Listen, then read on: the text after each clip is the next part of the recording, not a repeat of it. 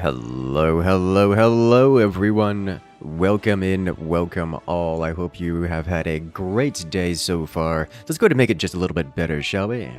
So welcome into the Wednesday evening, Wednesday afternoon live stream. As today we're going to be playing some Mechabellum, some good mech smash auto battler, which means that it's gonna be the perfect speed for you guys to come in and chat. If you guys want to spend the time talking in chat, bantering back and forth, now is the time, now is the place. But right before we jump into the action, we do need to go through the the brief little advertisement, and by that I mean the 7th AI tournament is coming up in a few days from now. That's this weekend, just 3 days from today. We're going to be starting off the first half of the 7th AI tournament, the tournament with the $1,000 prize pool. And I know you guys love it because it's a good time for everyone involved. With more than 20 AIs battling against each other, it is going to be a great time all around. But today we're going to jump into some Mechabellum. Mechabellum, always a good time, always a relaxing time. As you guys may have known, if you've been keeping up, there is a brand new unit added, specifically the War Factory.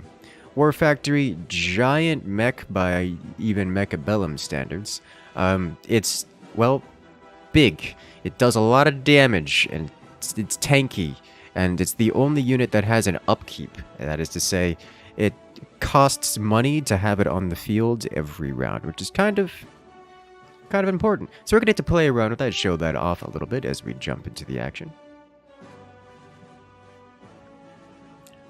And as we do that, I want to say hello to everyone in chat. Hello there, it's Mans61497, Epic Gamer Person, Theodork K23, Eunice Querdegilfin, Alexandragon, Applefire, Me123, The Silver KK, Brandon, Spy Team, and Bartos. Welcome in. Mecha Kaiju, that is the idea. Yes, hello there, Trey. Welcome to the chat. How you doing? Let's see. This is not a terrible combo. I don't mind this combo. We can get some carry sledges going, perhaps, methinks. Mech on mech action? Yes. Favorite kind of action. You know, between Armored Core and Mechabellum, we've had a fair amount of mech on mech action recently, and I'm all about it, you know? Alright, what are we against? We're up against Fangs and Balls. Ball Fang, great, love to see it. This is a crawler opener, like 100%-ish of the time. Split these behind here and do not a forward play, but something resembling it. With snipers in the middle and just off the sides as well. And we'll put our wings off forward. Just forces to put it flat instead of building up. Yas. Looks like our opponent is indeed going for something forward facing, which is why we didn't go forward, but did something resembling forward so that we're in the battle, but not immediately. In terms of how the battle is going, I think we're not winning it, but we are contesting mightily heavily. Hello there, Katie. Welcome in. People seem to struggle with War Factory, but to be honest, it's just as vulnerable to melting points as any other chat. Yeah, I so far consider it to be more of a meme unit than a good unit, but like most units, I imagine it could be scaled very well. I would think something like getting the, what is it called? I don't remember what it's called. The training ability, which gives you more training.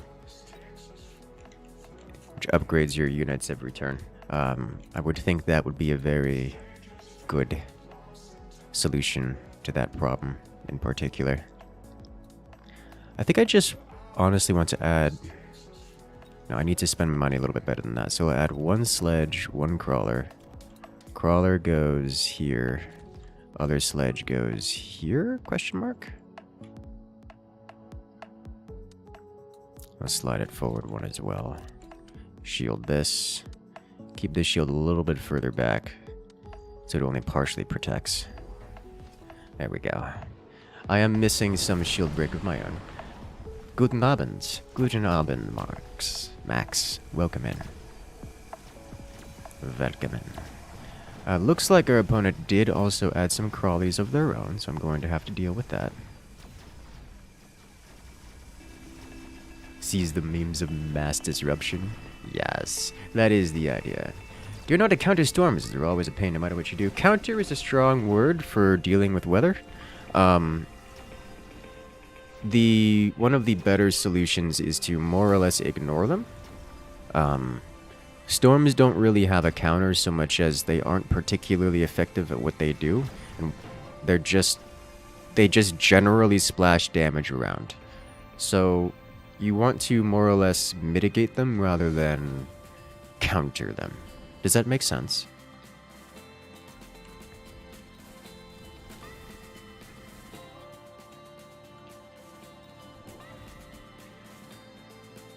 Let's see, let's add in some mech rage.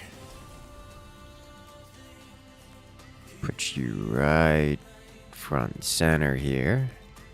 How about we slam these guys if possible?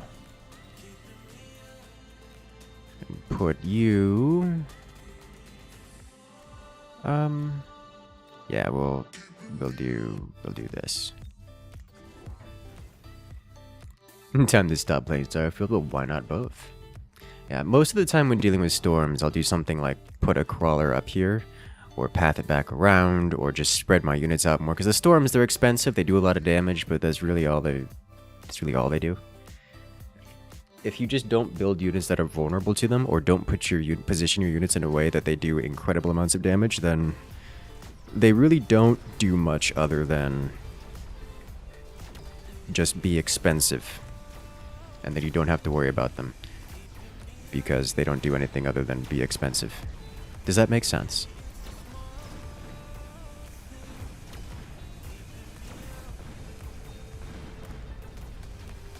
Alright, so it looks like he's going to break through my side once again. I am lacking shield pen, so that shield is going to be there a while. That makes me sad. Makes me very sad. But that tank group is the one with the EMP cannons, so that's good. Unfortunately, it seems that the tanks I needed to break through that cleanly are a little bit occupied. Fortunately, I think these two tanks win it? Question? Nope. Close, but not quite. Extended range sledgehammer. Don't mind if I do. We upgrade you. We upgrade you. AP rounds? AP rounds is probably a good idea. In fact, let's do more tank. I've still half a mind to double down on tank. Like, is there a reason I don't double down on tank here? Yes, and it's because I don't have that much money. I need something on this side to keep all of this relatively intact. And still hurts to see 6 units of storm just raining missiles wiping half your army. Well, what happens once half your army is gone and you've killed the storms? Steel Boswell's factories are insane. So I've been told. You've been, just got a notification for an AI mech tournament. Is that happening here? No. The AI tournament is on Saturday. And it's in forts because making forts AI forts are great fun. Let's see. I definitely need some more chaff because our opponent not great on the whole chaff clear experience. Am I really gonna elite recruit for this? Yes. Yes, I am. Let's see if he deals with that again. Looks like a yes is the answer. Kind of. That was still devastating. That was still incredibly devastating for him. I'm okay with this. This board needs a Stormcaller. I don't agree with that. Our opponent has mixed fangs in there. Fangs and crawlers. Crawlers kind of devastate any amount of DPS that the storms could deal. Whereas fangs are a second backline, and balls are not known for their vulnerability to Stormcallers. So I'm not super into that. Yes, no, the tournament announcement, because I want to bring more attention to it, because it is one of the more popular events that we do here on the channel, and well, everyone wants to know, no one wants to miss it. Or Overlord, I think would be a reasonable call here, but I don't want to do that because by doing so, it's basically seeding the ground, and I'm not super into that right now. Although Heavy Overlord is here, and I think we're gonna have to skip it. In exchange for a shield here, a level up here, a level up here, and AP or electromagnetic. I think we go AP tanks here. Add in 2 more tanks, perhaps? Add in 2 more tanks. Like so. All the way on the wings. And do some more damage, shall we? Go. And you can hide.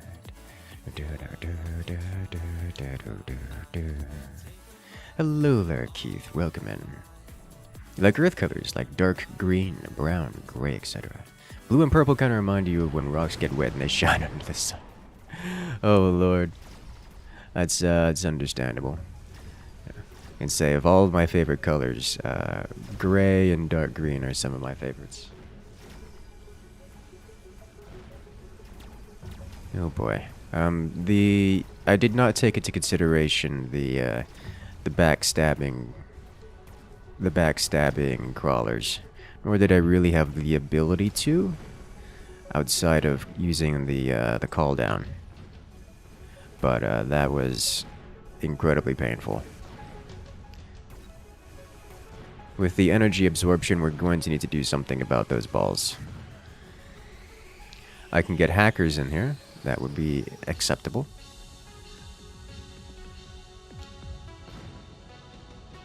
Seem to remember I've read Ender's Game. Have I read the rest of the series? I have read the rest of the series, yes. Ooh, movement spec. I'm gonna grab it, knowing full well that it will assist my opponent, knowing better than it will assist me. I need 2 things. One, I need magnetic shot. I also need to get hackers in here soon. Very soon.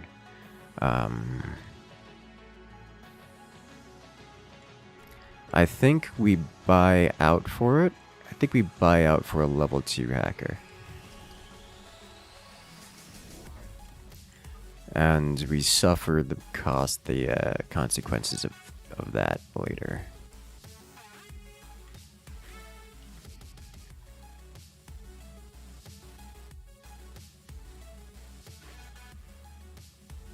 We're still doing well on the left side. The right side is struggling a little bit. This should be a good start here.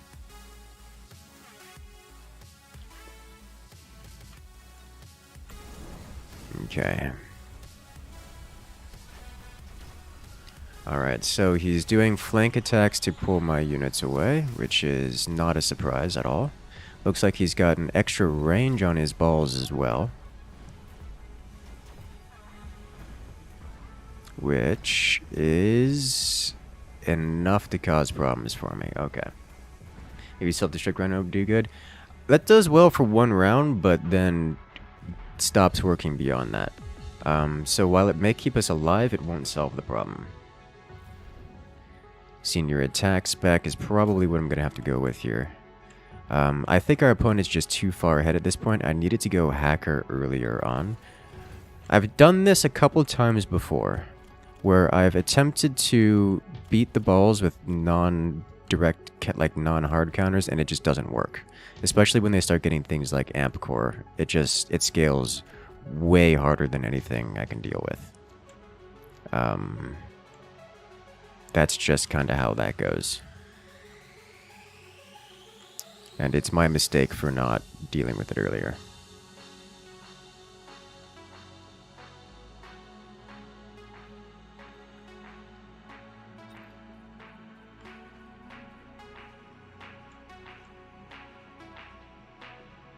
Swapping onto another unit, however, is not going to really solve my problem.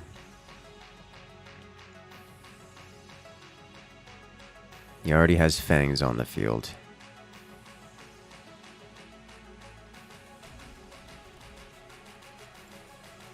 I might live, however, if I go with these. And that is probably the best case scenario for me.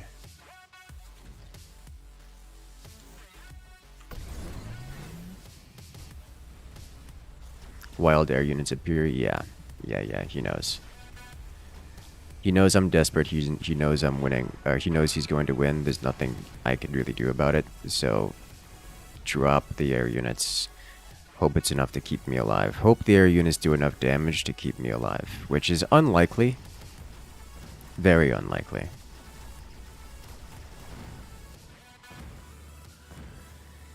Because that's just so much. Yes, they are enough. Yeah, I needed more.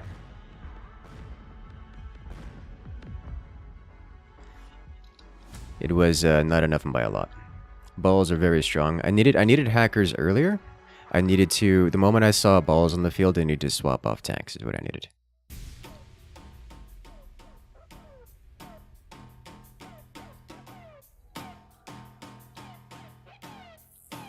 I wanted to try going tanks, and it never happens. Not against that composition.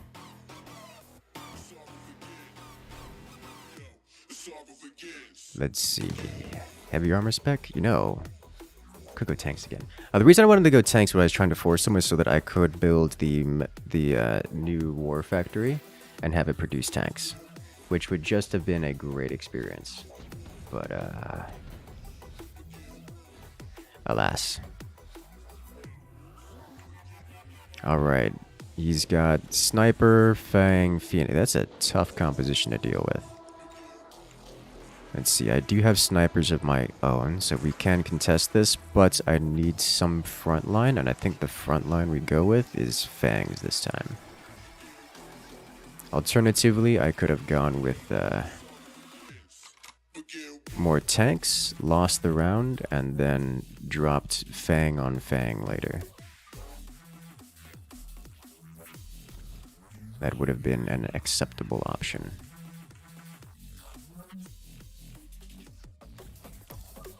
Because going fangs this early kind of locks me into them. In case something happens, I could have gone different. I could have gone with a different option. This will be a very similar loadout to last time.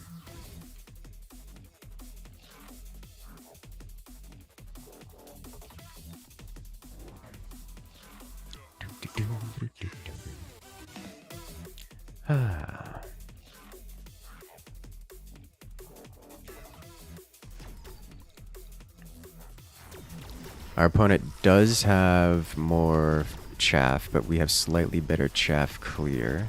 Unfortunately, our units are in sledges, which are incredibly vulnerable to everything the enemy has here. But I think my 3 snipers will be enough. Oh, it's close. Did you look at Victoria? I don't know if you put you on something or not. I did. It exists. I haven't attempted it. I looked it up. It's going to go on the list of games that exist that I know about. and probably don't have the time to actually do anything with. But I do appreciate learning about it. It does seem interesting, like at an academic level. I just suspect it will likely have to stay the mere academic interest. Does that make sense?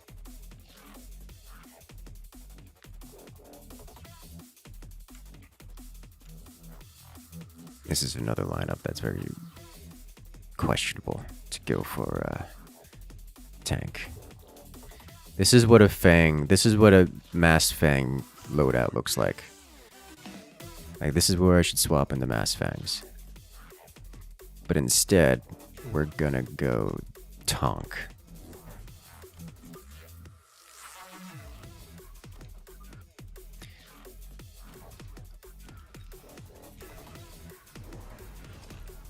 And there's the arc lights. Big shock. This is part of the reason why I go tank, by the way. Because Mass Fangs is too good here. To go with the second best option.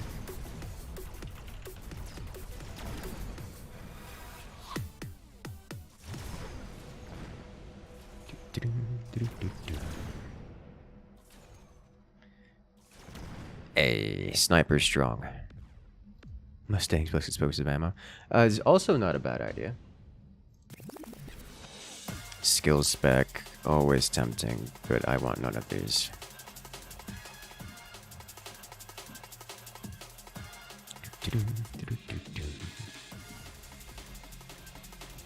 And see, if we force him to deal with the tanks, then we put ourselves in a position to go Mass Fang. We basically have Fang tank, which is a strong combo. And to do that, I think we do 2 more tank. And I think I just experienced a visual glitch that may have revealed something that it should not have been revealed. And I'm totally not going to take advantage of that.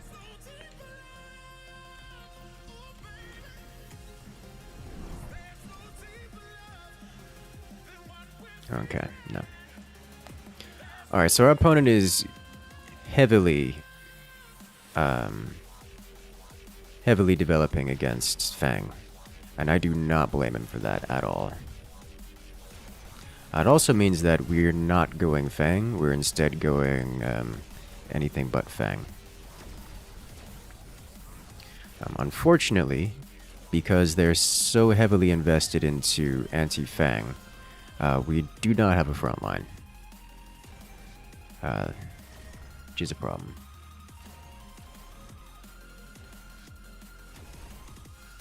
Is a notable problem. And needs to be rectified.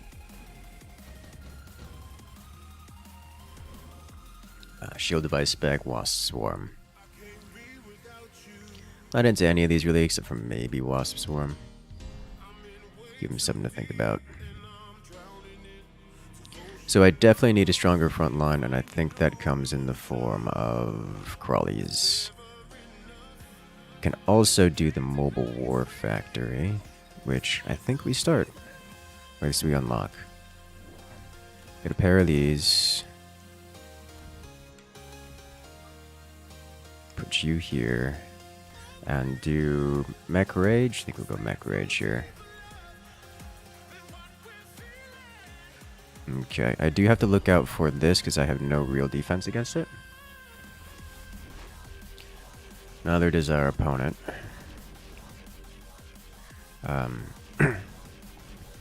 I think we managed to defend our structures here, which is a good start.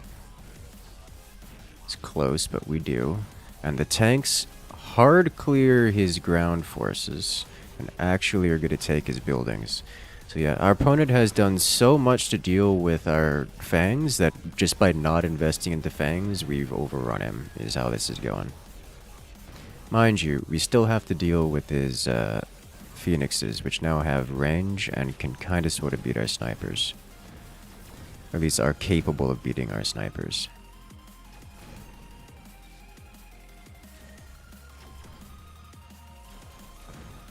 And we'll beat our snipers. Despite our snipers having a great KDR versus them. Extended range sledge, don't mind if I do, that's an immediate pickup. Definitely upgrade tank. And we do probably just more snipers. Level 1 snipers. These are getting level ups. I don't know if he's going to level those up. You generally don't need to. And the level 1 snipers are enough to one-shot level 1 phoenixes. So we're just going to work off of the assumption he's not going to level them up. Which is not a good assumption to make, but one I'm willing to make for the time being. And then bonus attack and HP, which I think doesn't help any breakpoints for us this time. For now. Alright, the Vulcan coming in. Going to be important. Sniper range. Sniper range would be a good idea. Because the range does make the difference here.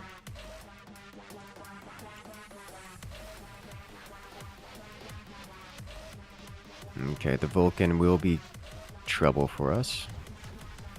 At least for our chaff. Looks like we burn it down real quick, but unfortunately, not before it has cleared the chaff. So I do need to develop a little bit more in the staggered formation.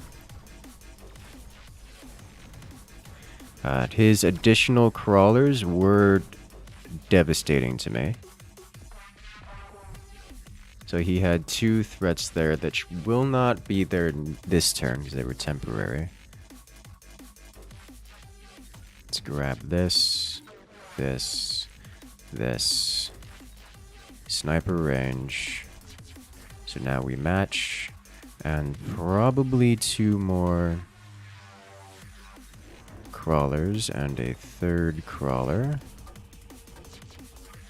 War Factory is just so expensive. Put you back here as well.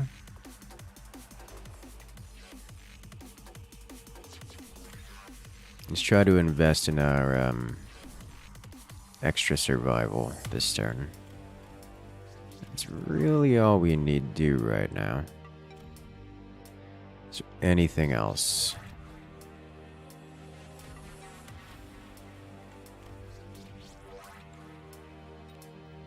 Any other units we need? We can't do more units.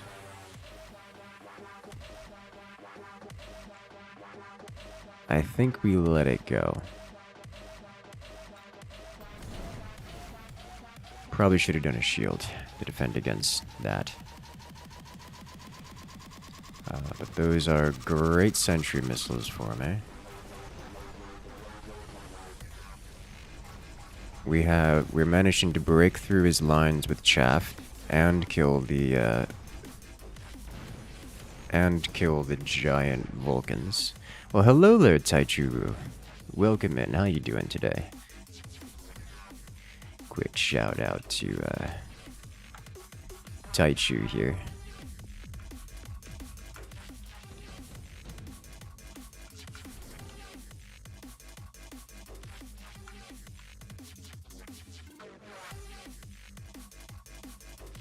I saw you on Forts earlier. Oh hey, the whole crew is here. Yes. AI tournament group stage is ended, so ready for the stream on Saturday. Yes! I'm so excited, oh my god. I am... You have no idea how happy this makes me. This is a good time. Okay, I'm gonna grab the storm here because I'm very close to death, and if he storms me, I'm likely to die, unless I storm back. Oh my god, I am so very excited. We were just talking about about the announcement earlier, or at least I was announcing it earlier because I can.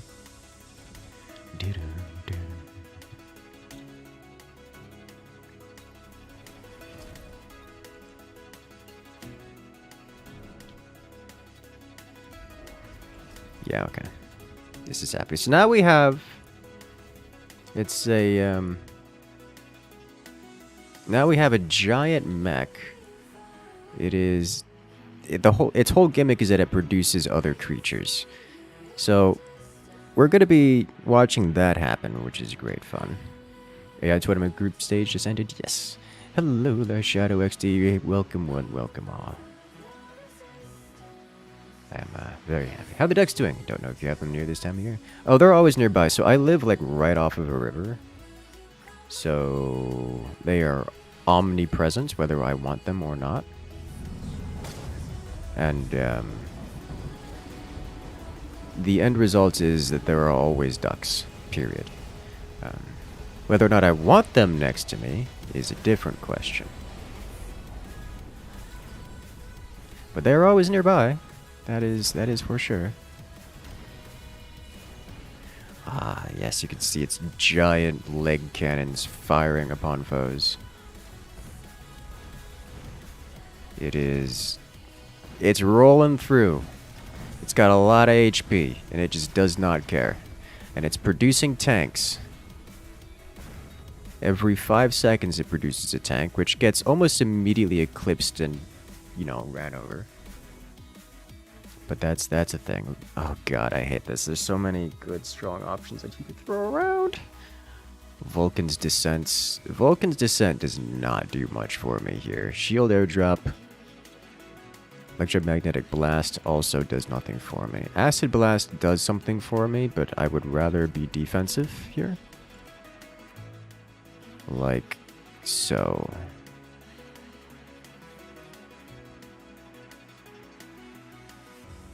Because he can drop that thing anywhere.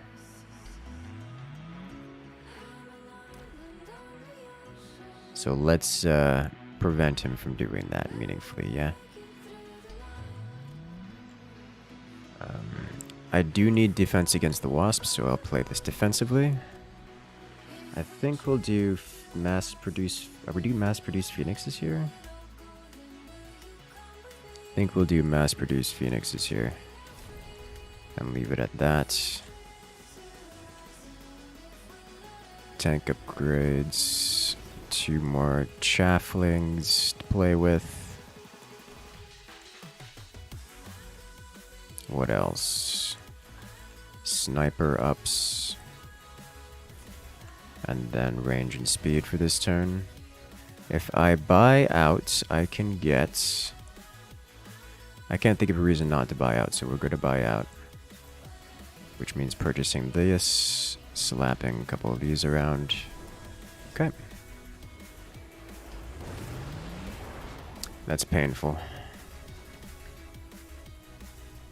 But that's what we have the extra swarm legs for. Looks like he also did defensive wasps. As we have a small cloud of units being produced from the factory, which is just hilarious to me. That never gets old. Like, look at all those phoenixes that are jumping out of this. And to think you get twice as many... oh my god, this thing has so much damage output. Jesus Christ, that's a lot of damage. Not anymore, it's not. Hey, there we go. We did it! That was a very strong box of surprises for our opponent. I'd love to see it.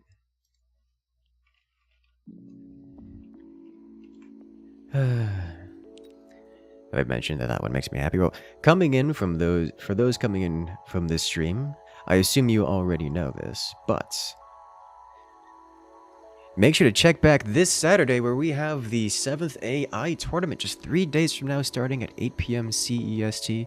That's about 2 p.m. my time in Eastern Standard, United States Eastern Standard. It's going to be a good time all around. The 7th AI tournaments featuring a $1,000 prize pool. It's going to be a great time all around. Already have more than 20 AI getting involved, which is a great experience, and I'm looking forward to it one way or another. So what do you say we jump right into the next round as we get just a little closer to the exciting day?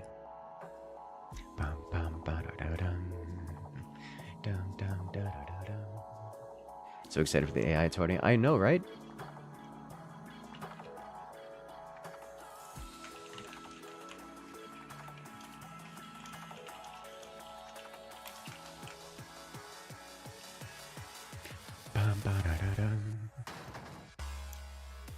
But for now, I'm gonna sit here and enjoy my tea.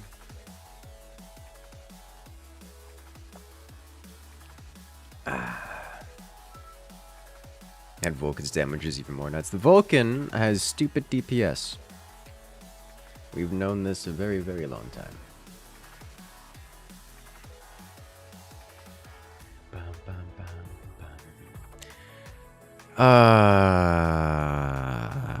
Is it time for some Only Fangs gameplay?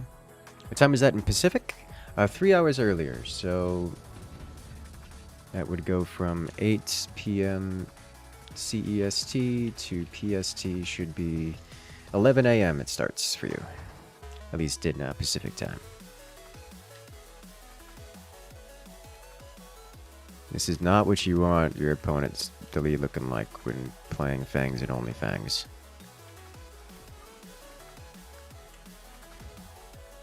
It does mean Sledge will be a good time.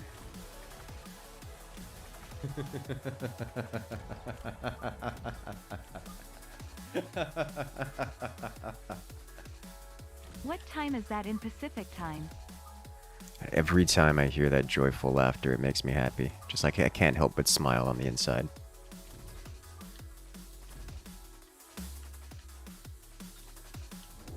Dun, dun, dun, dun, dun.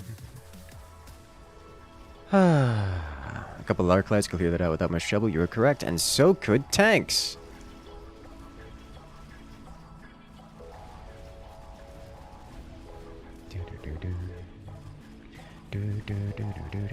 The problem I see here is in part that they have Mustangs, and in part that we are elite spec, which means I really can't change units.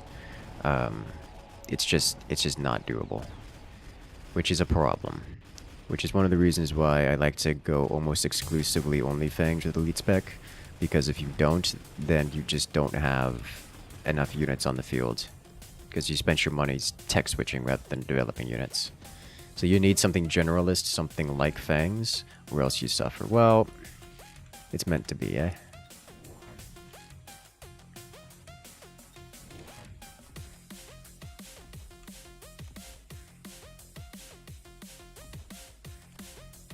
I don't want to sell off these tanks because these tanks are the only thing keeping me afloat right now, but I need the extra money in order to get range or something.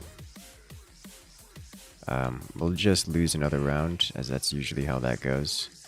Looks like he's getting another Mustang, which is terrifying to me, and another reason why I can't sell the sledges. Okay. He does have armor-piercing bullets, which will become relevant. The empowered shots. Guard the flanks. These are mutually exclusive options. Building units and guarding the flanks, mutually exclusive options. You can't do both.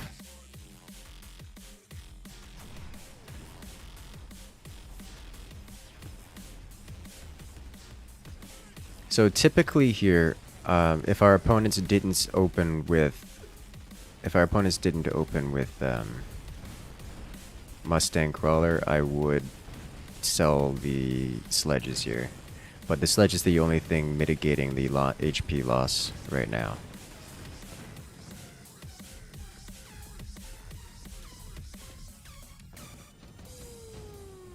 So we're not selling. Laser sights, photon emission. Photon emission is gonna be reasonable here for us. You can do one of these. We'll upgrade you. Range, I think we'll grab Mech Rage first on these guys. Pop 2 more into here, like so, and put this guy behind you, like way over here, to deal with potential backstabbery.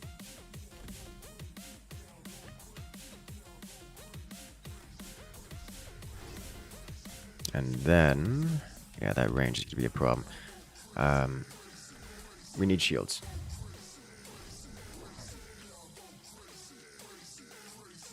We really need shields. The reason I got Mech Rage over over range here is because we're starting in range of the opponents, and they have crawlers, which will be moving into melee. So I did the 50-50, and we rolled the wrong side, so he's going to be stabbing us in the back here. Which is really rather unpleasant, but should only work for him this one round.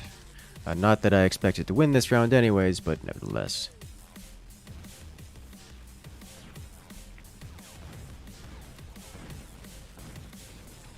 Oof.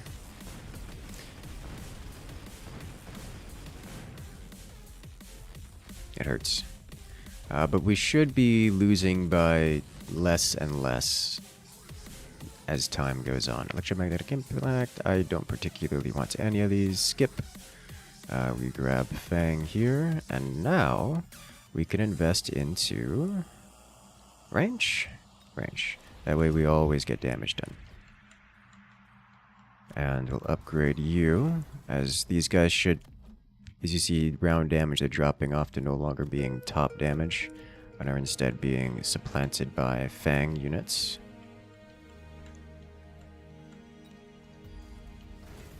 Electromagnetic pulse, really rather unfortunate. Soon we get, once we get the shields onto our front line, our opponent's going to be struggling. So he's got limited time. This extra long-range Mustang is an existential threat to my everything. That needs a shield near immediately. What does Mech Rage do? Bonus movement speed and rate of fire. What's the new thing next to the Sentinel missile? I am not aware of any new thing next to the Sentinel missile. There are 3 call downs, which is in the Sentinel missile section. You have the Sentinel missile, you have the energy shield, the bubble shield, and you have the Patriot point defense system. Which I don't know if it's actually called the Patriot, I forget. With the call downs and his Sentinel missile, offensive Sentinel missile, I expect our opponent to again trounce over us. But they mean the PD? Yes, they probably mean the point defense system. And there's only 3 things over there, so. You find Ignite better with Fangs and AP ammo? I don't. That's what I think about it. That's the short answer, at least.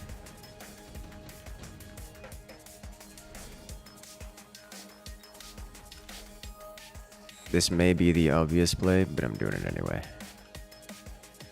Alright, so we're grabbing these guys and slapping some bubbles on them.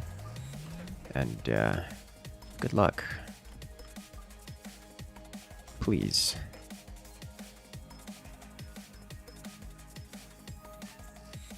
Okay, so we clear this up. These guys doing great work. Tanks, again, taking top spot, which is a little surprising to me, but okay. And we do bonus HP, 15% HP. I like that. I like 15% HP.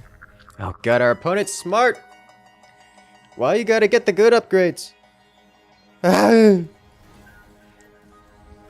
What time will the AI Tourney start in Pacific time? I mentioned that. It should be 11 a.m. in Pacific time. United States Pacific time. As that's 8 p.m. Central European. Which translates to 2 p.m. Eastern, which is 3 hours ahead of Pacific time.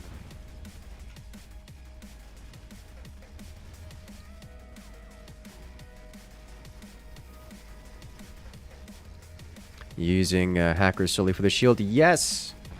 Yes, I am.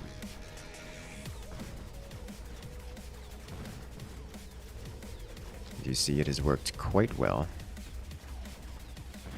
As we have held the left side, and our opponent is struggling and would have actually lost the round outright if it wasn't for our loss on the right side. Well, hello there. But is it Max Fork coming in with the support? Oh my god, our opponent did lose outright by 1 unit. Oh, that's... the tides are turning, guys. We get some love in chat from Max Fork. Coming in and joining the incursion. Congratulations, friend. You gained access to all the beautiful emotes here in the channel, as well as your special access role in Discord. Welcome to the party.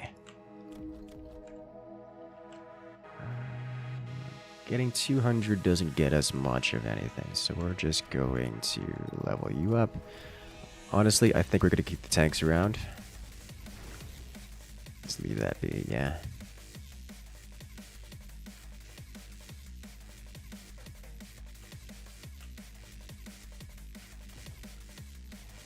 We'll save our money for next round, as this round, I think we plop this guy onto you.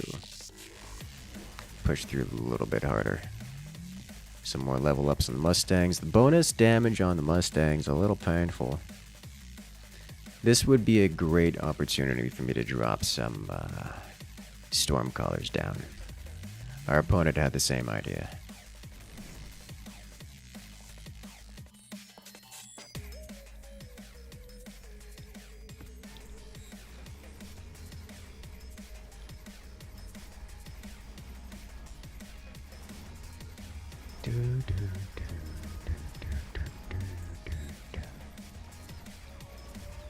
I am lacking a bit of shield pen. Fangs, for as great as they are for raw damage, do suffer a bit in the shield pen department. And he's got those super long range guys.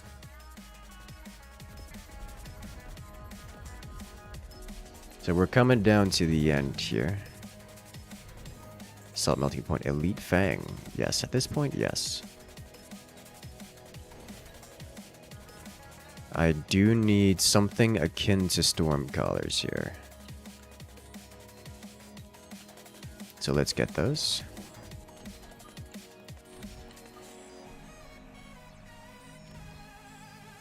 Let's get another Stormcaller.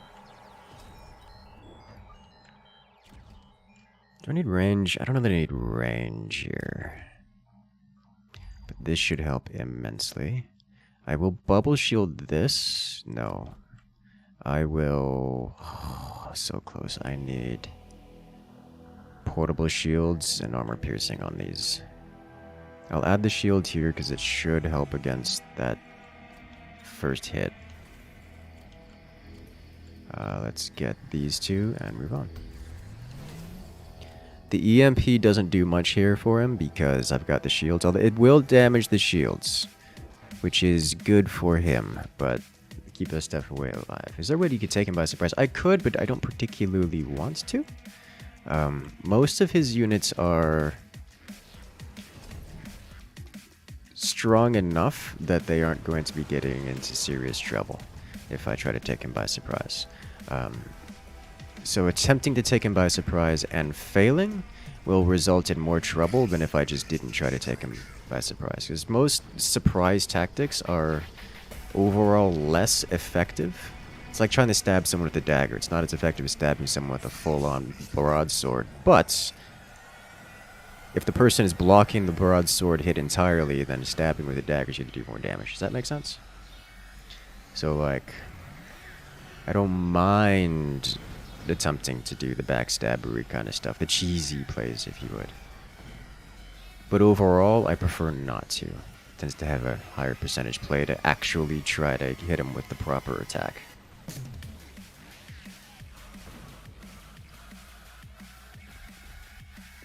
Something like this. Alright, I'm not keen on using pretty much any of these things. I couldn't mind doing a super heavy hacker.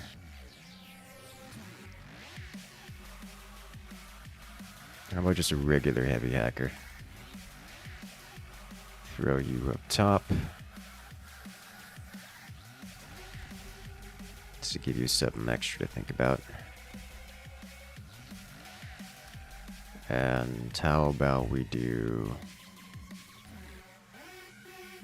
this?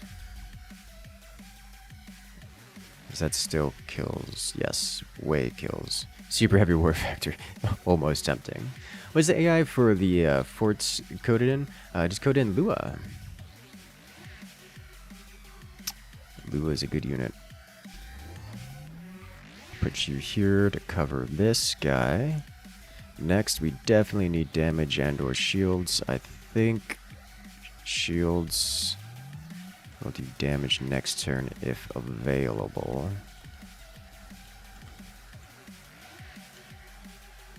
Could do these or more of these.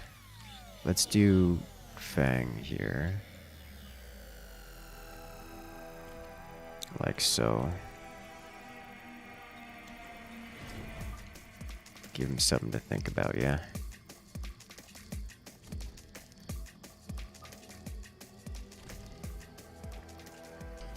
Okay.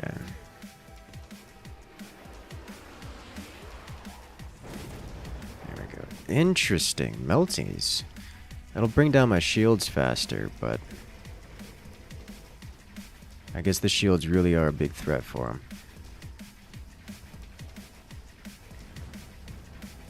We are getting on top of his stuff with everything.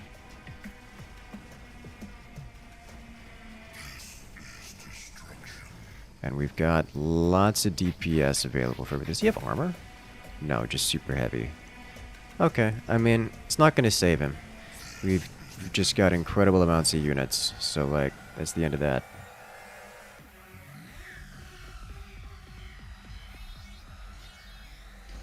And now we've got some flank action of our own. Have shield device spec, amp core, grab amp core here. Upgrade the fangs across the board. It's one of the most important things we can do. AP Fang solves a lot of problems for us. Let's see. I think we don't really need upgraded sledges, so how about we grab a storm collar and another Fang? Question mark. I'll put a storm collar here, because that'll move quickly, and another Fang here. So he'll have to deal with that, because that's going to be a big problem for him. Next up, these Fangs are doing well, but I think Amp Core Hacker makes his life miserable.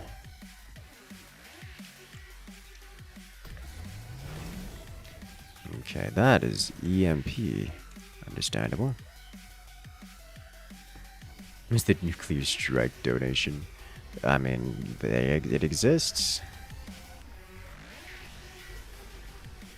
It's a thing.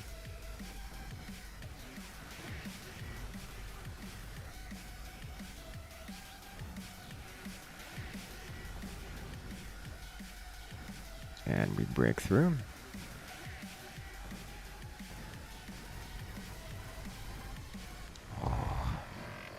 Yeah, the Fangs have gotten their damage. It's a lot of damage. It's really a lot of damage.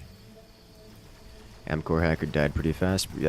Probably yes, but that's not the point.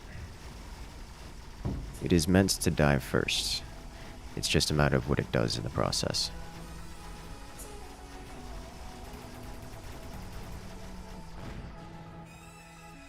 Oof.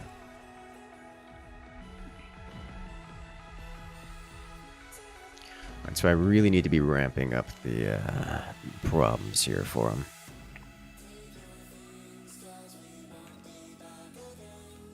Wasp Swarm. May as well do it for defensive reasons. Just in case he decides to cause some problems for us. Keep these guys leveling. Overload? I think we'll go overload here.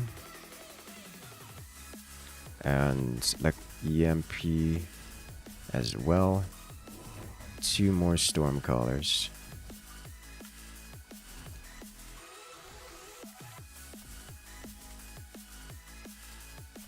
That should solve most of the problems.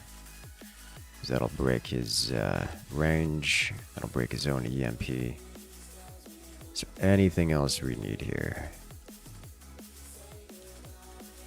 But another mass recruited Fang over to here.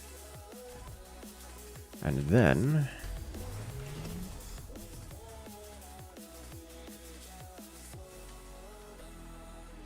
I think we start getting giant units. Fangs? Man's added multiple PD systems, but we just added extra rocket launchers and overloaded them. So those PD systems are going to get shut all the way down, or overwhelmed to Kingdom Come.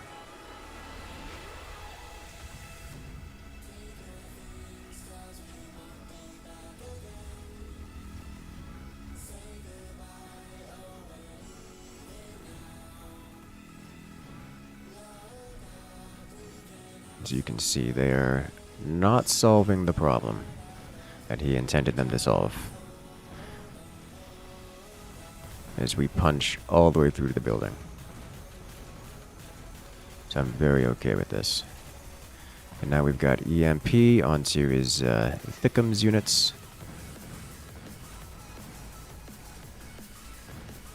Oof. You know, those left side Mustangs are actually getting the work done. They're sitting behind the melty. And they're just DPSing. They're doing it. Alright. Good job. That hurt. That hurt a lot. Heavy arc shield airdrop, toss you over here. Thank you. We will slap this guy if possible. Chuck you over to here. These two need to be upgraded 100% of the time. Is there anything else we need to do? You can grab an upgrade. I think we go these and we match him in the mirror. On plus range. Put you back here. You here.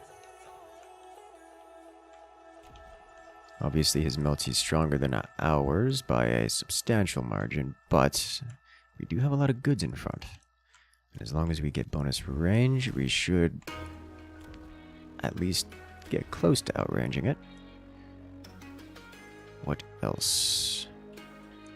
More Fang upgrades?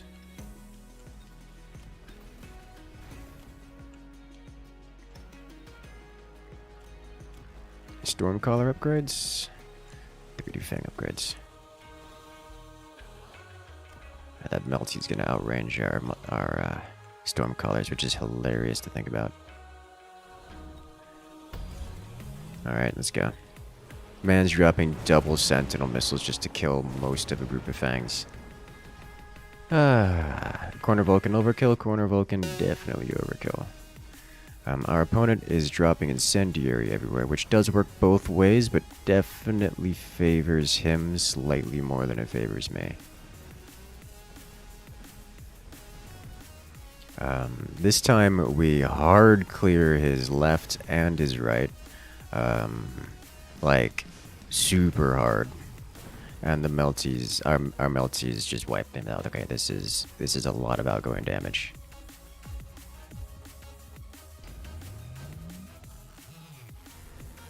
Alright, senior attack spec, don't mind if I do. Ooh. Senior attack spec too good. Can't pass that up. Range, probably good here. I think we grab range on these. These we grab energy absorption, electromagnetic barrage. Get more EMP everywhere.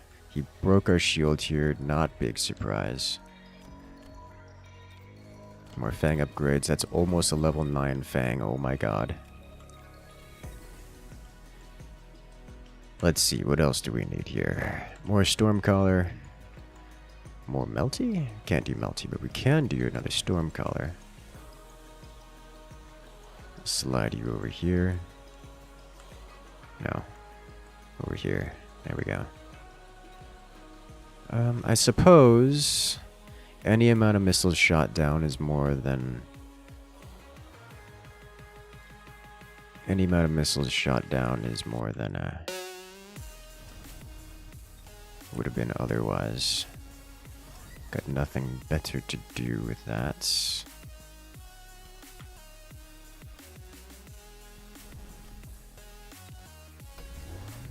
Alright, let's go.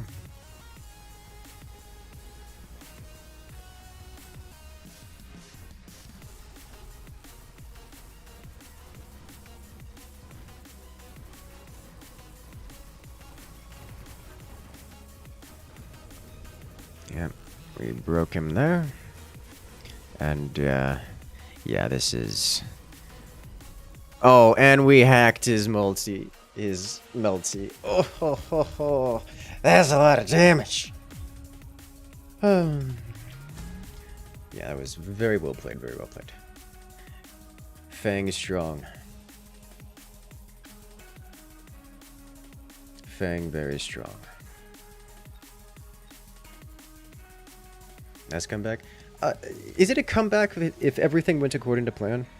I say everything as if absolutely everything went according to plan. Now he had some tricks up his sleeve, but the strategy I went for explicitly intends to lose up until it stops losing, which is what happened there.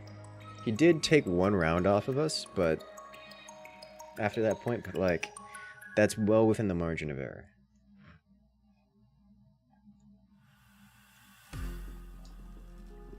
We should do Spiff's exploits. Which one in particular are you thinking about? Is it YouTube meta exploitation of the Livestream algorithm?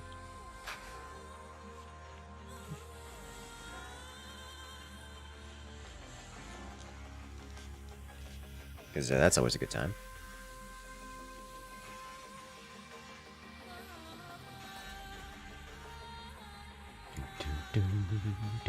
Just a heavy push at the end. Yeah. It gets... Fangs get overwhelming extremely quickly. Yes. Spiff's exploits are not something that can be done on the fly. At least with the YouTube algorithm exploits.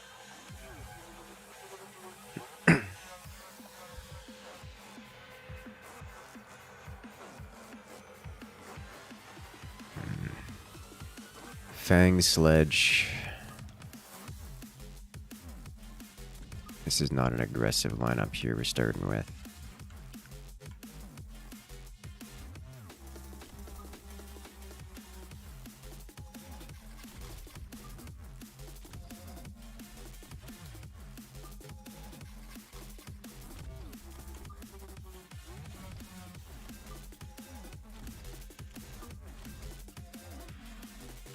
Is it sniper time? I'd rather go with Phoenix.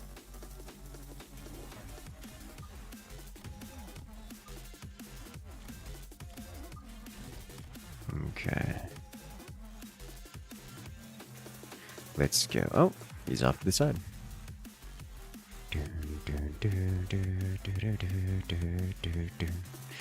How would you counter this overwhelm? Again, counter is a strong word.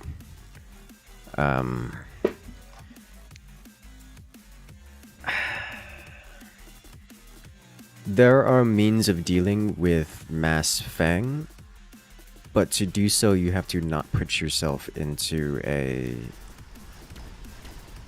position which is vulnerable to it.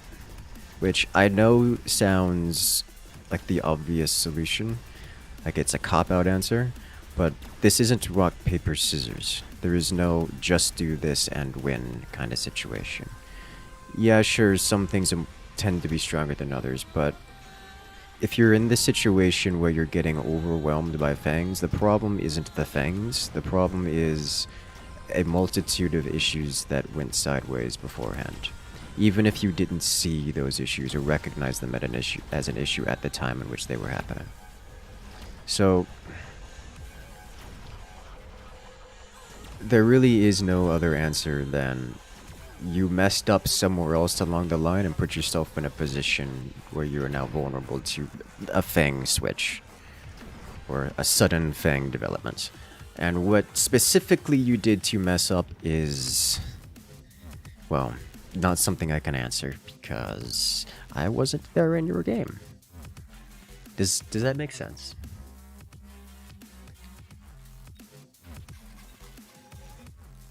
Was right, most crawlers come in clutch. Yes, this is why I put them there.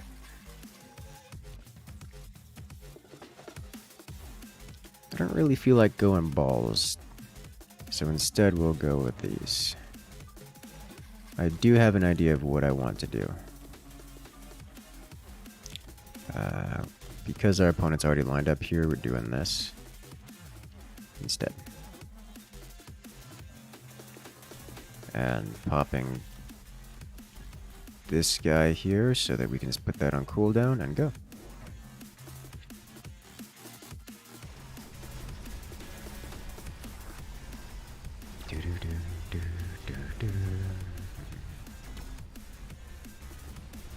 Alright, our opponent definitely invested more chaff. Factory training, good. Factory training, good.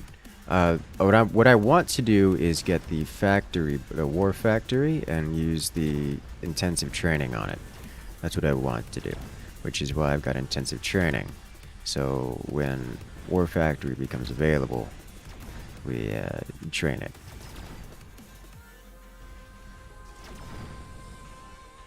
We train it a lot.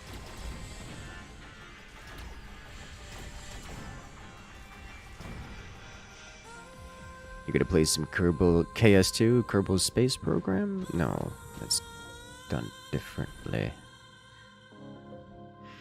Heavy Hacker, Assault Fang, Nano Repair Kit. Heavy Hacker's great here. Assault Fang, not so much. Heavy Armor, Nano Repair, also good here. But I think this is a Heavy Hacker play. And go Hacker once again. Not this round.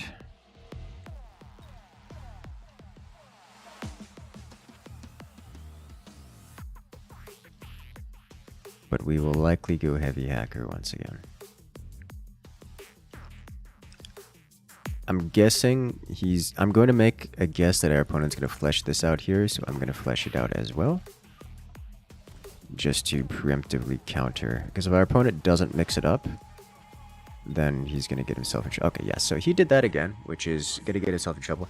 Because Fang Sledge just loses to Fang Crawler, or Sledge Crawler. Alright, have a good one there, Ben Rund. Good luck out there. Kerrigan Survival 2. Okay, okay. Generally, it's very rare that I see someone, what's the word?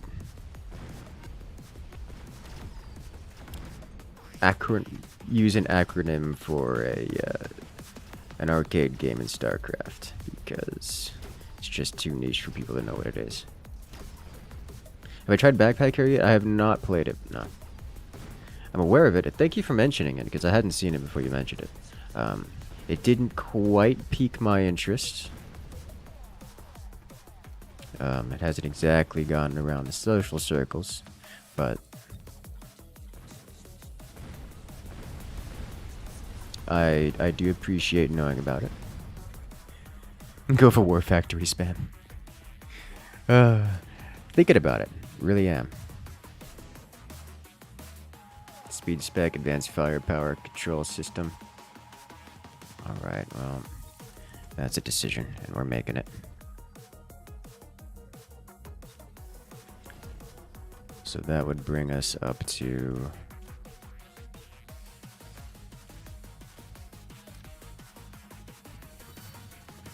here.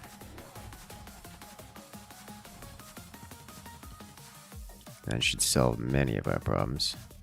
Let's see, next round I believe we get enough to drop the War Factory. Did you just get range? Yes, yes, you did. Does that help him here? Kinda, sorta, a little bit. Given we're already in such close proximity, it only really works in the mirror, and we have crawlers in between, so it doesn't help much, but it will help him a little bit. How strong are the War Factory guns? Very strong. I wouldn't really consider it a DPS unit, but it is certainly a reasonably strong unit. Like, in its own right.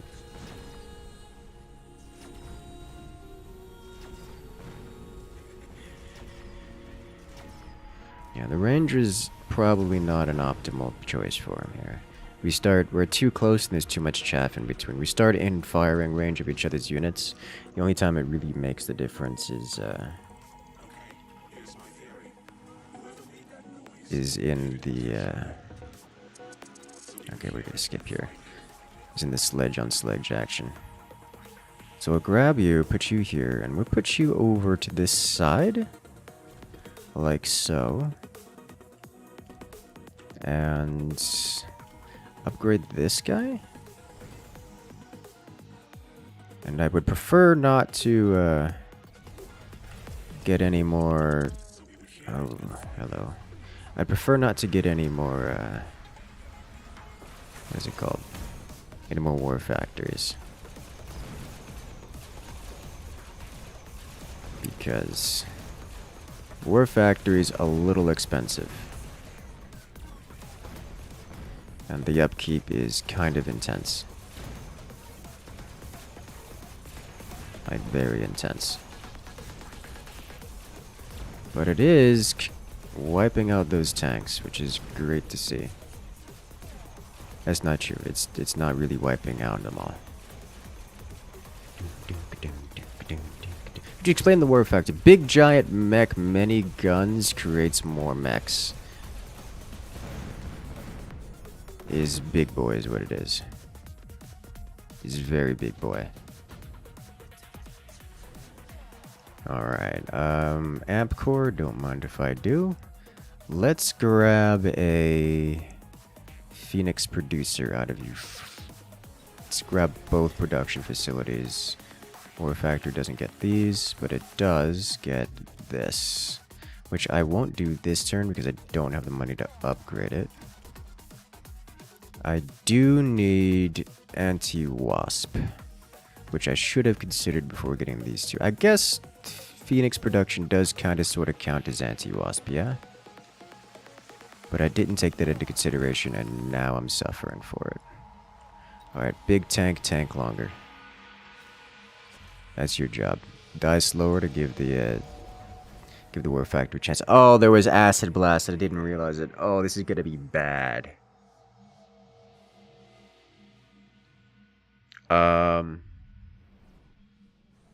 Uh-oh. I might have to rapidly develop boats just so we don't lose the next round immediately. Because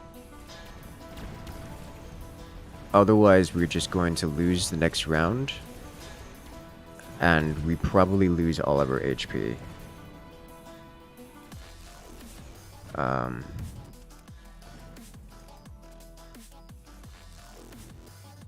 Well, that's bad.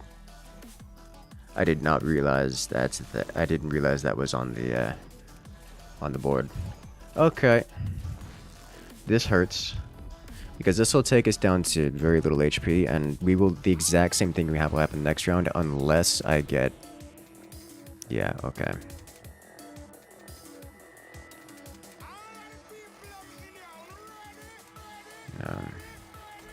I need to not die, I'm sorry. Okay, step 1, unlock boat. Step 2, photon boat. Step 3,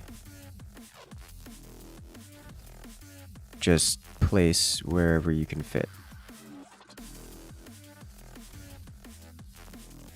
That should be close enough to hit that.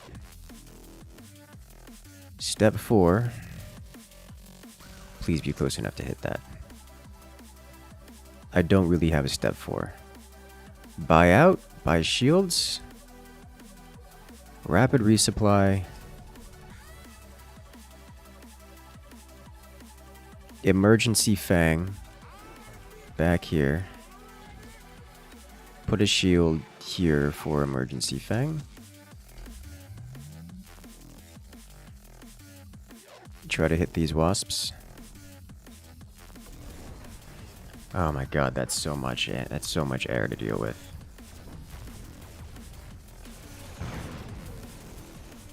Well, at least we took out those wasps. But we missed the boat. Which is kind of a big deal. So we have to kill pretty much all the boats. No, that's it. It's too much. The War Factory was a mistake. I think there was no coming back from this once we got the War Factory on the field. Just spending on that was an immediate loss of the game. It also just made it comically worse when there was an acid drop. That was lost by... That was just the most appropriate way to go.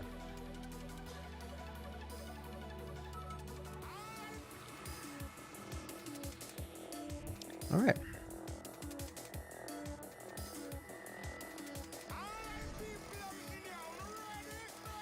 Let's see here.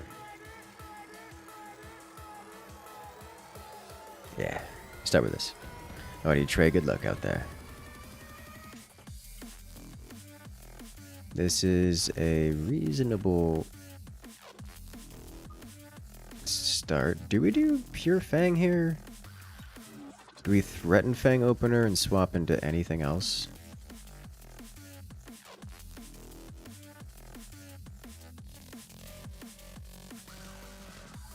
Fang tank with Phoenix support behind.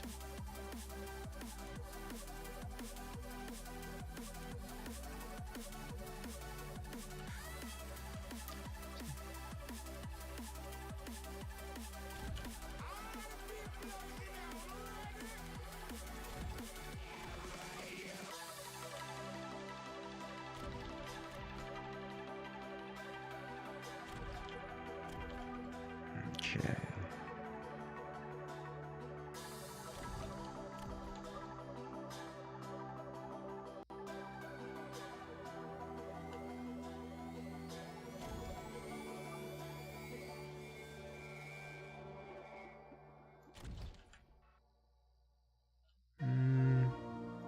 Let's pull it one further back.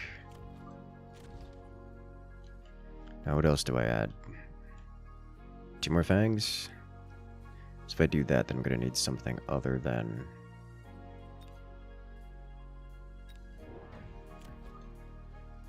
Alright, fine. We'll do it.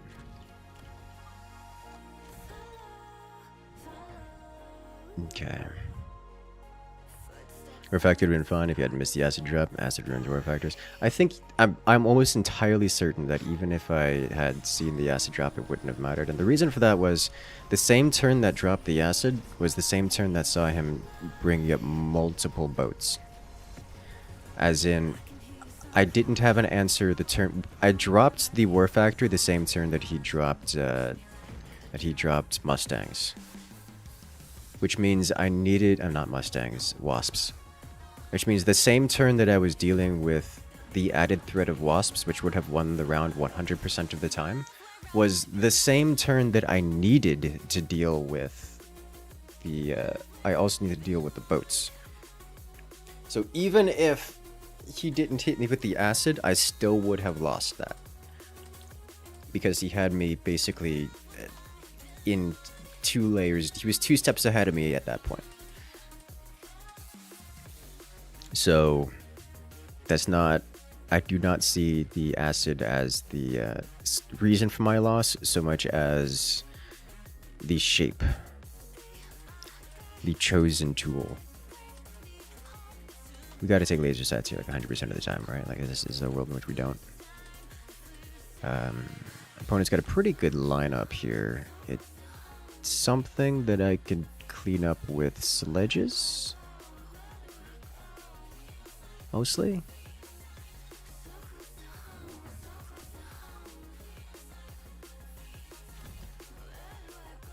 Heavy armor spec.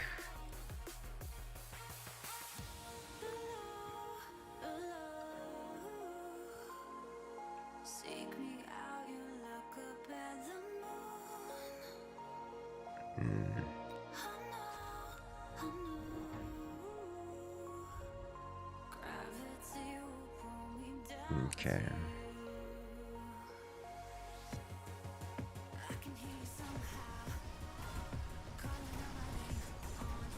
One problem with giving extra range to the sledges is they'll hang slightly further back than the phoenixes, which means the phoenixes get shot first, which means they won't be alive to do things when I need them to be.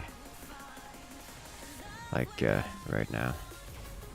And again, I need the sledges just as much as I need the phoenixes right now.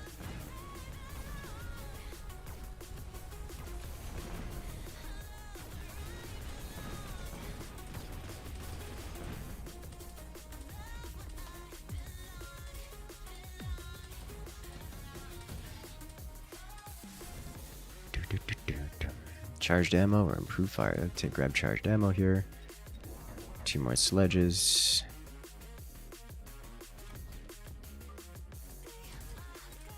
Charged ammo U. Grab a 3rd sledge.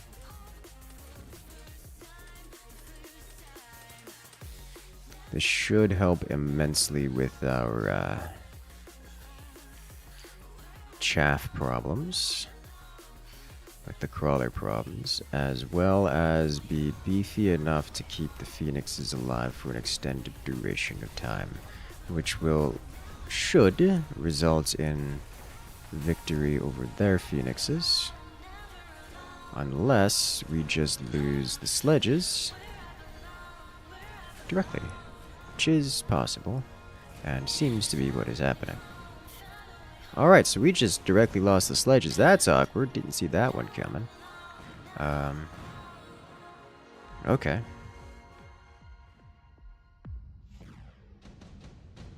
If I get one more sled... Oh boy, parasitic ammo. Too good to pass up here. One more sledge right in the middle. This one with parasitic on this one? He's getting most kills. You're getting a lot. Let's put parasitic here.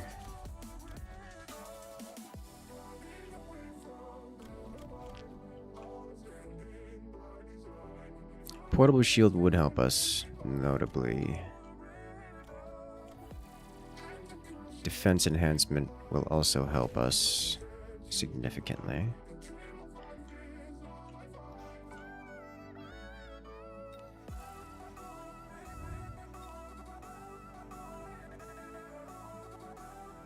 Let me think. What would go well here? Storm colors would be pretty good here. Tank upgrades would be good here.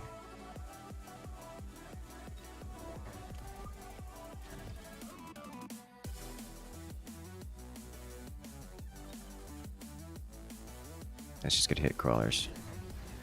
Alright, now he got the arc upgrades. It's gonna negate the bonus HP.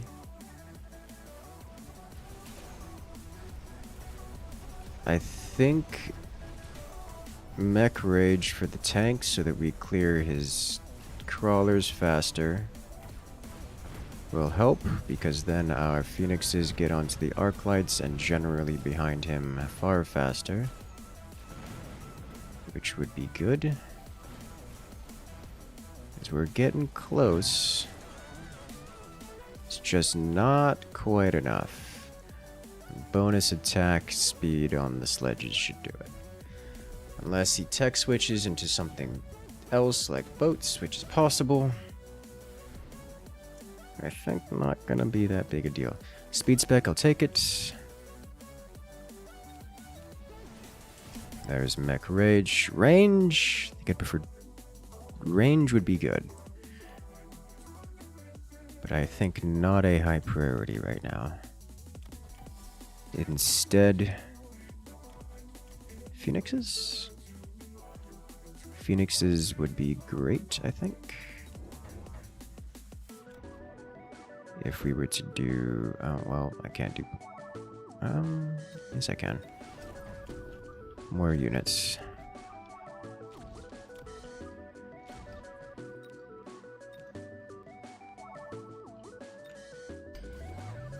Alright, Phoenix is a good call for the shields.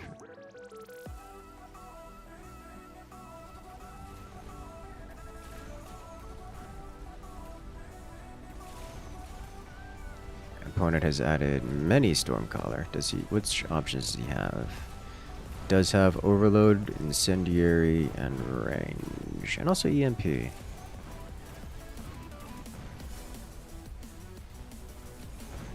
Okay. This looks like it's something that we can defeat with War Factory.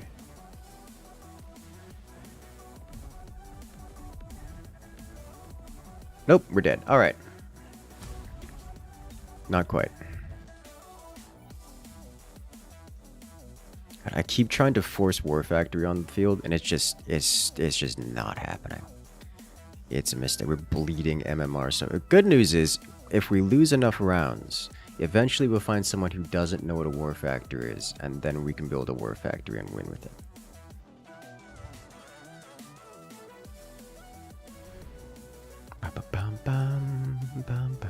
Flame Storms count a War Factory to some degree? I'm going to get pedantic here. All damage counters all units to some degree. So, yes.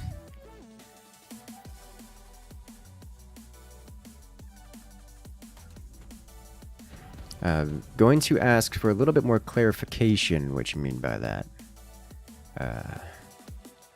Before going on.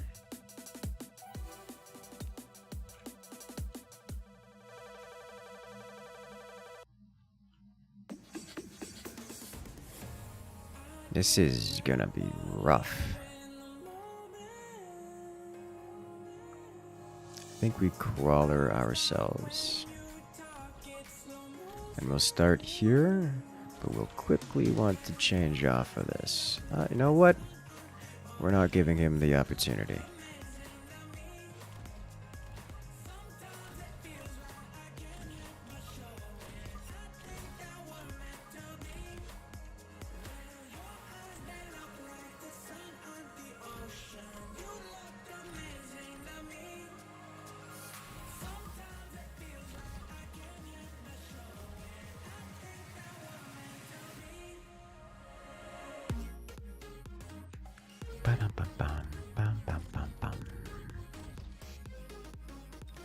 Alright.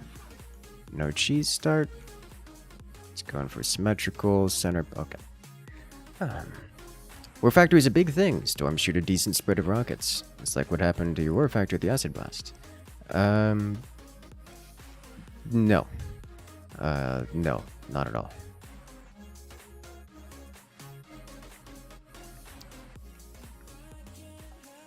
I mean, it's damage, and damage does well to damage does well versus anything that is unit shaped, but there is nothing inherently more destructive to the War Factory just because it is a Stormcaller or Incendiary Stormcaller.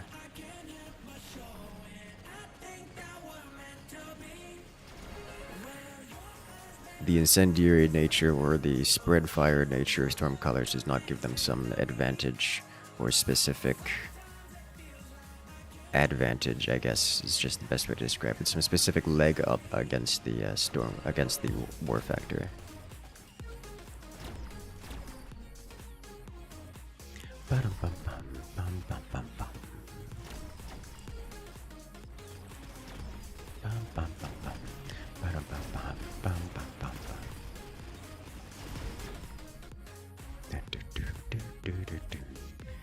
This song's so happy, it makes me want to dance. I am tired, like physically.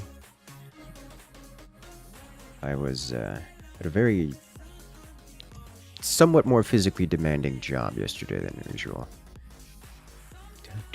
How much longer do we plan to stream? Start streaming? Well, we usually stream for 4 hours or longer. we're currently rocking out at 1.5, so you got some time. If you're over on the German side of the world, which I presume you are because I recognize your name, then I imagine I'll be here quite long enough for you to fall asleep too, which is my assumed is what I assume is what you're hinting at.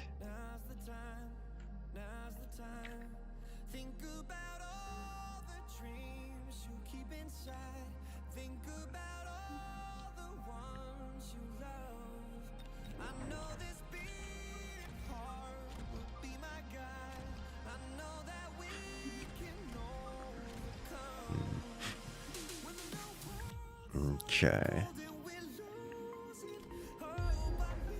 Oh hey, there's the. That's not what I was hoping. But I'm okay with this.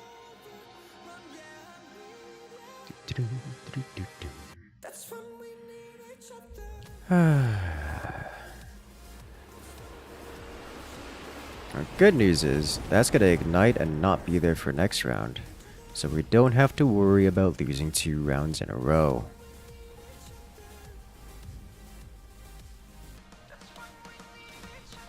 So that's nice.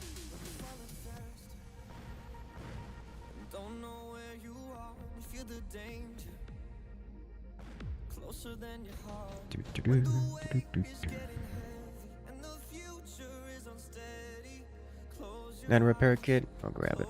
He's already got the flamethrower on the field, so it's a little concerning. I've half a mind to go straight melting point, but with the energy absorption here, we should be tanky enough to get forward. I'll do one of these, we'll do one of these to cause some trouble. Is it snipers? It's snipers. 97% sure you played each other. Entirely probable. I do play this game.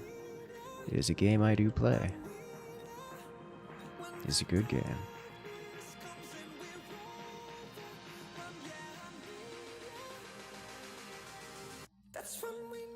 Shield. Shield. Yeah, okay. You switch from top down to regular view. Do I... Am I not?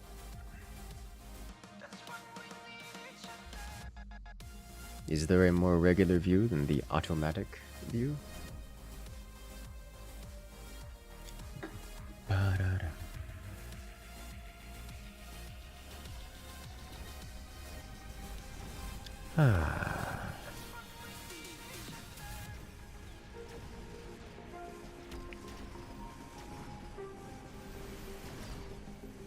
Oh, there's so much chaff to deal with and I don't have a good solution to it.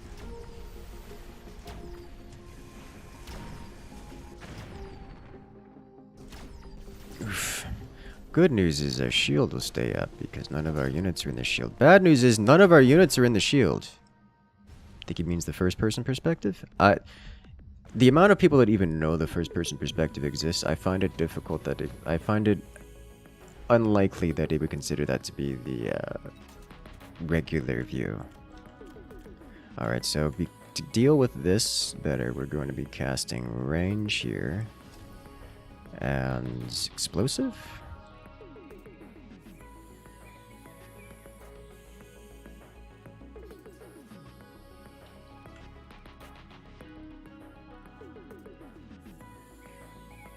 Explosive, not this round.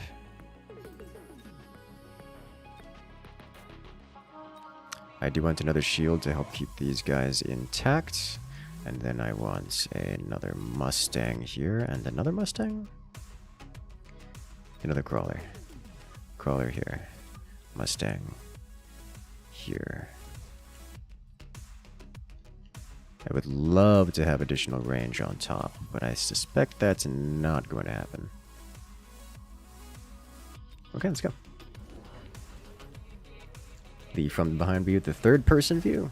I will not be doing the third person view. The reason for that is I like to be able to see what is actually happening on the field. Third person view, as cinematic as it may be, does not actually give you any insight as to what is going on in the field. Because you can't see more than what the one bot sees, and as someone who is intending to play the game and show off the cool bits, you can't do that if you can't make decisions about what is going on in game. Therefore, I will not be going into third person view. Don't know if you played StarCraft 2 Direct Strike lately, but the developer has ended work on to start a new project. Not Direct Strike, main Keystone. Ah, oh, good for them.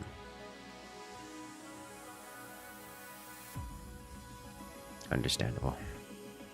Deployment spec is just good. We need high explosive ammo to clear through this faster. More marks.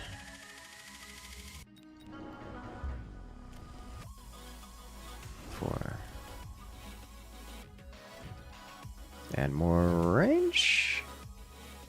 Electromagnetic shot. We'll do range first.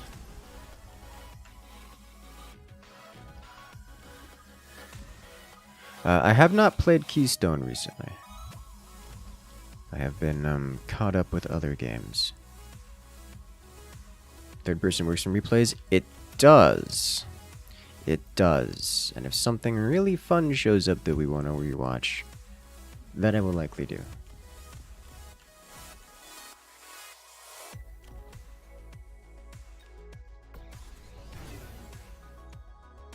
We're getting a problem. Our balls are not getting anything done. This is an issue.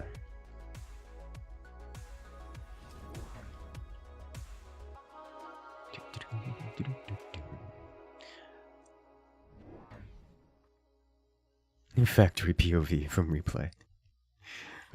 So many factory. Let's see, did our opponent already get range? No? Okay. Do I want to get EMP on the snipers? Our opponent doesn't have anything really worth EMPing, so I think not. The right side flank is a problem, because he's taken advantage of me not developing that side. I think crawler balls is likely gonna help us here.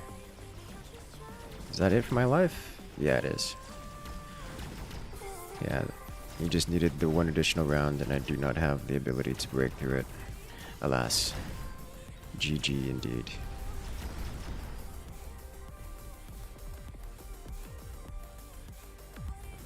Not quite so close.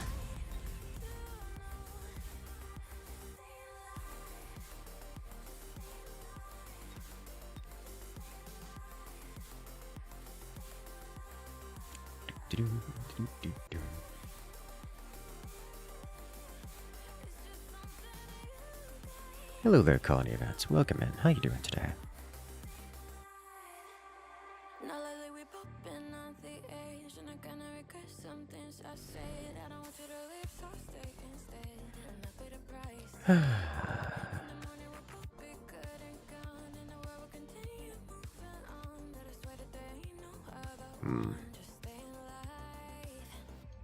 Money, money, money, money, money, money, money.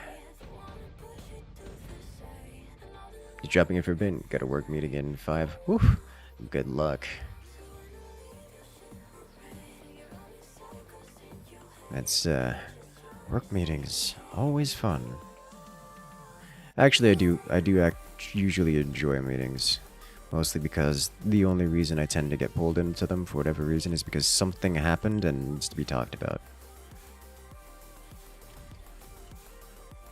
Or else, you know, bad things happen. And I'm keen to stop bad from happening.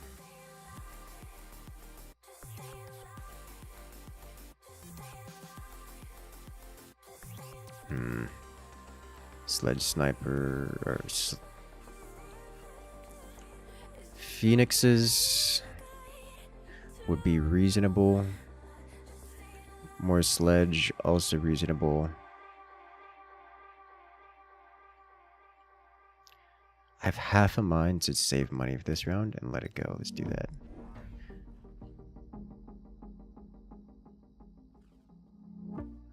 Let's see, he went for crawlers. Which means Flammenwerfer would be a good solution here. This, of course, assuming I can afford one.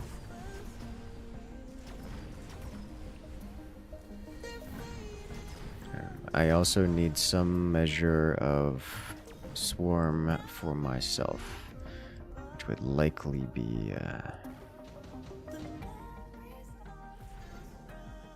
nano repair assault Vulcan. Wouldn't mind grabbing that. Arcs are reasonable here too. I think I'll grab assault Vulcan, drop a Vulcan down. Right here. And then more Fang to go with it.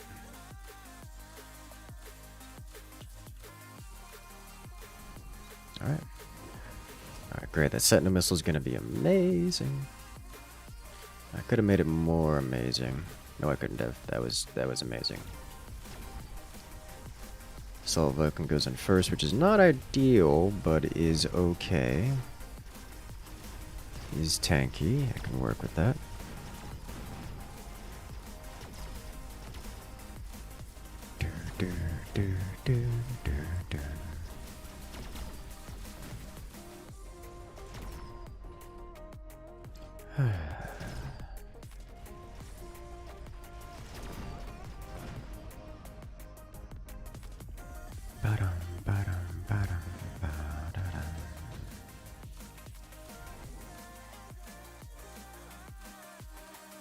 Okay. Hello there, Snowball. Welcome in.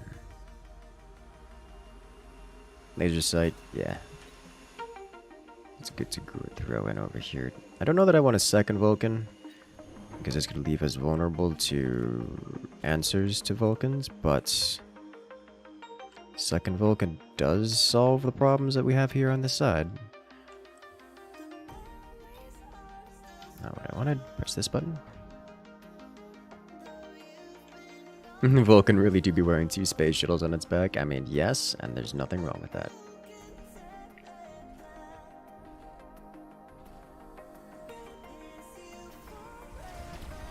Long range Vulcan doing Vulcan things.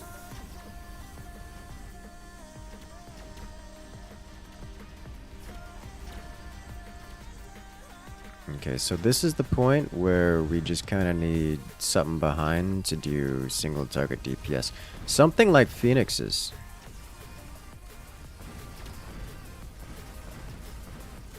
Okay, Stormcallers. Could get Stormcallers, yes.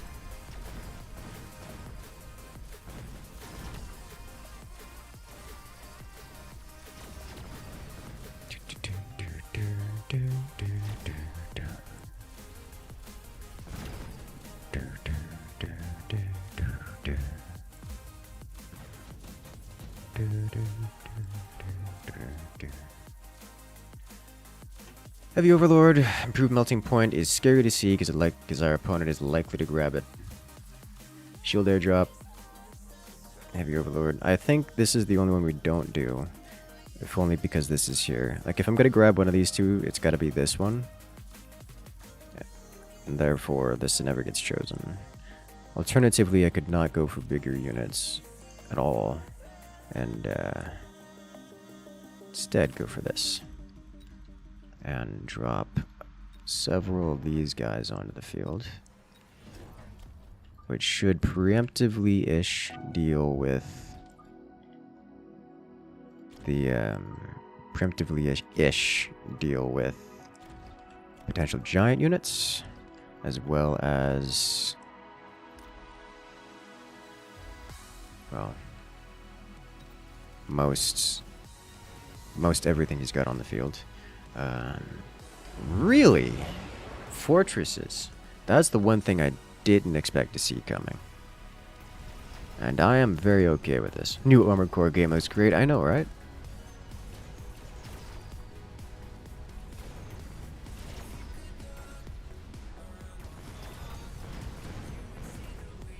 Alright, our Vulcans are locking onto the tanks and therefore taking a long time to clear the chaff, which is a problem for us. But they're still tanky enough that our Phoenixes seem to be getting involved. However,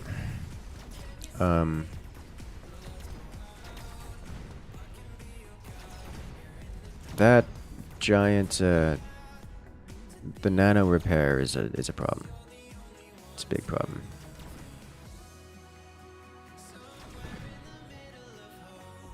That's a real big problem. Okay.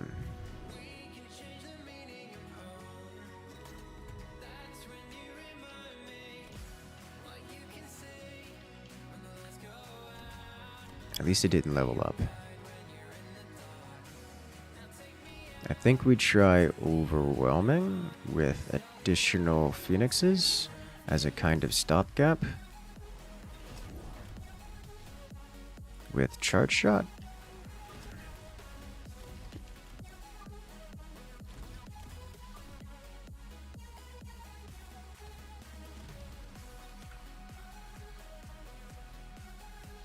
Let's remove this. And we'll likely develop melting points afterward.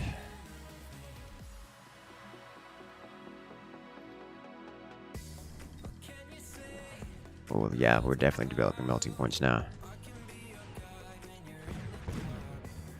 Alright, without those tanks in the way, we should be pretty clear to start wiping chaff way faster.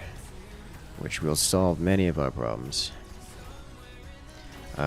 Given Rocket Punch is a thing, I have to take that into account, and will therefore likely have to include EMP into the mix. But the Phoenixes are doing very well to clear through everything very quickly, which is amazing. Nope, we just win. Okay. I'm okay with this.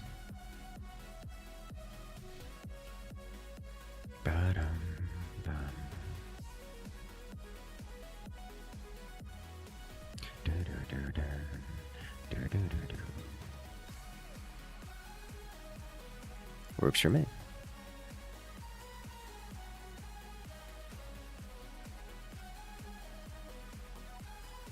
Well, if you guys like these kind of giant robots, you know what else works well? The robots?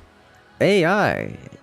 You know what's coming up this weekend? It is the 7th AI tournament. Biggest tournament ever. We have more than 20 AI involved. 20 competitors. Artificial competitors. And with it is going to come an entire day of goodness. And brought forth by a $1,000 prize pool. You can thank Kalijah Anderson, one of the long-term community members here, for sponsoring the activity. Make sure to check by this weekend, that's 3 days from now, at 8 p.m. Central European Standard. Or Central Eastern European Standard. Wait. CEST. I forget the actual...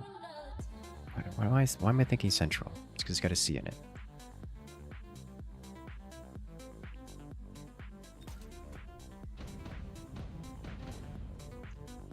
Bum, bum, bum, bum. Alright, so we get Arclight's Stormcaller versus Arclight's Ball. I'm okay with this. I think we try Carry Arcs here. Which means hanging back. At least to some degree.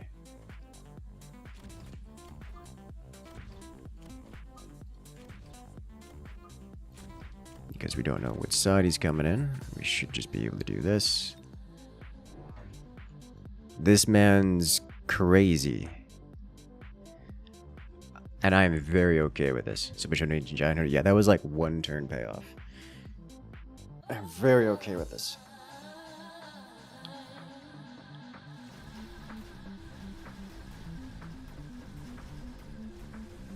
Oh.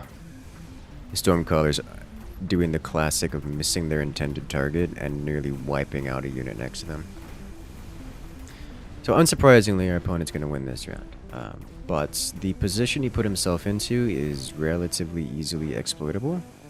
And I will be having a great time dealing with that throughout the round. Throughout the coming rounds.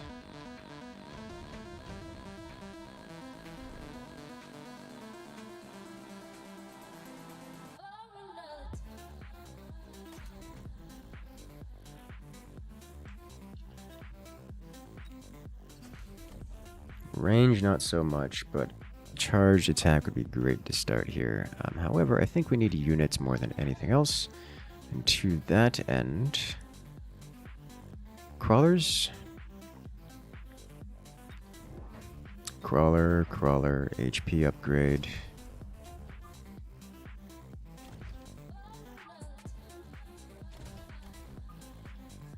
I'll do this. It's just too good to not do this.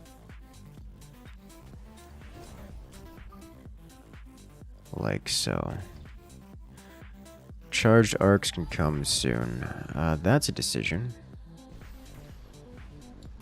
Getting cheeky already, are we?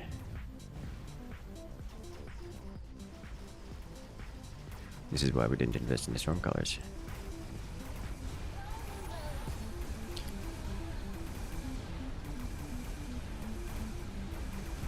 Oh my god. How did they survive? That is such an awkward situation for the targeting. Charged arcs would do so well for us here, oh my god. Our arcs managed to lock onto the balls before the enemy chaff, which is just hilarious to me.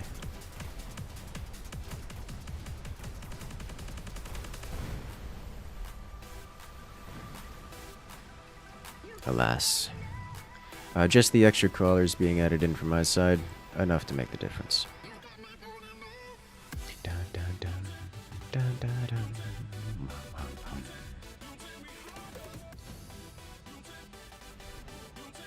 Subsidized marksman, Mustang,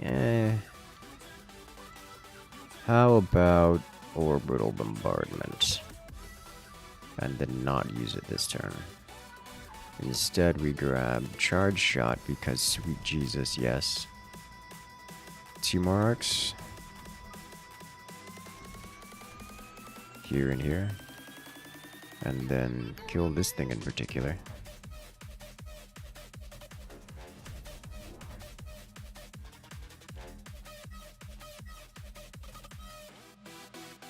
Alright, there are the Mustangs. What did you grab? You got subsidized Mustang. Interesting decision. Okay, well, I have no problems with this. We're gonna get range next. For these guys, then.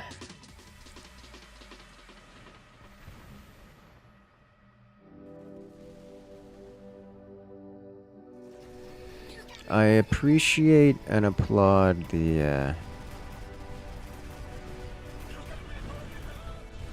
use of mobile beacon. He's trying to be clever and cutesy with it. It's just that I don't really care, nor do my units.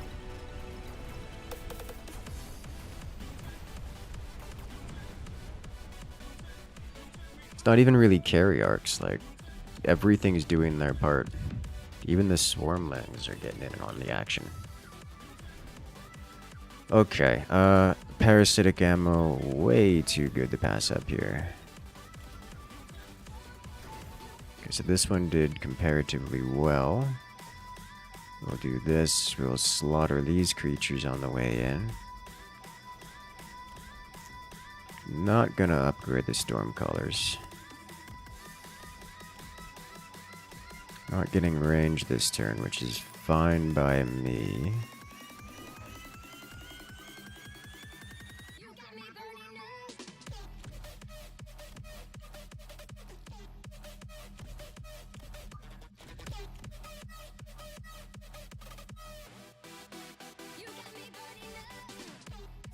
Okay, fan that out to the side a little bit so you have something to catch. And give it some attack damage because we can. Don't care. Hey there, Beldair. Welcome in. How you doing today? What does charge shot do? It's just plus 200% damage, which is a lot of damage. Like, it's just a flat upgrade without penalties. Like, there's no downside. It's just more damage. Obviously, the downside is it costs money, but like in this instance, it's totally worth it. Flank time? Nah. I would rather make a stronger rather than try something cheeky and leave myself vulnerable to anti-cheese. I would rather just apply additional pressure and win game. Does that make sense?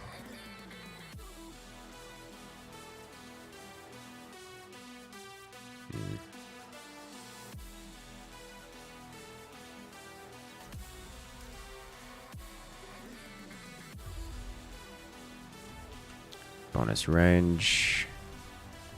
Upgrade you. 2 more crawlies.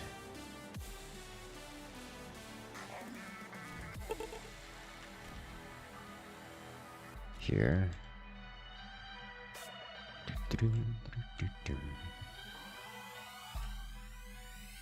And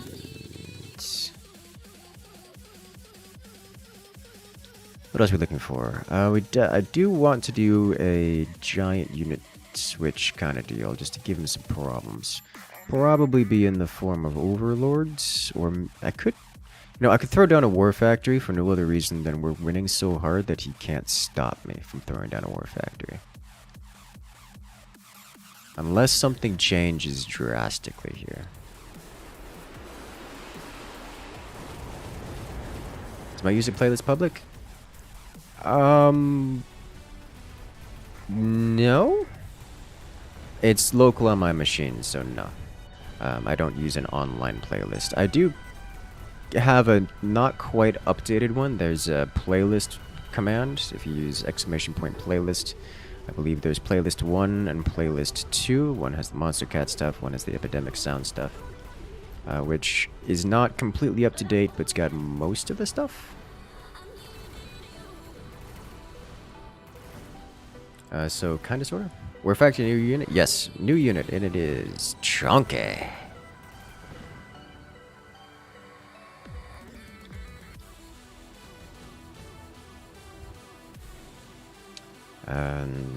Amp core, anti-air. Our opponent has definitely invested very hard into aircraft, so we're throwing that around. Let's see, who needs some lovin'? You don't have an ability. Let's do you. Phoenixes. Phoenixes are a good unit. I wouldn't mind some phoenixes. Throw these guys way in the back. Good job. Works for me.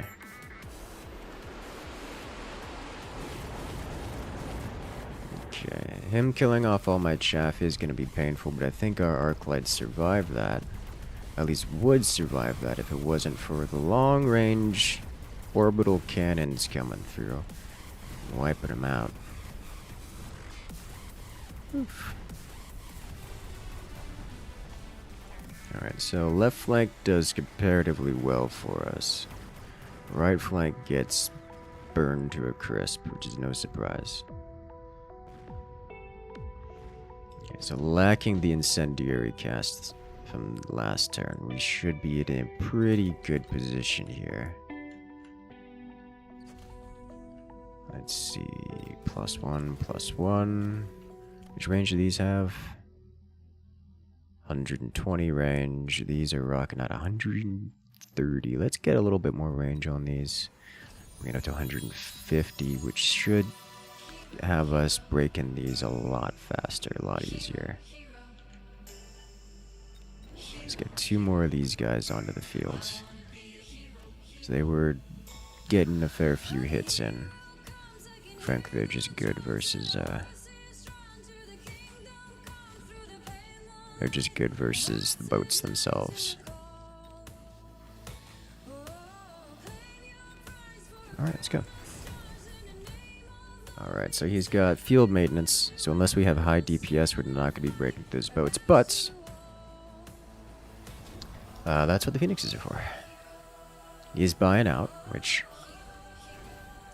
with the addition of his 3rd boat, he may actually be able to commit lethal upon us here.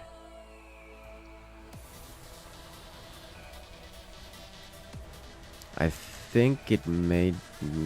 I still think we're not in too much trouble here. Because the arcs are really starting to kick off. But, oh my god, the arc got hit. He's getting to our arcs just a little too fast with those boats. Alright, we took down 2 boats. But the arcs themselves just don't have the DPS to break the... And the boats come in smashed. Oh god! This is one problem that carry arcs have. They really aren't anti-giant units. They aren't single target DPS units. They rely on their they rely on being over-leveled to get the work done versus things which they don't currently have. So, yikes.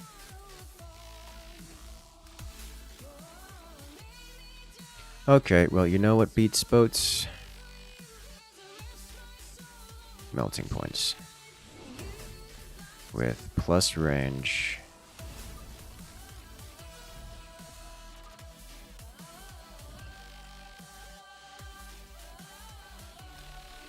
And how about some of this here? Rapid resupply. Enhanced range is happening. Upgrade arcs, all of them. And mass recruit for an additional crawler, which we will put here. Hopefully this is enough to make the difference. Get EMP on the boats? I would love to.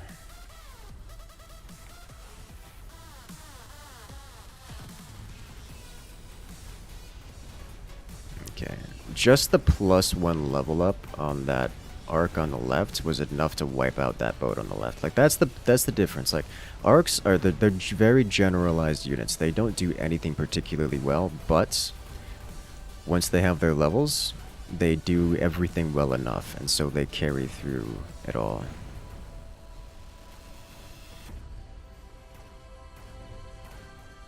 Yeah.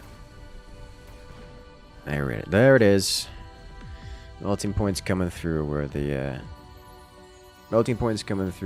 Phoenixes just didn't quite cut it. Assault Melty, no. Rhino Assault, speed spec.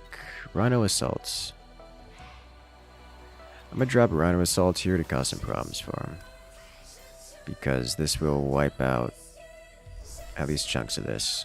And then all of that hanging out over here is gonna get bombarded, and anything that survives has to go through the fog. Alright. Arc upgrades. This guy's still in trouble. EMP? Yeah, we'll grab EMP here to shut all of that down. You think the shielded shaft might be good? Yes! I mean, yes, but also not to such a degree that I care to spend that much on them.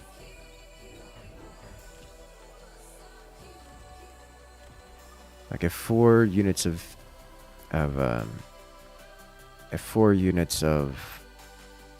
what are they called? 4 units of Phoenixes aren't enough to break the opponent, then I need more than just chaff to clear it up. So I need to invest into bigger things, such as Melties. So I was keen to just add like 1 Swarmer and then invest everything into having actual anti-giant DPS. At a time, that's fine. Like, we're not hurting for chaff, is the thing. We're hurting for lack of ability to actually break the opponent.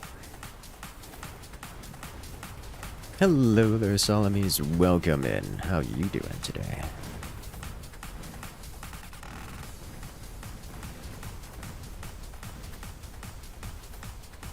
Alright, and we're locked on. That's another one down. Getting locked on again. Melty Point doing great work. You'll love to see it. God, we just have so much assorted splash damage and generalized damage everywhere. God, that one boat, so good. By the way, we had the units we needed at the end. Well done. Recently started Forts Again videos are your go-to for new ideas and how to improve. I'm glad you enjoy. Although I haven't done any kind of tutorials or something similar recently. Bombardment worked wonders. It really did. Which is kind of what I took it earlier. Like, even the same round we took it, I didn't use it because it just wasn't...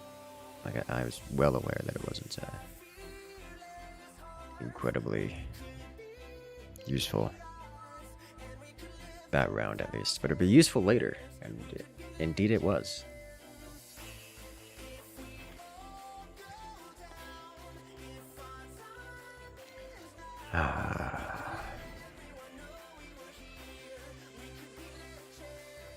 Alright, alright. Giant Spec Fang Phoenix. I'm into it. Watching the pro games helps a lot. And the community is just legendary, and hearing your voice right now feels somewhat unreal. Well, I'm glad you enjoy. That's what we're here for, yeah? So, technically our opponent has no anti-air, so unless he buys anti-air, then we win this round by default. But... don't know if that's going to be happening.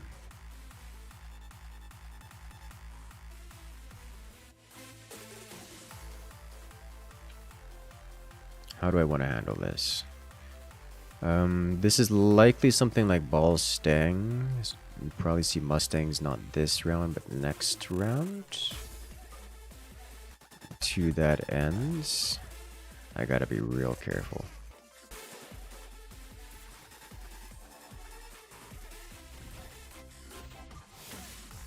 Think we might go Hacker Stang or Hacker Fang here.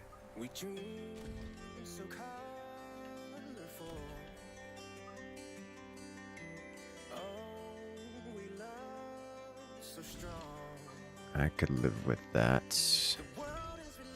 Let's pull ourselves back a little bit, at least this far.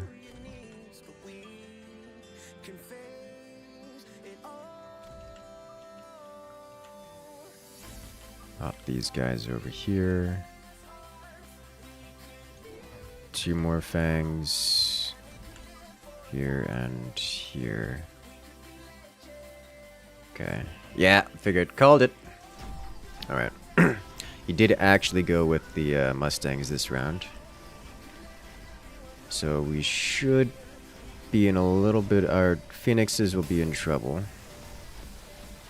But I did position myself such that I am able to build around this.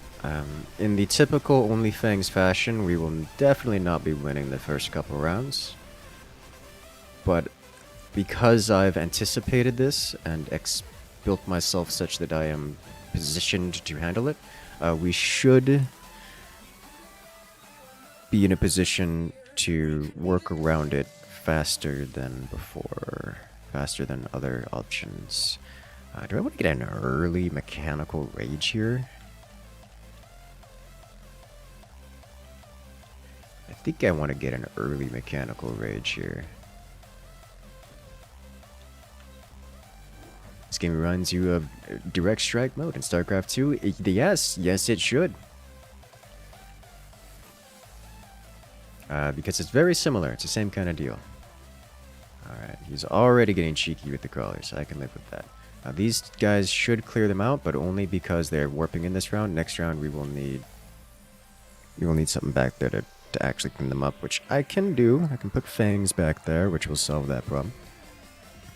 Unfortunately, we are going to need hackers pretty quick.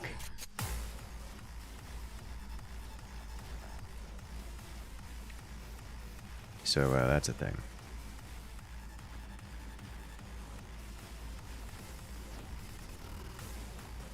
Ba-da-dum. Yeah. Phoenixes tried so hard and didn't get very far. But in the end they tried. I should just sell those off.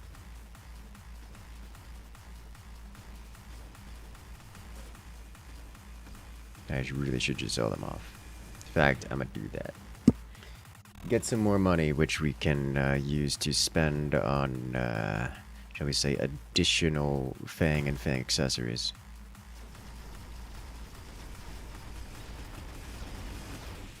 Oh, I was hoping they'd smash one more ball.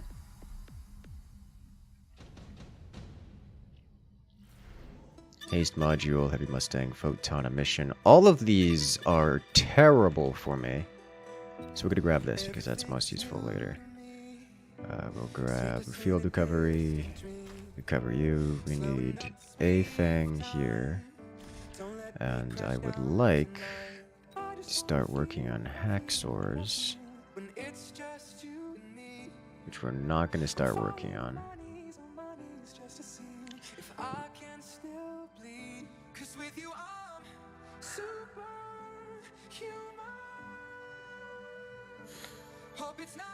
Would Vulcans be good for me here? I think Vulcans are probably not necessary once the hackers come online.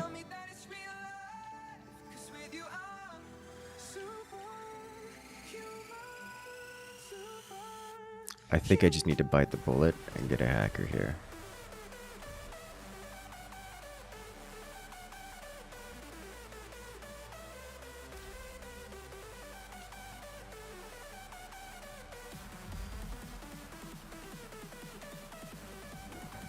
Okay. Oh, hello. It's gonna make my life even more difficult.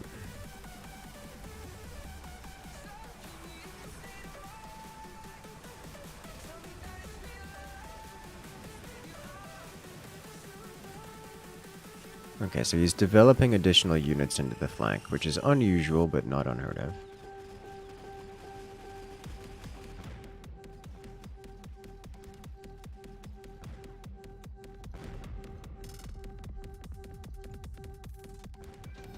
It's just way too many strong unit drops for him dropping right now. I say as if I didn't get assault hackers. Let's do this. Increased hacking speed. Alright, so elite recruitment, drop you. We need barrier. And let's do buyout for one more hacker, which I will drop here, here.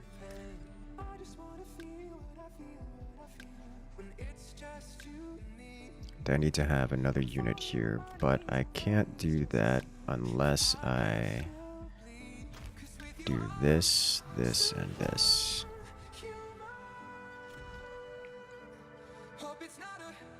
I should have put the speed, it's fine.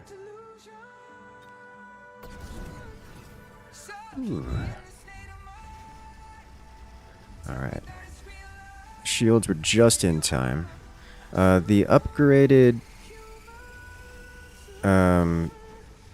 crawlers for him made a big difference, as I do not have... My fangs are not upgraded, and he's starting to snowball. Okay, so he's getting ahead of me here, and the momentum is not shifting into my favor fast enough. That's a problem. It's a big problem. So I need to clear those... I need to clear those crawlers faster. And the way to do that typically would typically be to get upgraded fangs, but he's pulling away in the XP and starting the snowball, so I'm not really able to do that right now. Therefore, he's even got anti-interference module on the drop. Holy smokes. Therefore, I'm going to drop a Vulcan here. Right here.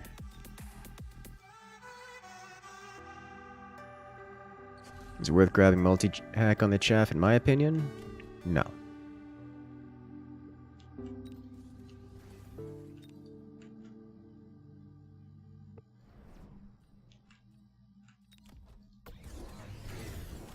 Okay, and he's got the upgraded crawlers.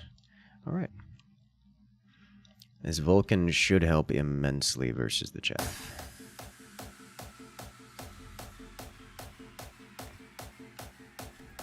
Then hackers hopefully can clean up afterward. Armor-piercing bullets or portable shield would be good. This man's just going crawler heavy. Like, it's just crawlers all day, every day. He does have replicate, which for him would be a reasonable call. This also means I probably need to invest into another Vulcan back here. He's getting another backstab action going on this side, which is relevance.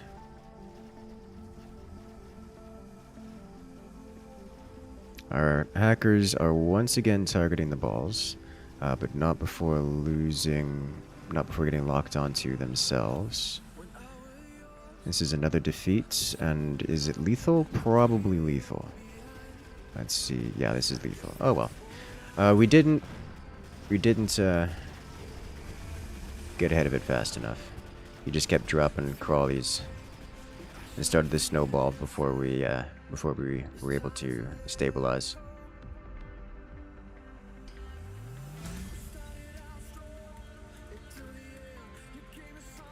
That's the appropriate way to deal with fangs, by the way. You rush them down real quick. It's the most consistent way to deal with fangs, at least.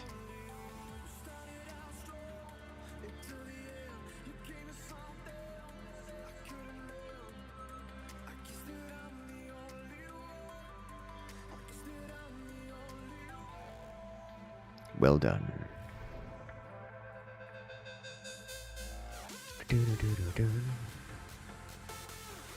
Let's see.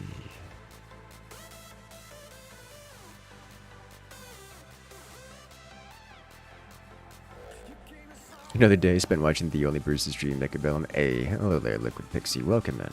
I'm glad you enjoy.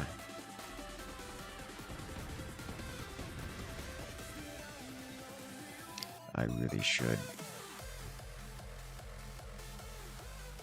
do that. Okay. He doesn't have orange sniper, level 3 sniper, marksman spec, so this would be a reasonable opener for me if I just go with this.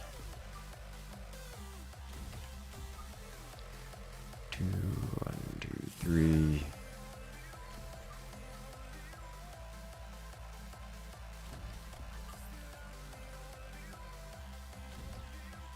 With you here, you here, you here, and you directly behind, front and center.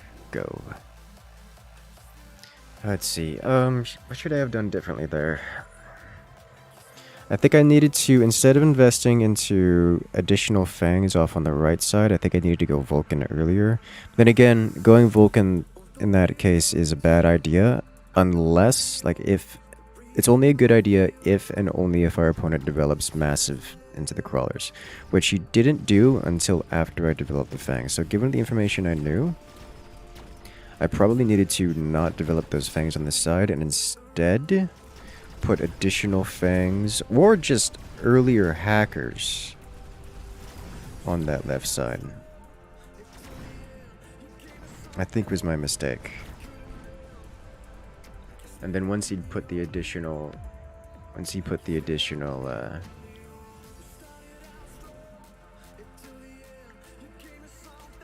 crawlers there, then I would have been able to do something about it. Like dropping Vulcan. So he's gone heavy sniper, he's got Mustangs in the back. Honestly, I can sledge, just heavy sledge here, and we should be okay. The arc lights are doing nothing. I think more of the same units is the way to go in this instance.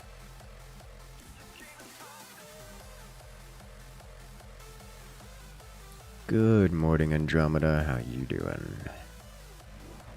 He's going sledges for himself. We already have Super Sniper. Titanfall 2 is at 20k confirmed players. I'm sorry. You what, mate? What happened? That game went from literally servers shutting down to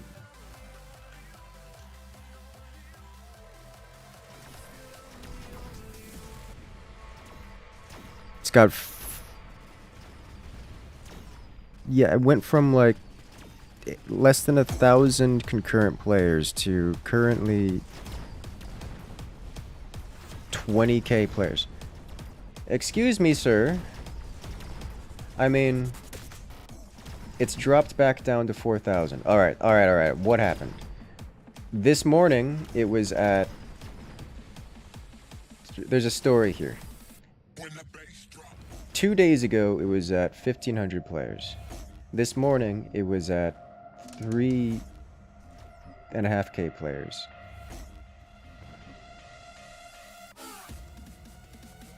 Earlier today, like midday, it was at 22,000 players. Right now, it is at 4,000 players. So, it went from not alive to barely alive to, oh my god, top of the Steam charts level, excited, to back down to normal levels over the course of 24 hours. What?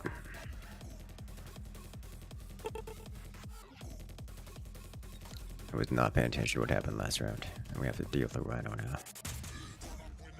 Top seller right now? Well, I mean, only $3. Did they fix their game servers getting hacked in the Shadow Realm? Given that the player base dropped back down to gross levels, probably not.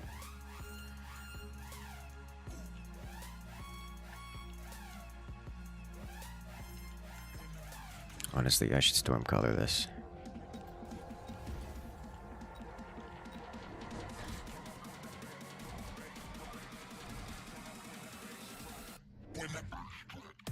He's putting it back there? He's not even... Okay. Like, I was just gonna accept loss of a round for this. Like, I wasn't even gonna be mad. Just let him have it so I can deal with it effectively next turn. But, like, that's not happening.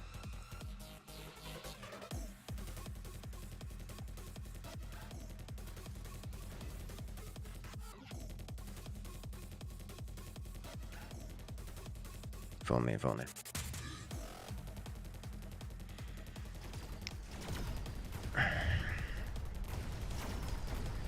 Okay, so our opponent definitely struggling in the chaff clear department a little bit.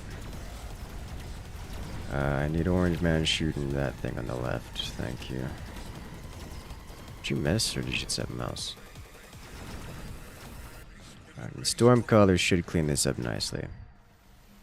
We just play on community ran servers and a community made client now for Titanfall 2. I assumed as much, which just means that all the people that jumped on earlier today are suffering horribly. Which I can only imagine explains the average playtime of the new players jumping in being less than an hour, it would seem. Hack time? Nah. Elite Fang... I could do a Fang switch, but I don't think I want to do a Fang switch. He's got enough anti-Fang out there. However, advanced firepower is... Is that good? Put on a Vulcan, he doesn't really have much for anti-big unit. Should pick it up because it's kind of game-breaking to have it in the back pocket. I don't know what I want to put on it though. Put it on though. I have something called Attack on Titanfall. Oh gosh.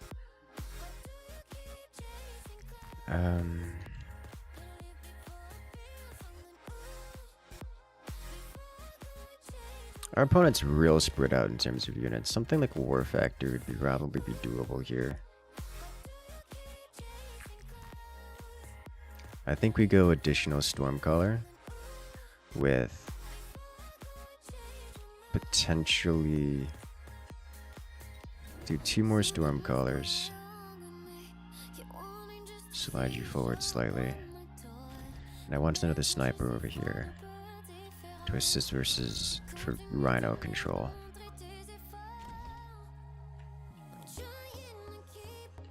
But our opponent is struggling with chaff, clearing chaff.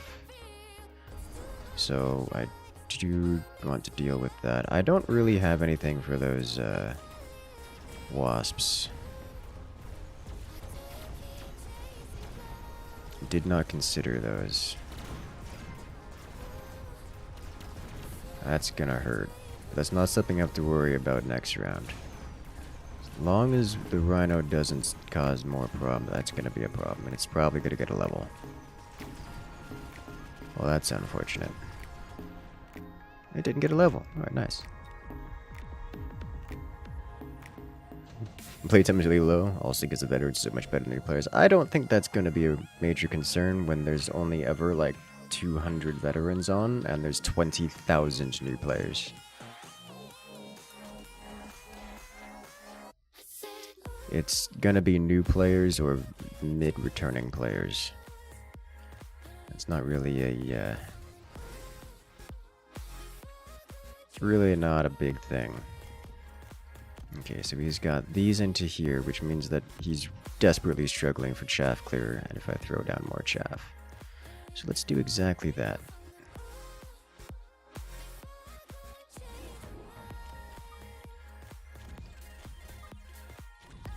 And how about an overwhelming amount of missiles? What does he have to stop me from throwing down a fortress? I think nothing. So in that case, I will chuck this guy onto here. We'll mass recruit another one of these and save the next bunch of money for a fortress next turn. Yeah. The incendiary will help him with the whole chaff clear thing. It's actually convenient he put it there instead of on either side where it would have injured my missile launchers.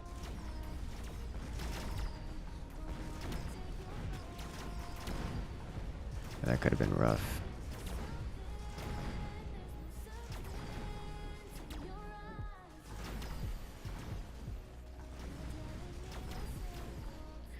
Stormcallers just wreck his left side pretty hard. Unfortunate. Looks like my units are going to be walking through the fire here. Oh, so are his. Okay. Convenient for me. We've done any theory crafting about recursive building. Recursive build. I'm going to need some context.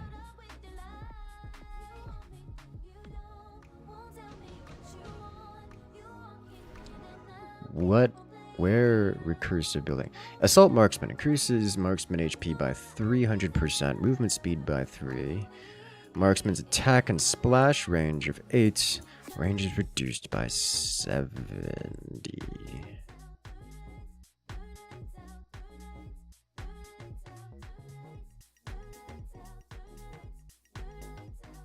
There's no world in which this is good. War Factory, big thing, mid thing, small thing.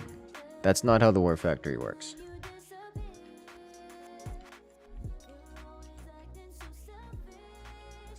Man, it's just getting more rhinos. Okay, well, that leaves him open to these, I suppose.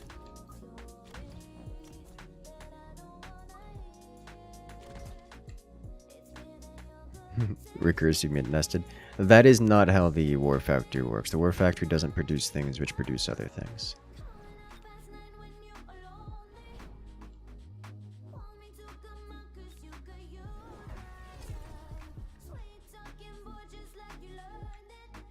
Okay, so this should be an incredibly painful round for him.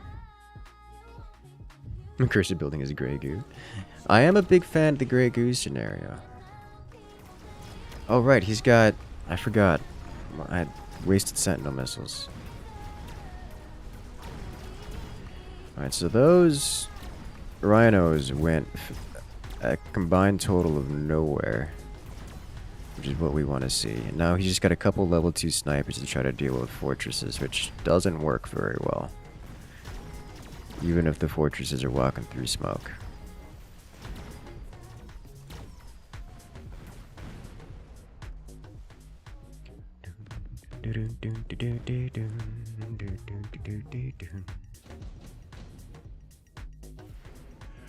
Assault marks is on the table again, but senior defense is just a little bit stronger. We'll upgrade you. Fangs, armor, or punch. I think I don't need really to do any of those, but punch is probably the option to take here, if any. Let's put you in the center, round you out. He's lopsided this way, I think, just because of the levels on the units. But let's do this anyways. With an upgrade to you. An upgrade to you. This marksman's actually doing relatively good work. He is upgrading his marksman and arcs as well, hoping to even the odds a little. You expected they added more than sledge and balls? Yes. The War Factory produces sledges, balls, and phoenixes.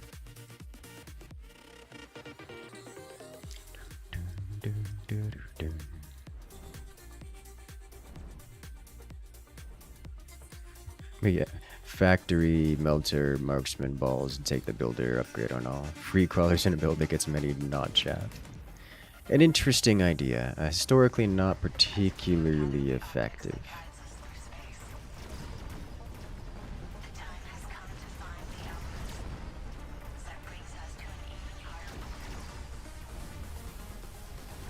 Oh hey. So he is actually doing some damage to my fortresses this time, which implies that rocket fists would be effective. War Factory's most useless unit in the game. I've not really been able to make it do anything worthwhile. As fun of an idea as it is, we did get it to win once. So that was cool. It was very cool.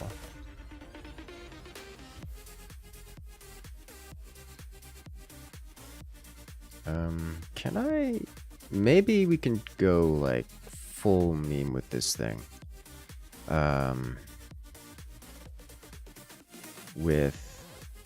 We can go maybe Battle Factory with range. Let me see. Let's do range. Maybe we can try... I haven't tried Battle Factory. Maybe we can do Battle Factory. So we take off production. We get launcher overload, armor enhancement, range enhancement, and not photon coating, but instead just steel ball production. Because those are always useful. Maybe Phoenix production. Phoenix production is probably a little bit better.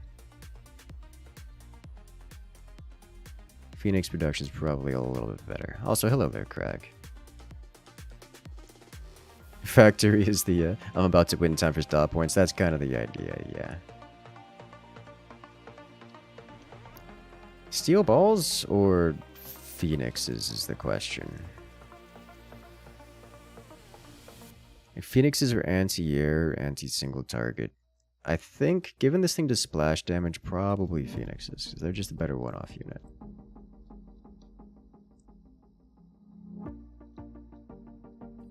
Missile interceptor? I don't know, man. The chances that we get all 4 of these anyways is not high, but I don't think I want to put missile interceptor on this thing. Like, if I need missile interception, I can throw down some PDs.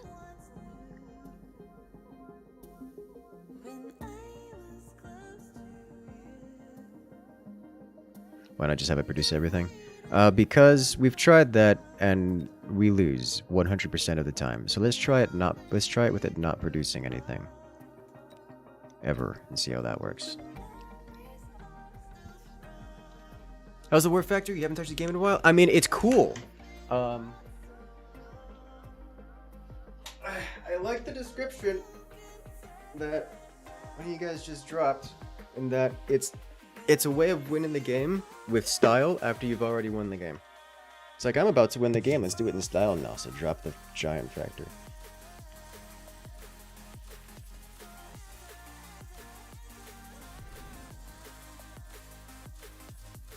Okay. So if we're doing this, what we want are things like not steel balls, but something like not dying.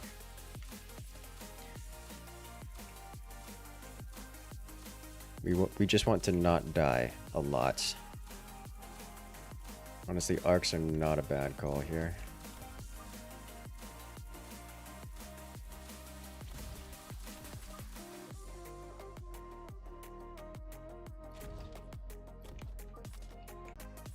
And sell these guys off afterward. Let's not have them close so they can't be sentineled.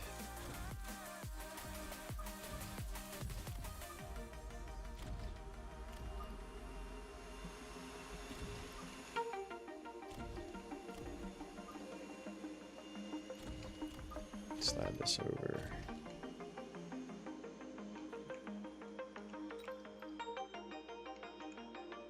Okay, let me think about that one. Okay. You look at that animation and see so many pinch points. Oof. You can see getting sledge and armor and producing armored sledge is working well for a heavy frontline. Yes, I could see that if that wasn't the more expensive way of making an armored frontline of sledges.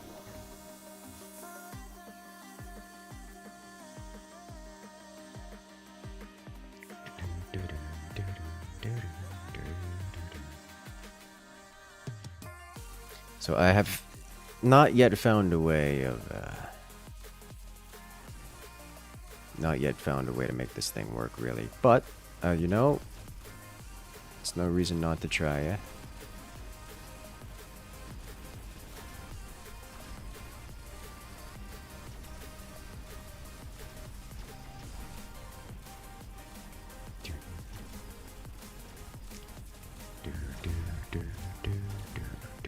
Arc's definitely a good call here. If you get life share on balls and then produce balls out of factories, does that just make a massive anti-synergy? I don't see the anti-synergy elements of that. Is there some specific interaction that you would expect would be self-defeating? Or what interaction did you foresee being self-defeating?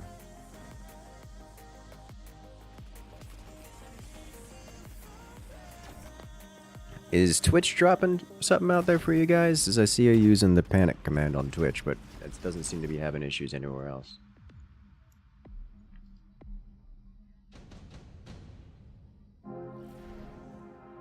The balls would just have more HP? That's what I'm thinking. Like, don't mind if I do. Charged ammo. I'll grab it because it's just good to have. This managed to level up, which is hilarious to me, and I'm all for it. Perhaps we do a field recovery on you into Fang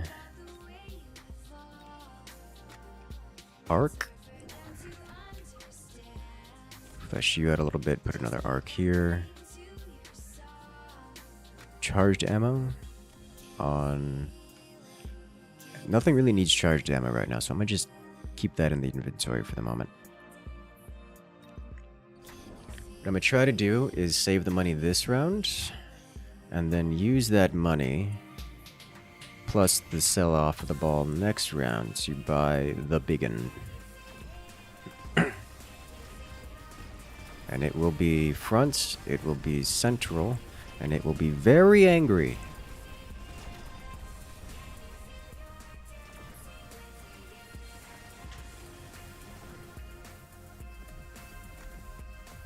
Anti-synergy, the balls up front dying means the balls just take damage even before getting close to the enemies. Nope, that is not how that works.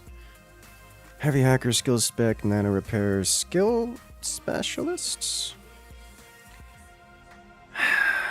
Does skill specialists... Do I take this hoping to get the... No, there's no way we can afford that. I mean, there is a way we could afford that.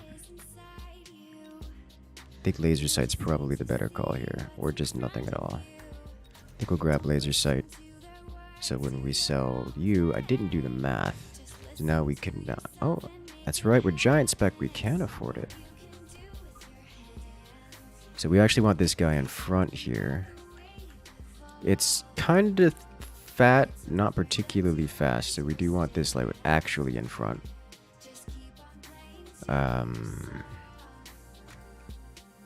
And then have a fang in front of it.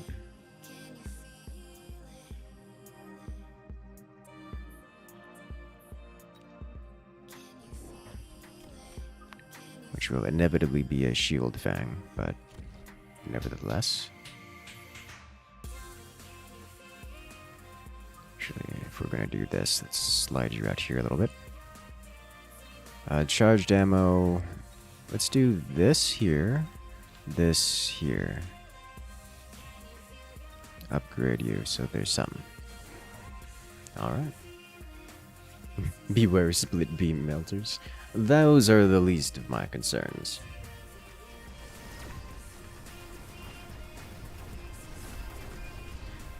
Having multi-target option on the like defaults as the big boy is kind of nice.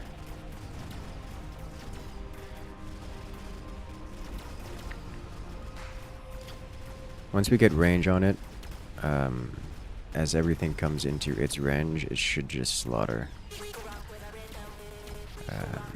I'm also interested in getting double DPS on it, because that's a good time.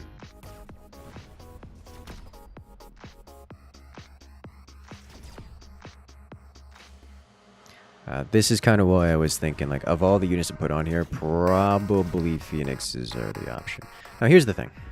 If our opponent gets a Melter, we're in trouble. If our opponent gets most things, we're in trouble, really. Heavy Arc or Speed Spec are the options in between. I think Speed Spec, so this thing gets in the field. This is plus 50% speed here. But the idea is you turn this guy into super everything. Which is hilarious to me. Hello there, Falimdur. What time is it for you over there, other than, like, 2 in the morning?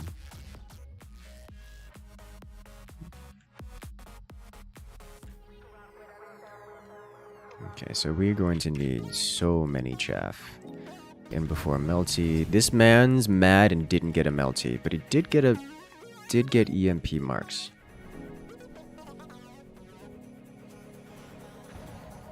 Which similar levels of invalidation here.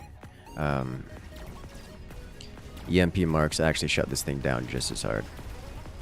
Because now we got range, and range no longer applies. Also, range wasn't the right option to get here anyways. Because range doesn't work against creatures which walk into its range. Most of these things here, like the crawlers, just kind of sort of have less range. That's not true. The only reason the Mustangs have less range is because we got the range upgrade.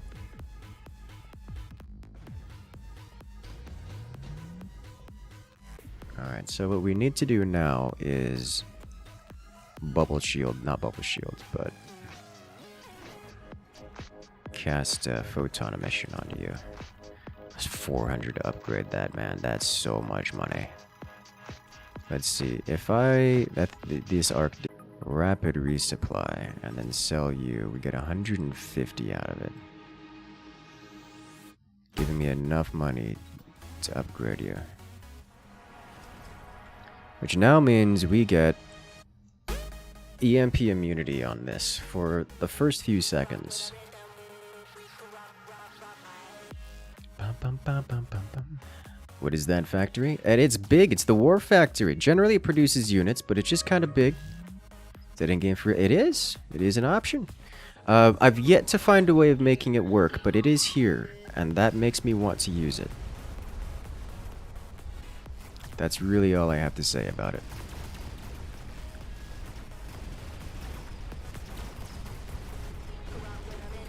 It does a lot of damage.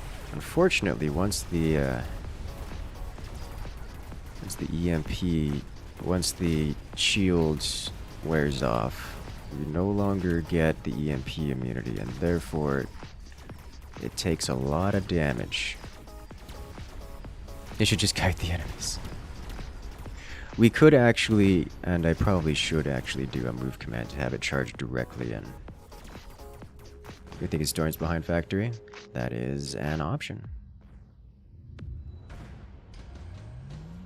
How much does it cost? It costs 800, which is a lot of cost.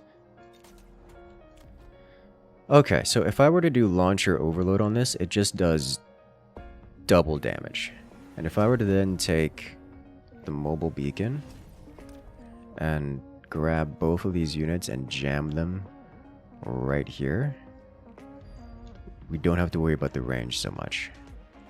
So let's do exactly that. Especially now there's a melting point on the field, which is a problem. It's getting range, which should not be terribly relevant here because we are going directly in through the front. We are the problem now. Unfortunately, the melter is already locked on, and there's zero chance of us getting to it in time. As much crazy amounts of damage as we're doing, holy smokes, that's so much. I want to be alive. Please let me be alive so we can do this again. Yes! I'm going to do it again. Photon emission. Oh, if only, if only. Okay. Range spec doesn't really help us here.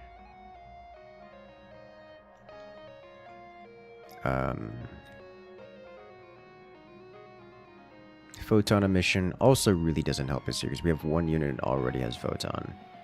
So we're gonna skip. We're gonna grab armor. We will be mobile beaconing in even further, like all the way here. And with this, we will also do second war factory.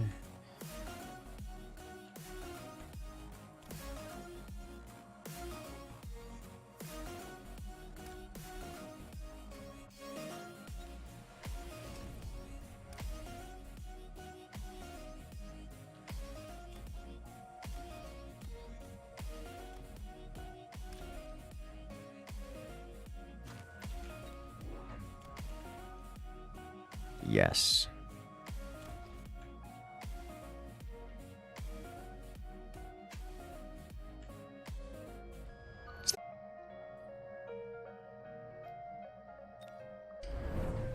Alright, let's go.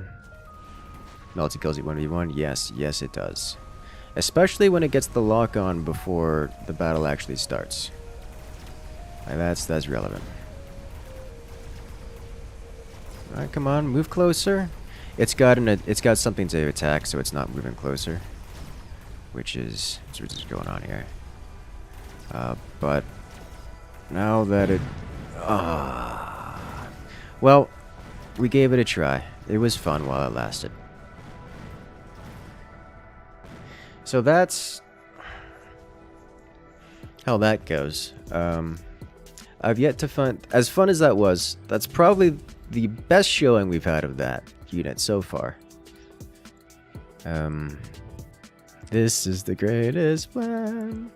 Yeah, that's we're gonna swap this back to the rare but potential opportunity where it's just steel ball production pretty much.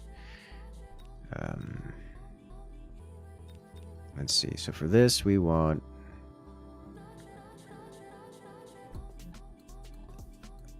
range and all 3 production units.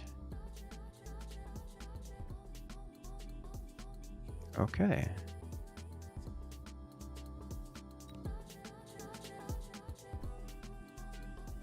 Good. As fun as that was.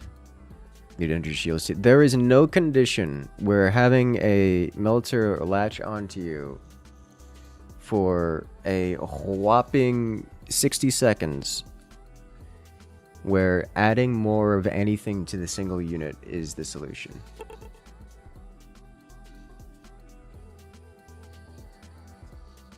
Kind of like the factory. Oh, I like the factory too. It's cool. I just don't know how to win with it.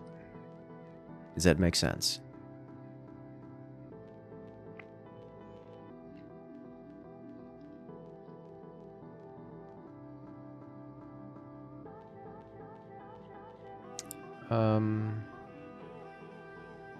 I don't really like any of these.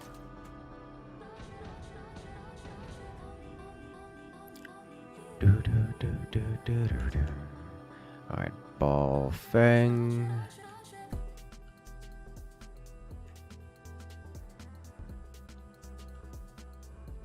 Save for early hacker.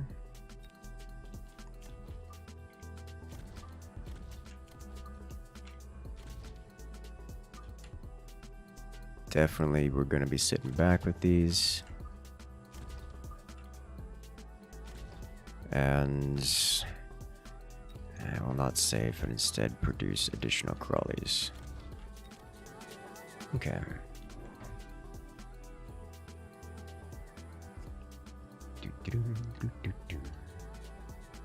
Factory with hackers behind it so it can tank for the hackers. I can't imagine a world in which I would want to tank, which I want that something to tank for the hackers. That is very difficult to imagine. The exception is if you really desperately need to hack some balls, but at which point you usually have other units for dealing with them.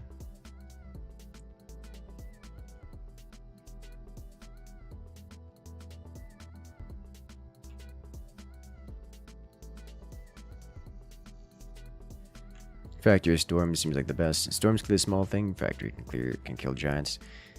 I don't even know, because like the factory isn't even good at killing giants. It's very all-round generalist kind of unit. It does splash damage. It's got multi-hit. It's great for clearing out hordes of things. It's just... it's a lot. Storms behind are not a bad idea. Storms do great work when left to their own devices, and they are certainly left to their own devices behind the thickness that is the war factory. A splash does have a splash, yes. Pretty substantial splash too. Like it's a big deal.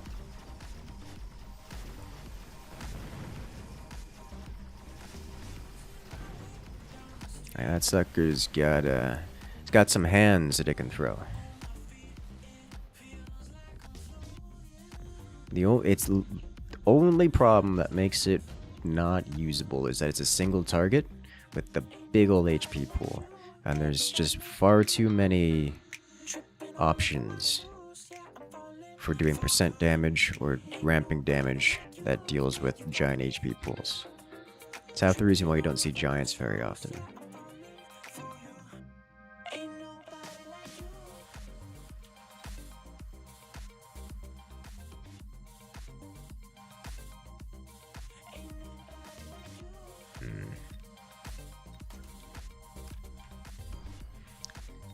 Alright,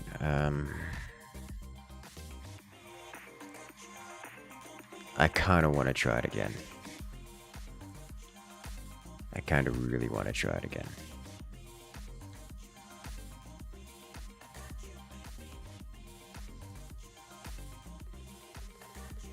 Especially if our opponent develops more balls. A wasp choice, okay. Interesting decision. Our opponent has developed more crawlers, level 2 crawlers, which is interesting. But our opponent wins this by default by virtue of wasps.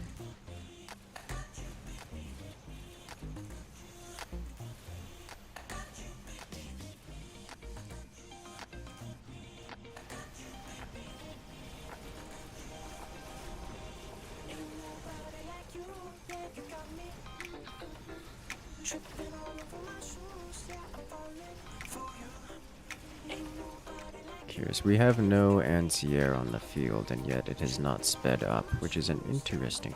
That's because we still have ground-on-ground violence. Okay.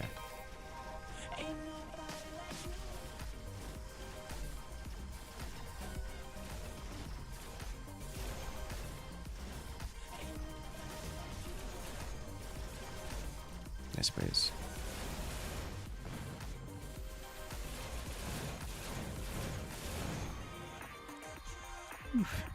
Stormcaller strong. Alright. So, what do you say we give it one more shot, but this time we go the opposite route. Instead of having it be the mainline tank and DPS, we instead have it produce every unit available. How's that one sound? Yep, that's... Dude's going elite spec mass crawler. For the record, Vulcans are the correct answer here. And I was well aware of that, and I'm choosing to do this anyways. I probably should have put this in the center.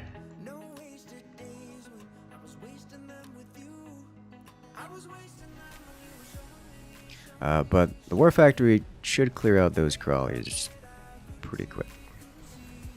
It's got 4 guns, each with splash, and 3 units of level 3 crawl or level 2 crawlers are not lasting as long as our unit of level 1 crawlers for perspective.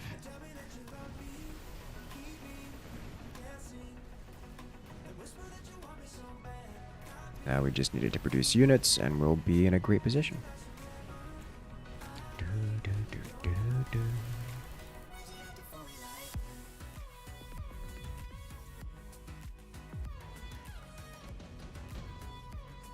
Okay. Let's see. Range spec, lightning storm.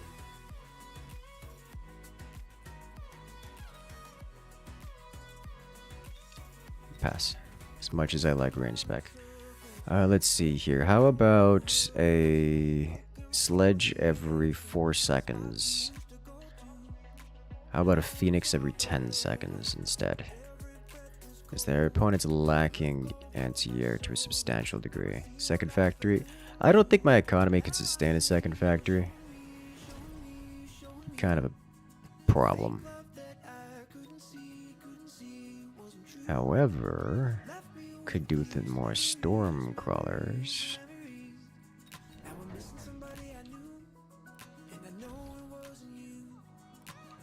Factory's gonna push the storm crawler around, so we'll do this. And let's put you.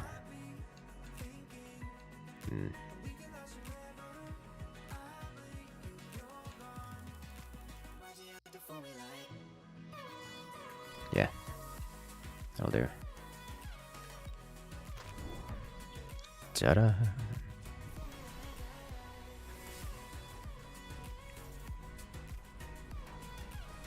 Okay, so the level 1 War Factory does not one-shot level 2 balls, but it does 2-shot them. And the steel balls, oh my god, they're eating its HP so fast. Big shock.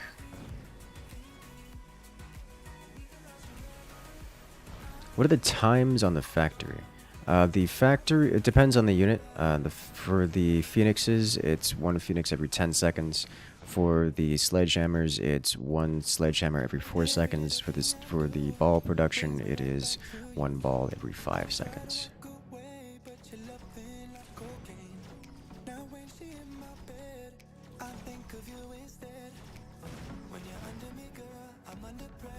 Mech div ball is a great way to keep the factory alive. Yes, I tend to agree. Parasitic ammo? Oh god, intensive training is here though. We can just kind of double upgrade this, I think. And good luck.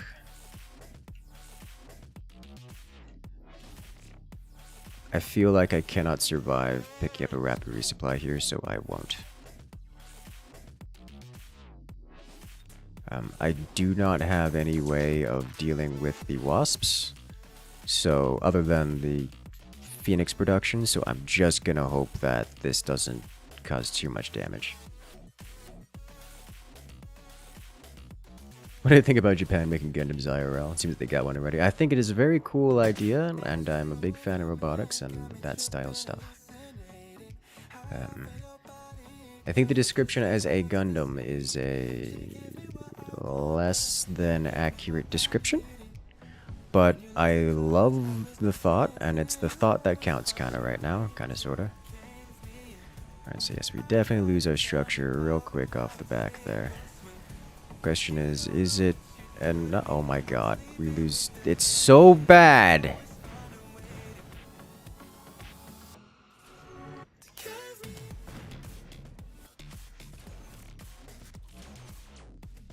Oh, it dies so quickly to everything, oh my god.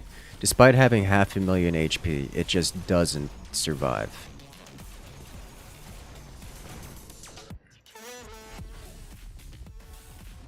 Factory speed. I've yet to find a way to make this thing usable. Okay, nuke is here, speed spec. I think it doesn't matter. Alright, we'll do this, do this. Give me something, anything. Steel ball production, sledgehammer production. Let's get steel ball production. And then more balls, or more corrals.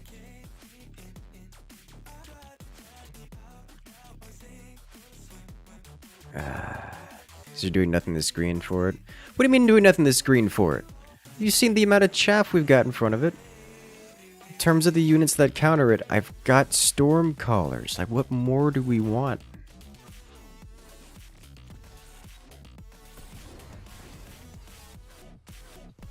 The gems would be more for the AoE clear. I don't even know. Like, at this point, I just want more stuff in front of it. Like, the War Factory itself does fine for damage output. It's just, there's too much stuff. The problem is the thing costs 1,200 with an additional 200 upkeep per turn. So I habitually have less money than my opponent forever, and then it turns around and just doesn't do enough. Like, I can't need chaff clear. How much chaff clear do I need? Is 3 Stormcallers enough? Is 3 Stormcallers and my own army of chaff not enough? Because if that's not enough, I literally can't afford more, because that is all of the money. 1, 2 Vulcans or Arcs? I don't know.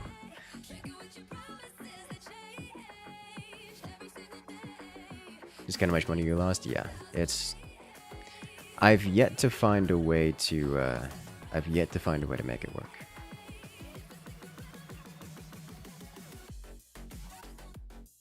And for every round there, the problem isn't the crawlers, the problem is the balls. But of course you can't get to the balls because the crawlers are in the way, which means we're two steps behind the very round we spent money on it, which is a problem. Mustang crawler. We could try this. We got chaff, we got Mustangs. Mustangs are great versus chaff. We could try it one more time. Throw the War Factory there with the Mustangs behind it. We'll put it front and center. Ish. The War Factory has to be part of the build of the front line, because we cannot physically have enough front line in front of it. It is far too expensive.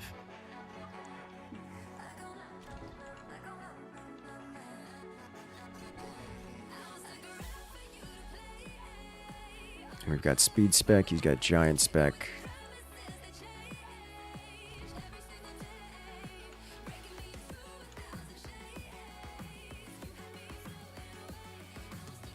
Okay.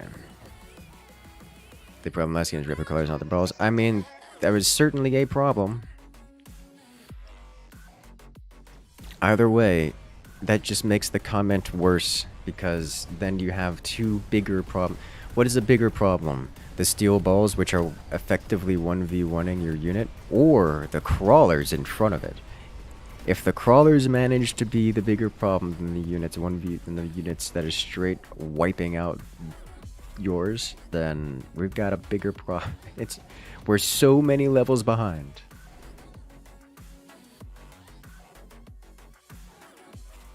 Huh. I'm gonna pick this up so that we can spawn them and just have better steel balls. The problem is that there are like 5 huge problems that need to be dealt with simultaneously. Yes. Alright, so we'll unlock this. Throw you down. Yeah.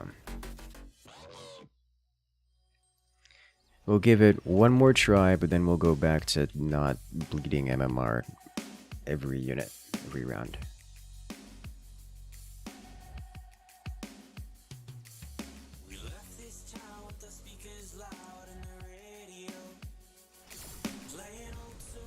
Was there an option to lay down fire the storm caused? There was, yes.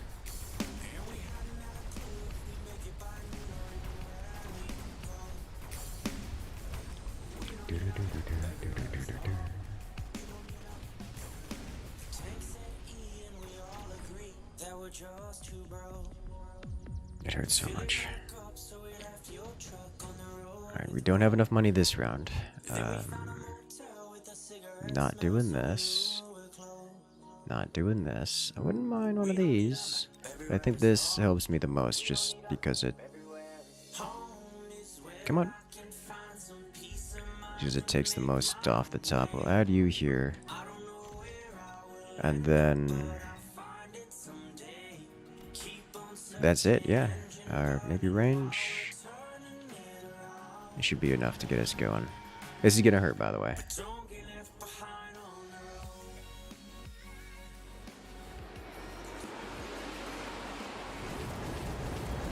It's very gonna hurt. Why not position your guys at one line so they engage at the same time? Because I am positioning them all in one line so they engage at the same time. I just haven't built units yet. We're gonna start building units this upcoming round.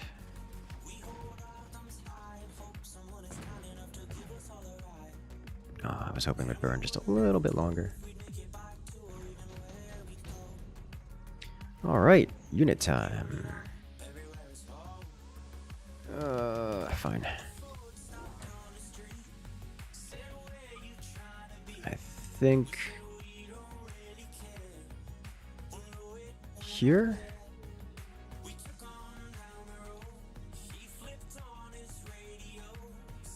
And then I think I don't need to get Mustang upgrades right now. I think I need these here.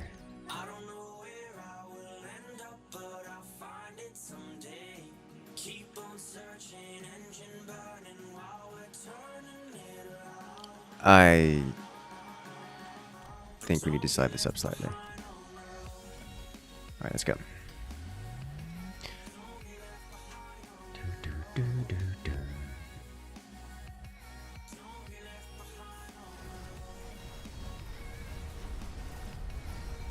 Okay, so we should be engaging roughly simultaneously now, which it seems we are.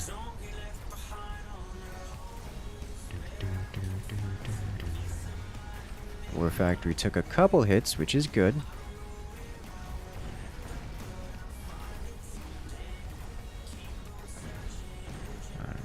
Definitely need range on the Mustangs. Okay. Steel balls come next.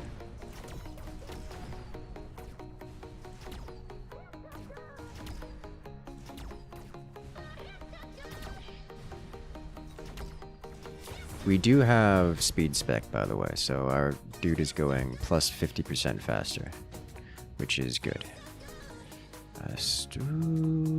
none of these are super good for me, so I think I'm going to pass on them.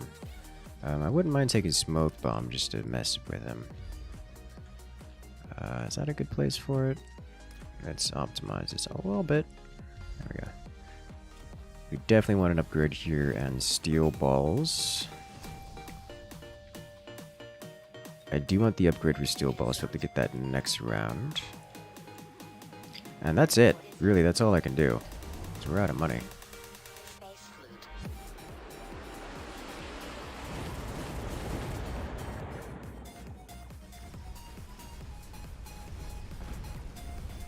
And this is why we want the crawlers on the balls.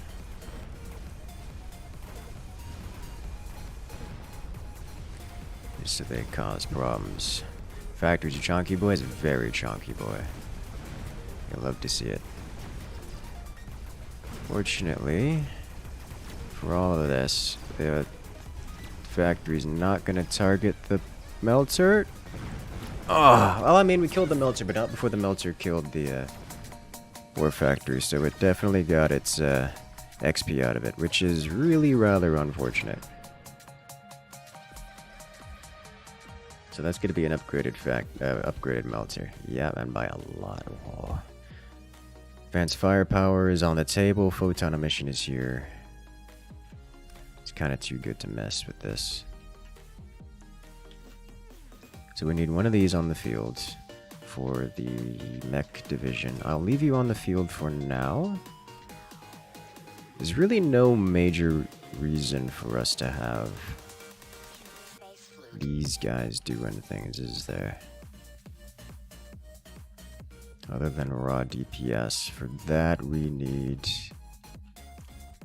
I think, range before anything else. Or you know what? Let's get armor piercing so they can actually hurt things. But range will come afterward.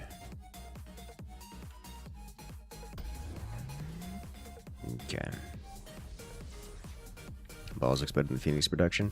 I mean, it is different. Balls keeps it alive longer, but as you see, the balls really aren't doing much. Not of themselves. Range, I don't think range is a significant issue for us this time around.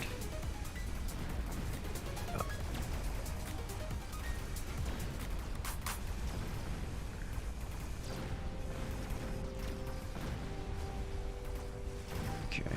Like, as nice as range sounds, it just doesn't... We have to get up in there anyways. And things will generally come to us. Okay. Alright. Alright. We're alive. Thoughts on adding lifelink to the balls of only with the war factory? I think that's spending way too much money on something which isn't going to help us that much. On the list of important upgrades, life leech is not really there, you know. Sledgehammer, however, that runs parallel.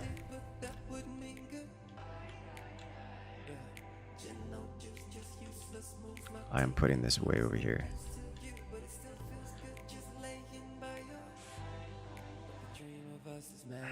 I think not. Like, life leech is a good boost of HP to the balls. I'm sorry, life link, but I don't want to get, like, that's gonna be like another 500 money just for the balls, and that's just not enough. Not in my estimation. Alright, so really I don't need to shield the big boy, I need to shield the crawlies. And if he's smart, he incendiaries his own side. But I'm not going to credit him with that degree of forethought. So we're doing this. Oh, okay. He did incendiary his own side. And he shielded against my incendiary. Works for me. Oh, yeah, this is another big issue with the War Factory. The moment EMP comes out, we lose everything.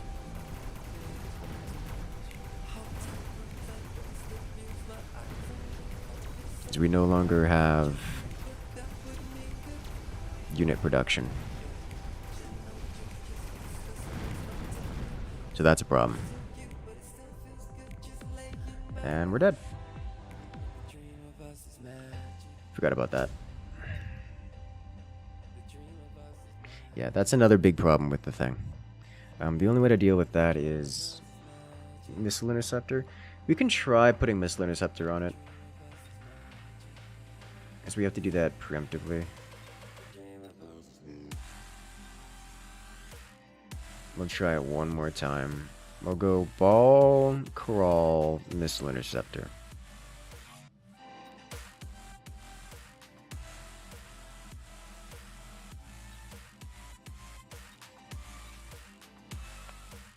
You disable it? Yeah, you can completely disable it. And there's no way of stopping it. 'Cause there is one item in the game which prevents the EMP disable, but we don't have access to that. Oh, wait. Let's try forcing... Let's take out Sledgehammers? Or Phoenixes? Let's add Photon Coating. Is there a world in which that is cheaper than a boat? So boat costs 200, 600, 700, 800, 900. The last upgrade of this costs how much?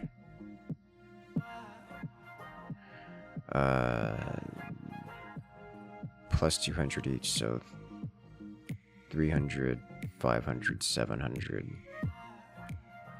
900. It's the same price as adding a photon boat, but the photon boat is more. So I think even in the case where we get...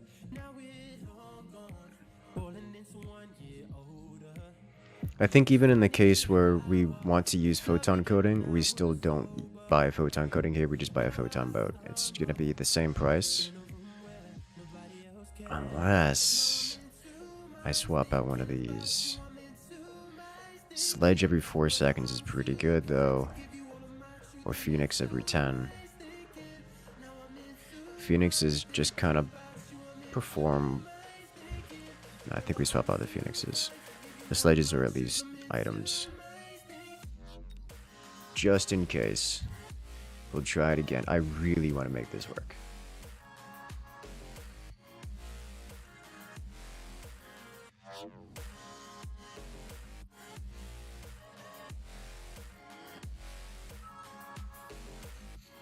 Okay. Do you still need missile assumption to take the coat? It depends on the type. There's a bunch of different ways to apply EMP. So, maybe? Depends. Ball crawler, cost control, nope.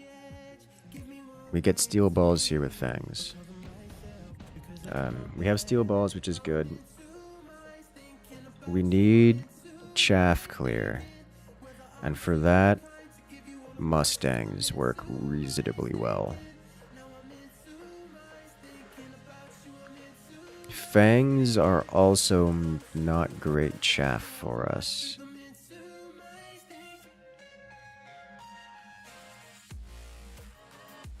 Crawlers would be a better call.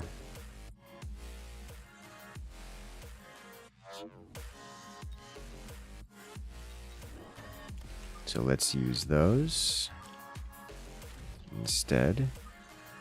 We'll slap these guys back here. And these will be in front.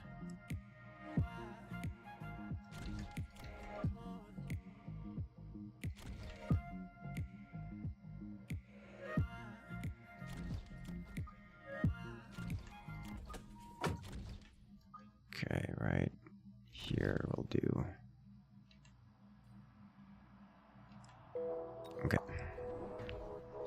This'll do. At least it'll do about as well as it can. We do have the problem of we have no chaff clear. And we need to be investing in chaff. We need to pretty much have already invested into chaff clear in order to have a chance at this.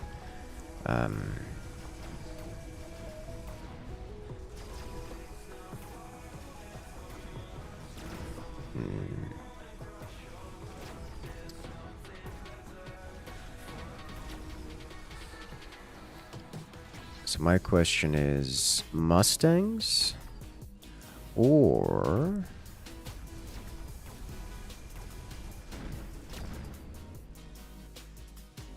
I think arcs are not good enough.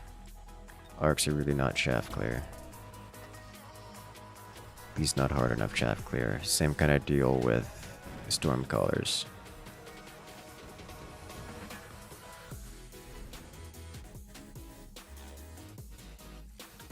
Grab the shield airdrop because it's just that good. Chuck you in front, start you on cooldown.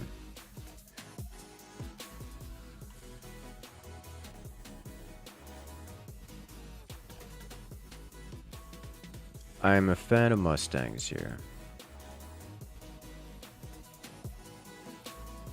There's a war factory on a flank. I'm pretty certain you can't because it's literally bigger than the flanking position. But that would certainly be interesting.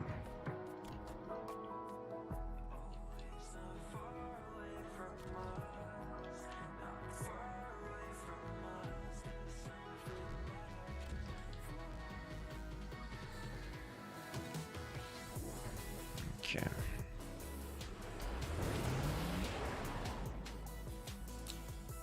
Our opponent doesn't have any swarm units.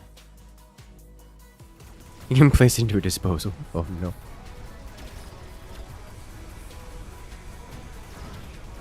Sentinel missile hurt.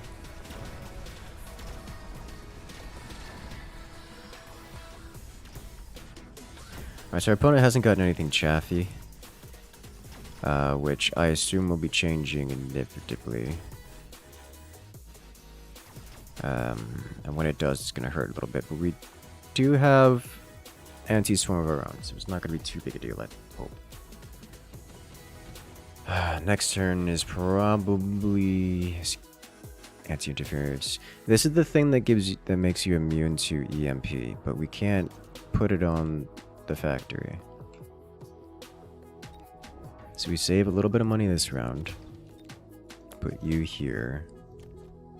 And I think just another swarm. This will give us enough money next round to actually purchase this thing.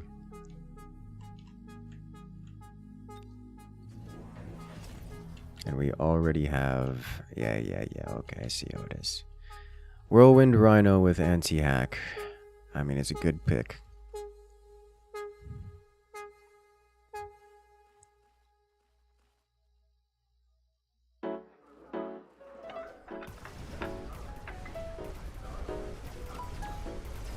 Go on, break it. Oh, just in time before the Rhino went wilds.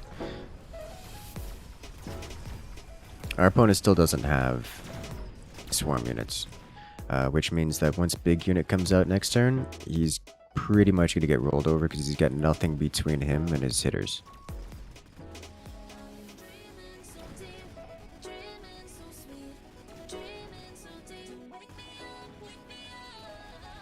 Okay.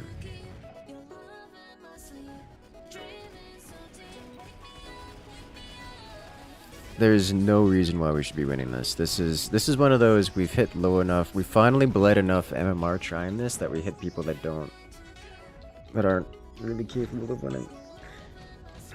Because I do not have a good lineup here, and it's already a problem.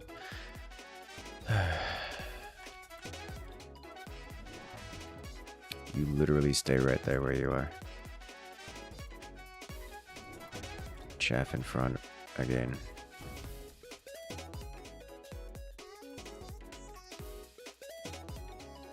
Alright, next upgrades go into the Mustangs, I think.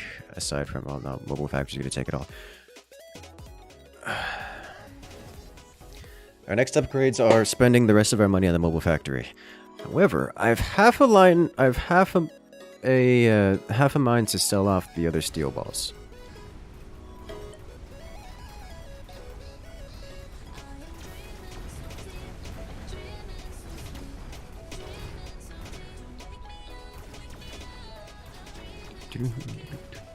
I just realized that's a level 1 Rhino. He's not Rhino spec, he just produced a Rhino. Okay.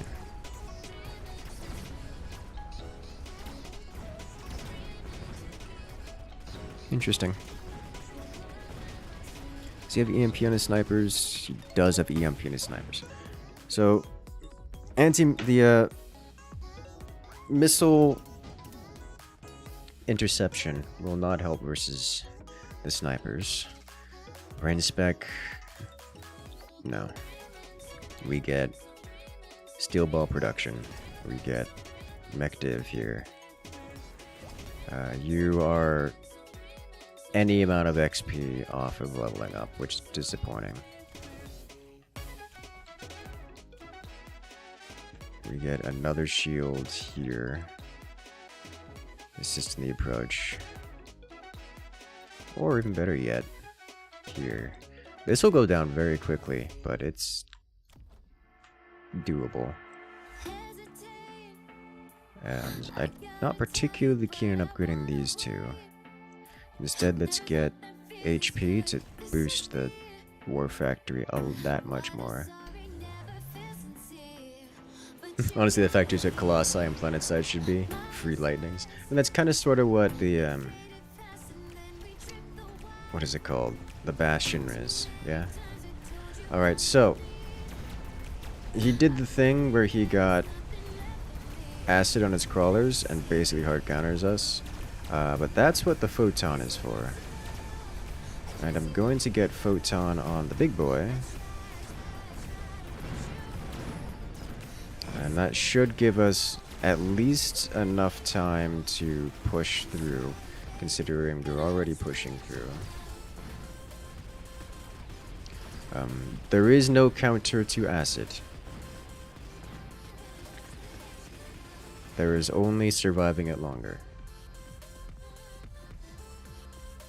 So we will try surviving it longer. Amp core deployment spec.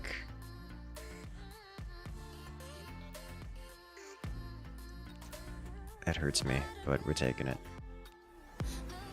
That's why it hurts me. We're buying out. Upgrade you. And adding... I guess this is good enough, yeah. We may as well. Let's go. Acid counters, yes, yes it does. Really hard. But the War Factory with the big old shield should survive longer. If only by a few seconds. You know, this is one of those instances where the Phoenixes would have been a great pick. Oh my god, it doesn't even... It only adds like 2 seconds of life to the thing. Oh, it hurts so much. Photon does protect the units just itself? Yes, that is correct. This means that I need to go a different direction. I need to like physically path the thing around. And Photon only ever protects one unit. Move command around the acid? Yes. That is the appropriate response, it would seem. Which is fine by me, I could do that. Which means intensive training! So we grab mobile beacon. You just go this way.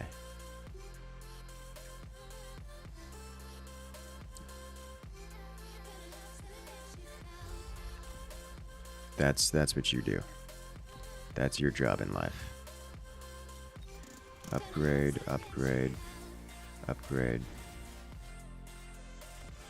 I don't know if I want other steel ball upgrades, but we're passing on that for now in favor of more crawler.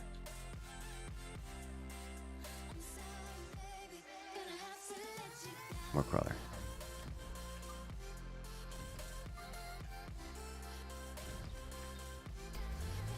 Let's go. Why wouldn't the factory have an AoE version? You know, that's actually a good idea. I think that is quite a good idea. It probably should have the AoE version. This is probably just going to prompt him to get even more acid crawlers, which would be wise on his part.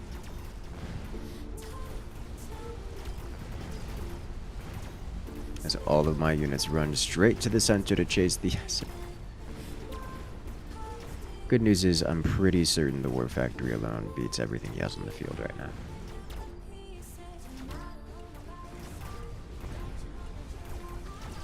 War Factory is quite the chonker of a unit. And it produces a lot of steel balls. Massive melter with the EMP missiles to EMP crawlers. Honestly,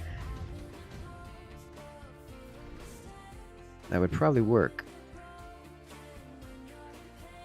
Mobilized battleship, top supply spec, tank production line.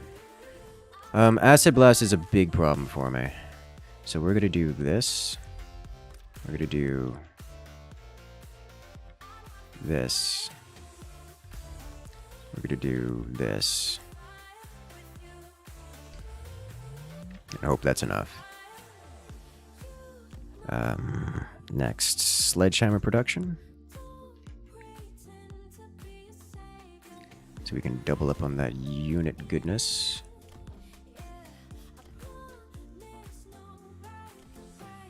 Let's wipe this out real quick, just so it doesn't splash around everywhere.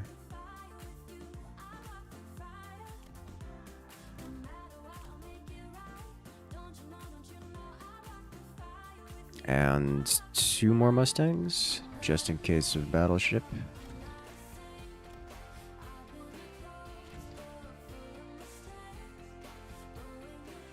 Let's get 3 more. No. He's got a lot of things that deal with us pretty well. Giant units at this point are a mistake, I think. Flying units, on the other hand, are a great idea for next turn if possible. Let's do this and this, and bonus damage. Let's go. Alright, yep. Okay. We did it. This should be victory. As we have level 3 sledges just pouring out of that guy. Which is amazing.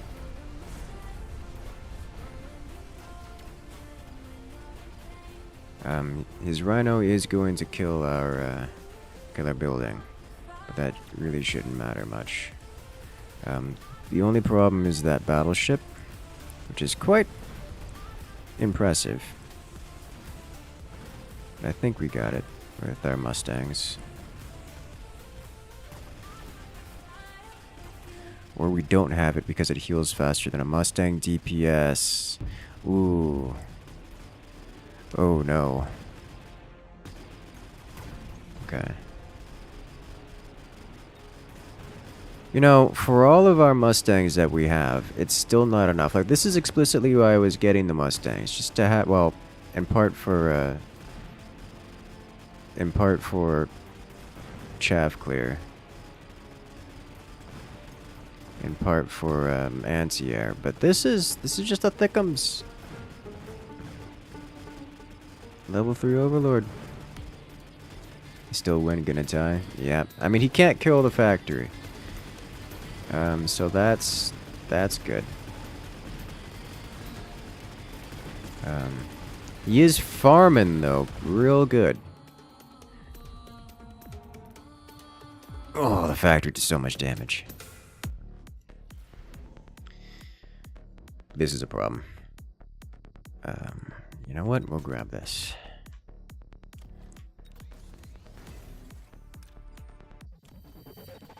Okay, so in order to deal with this guy, honestly, a melter is probably the correct decision. Because that's going to be level 4. And I have 0 way of breaking it without...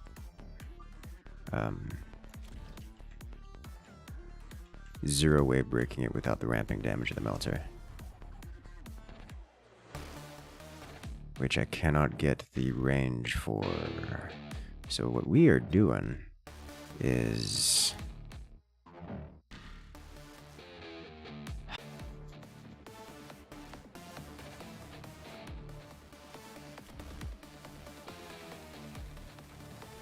One EMP. EMP would have been nice, yes.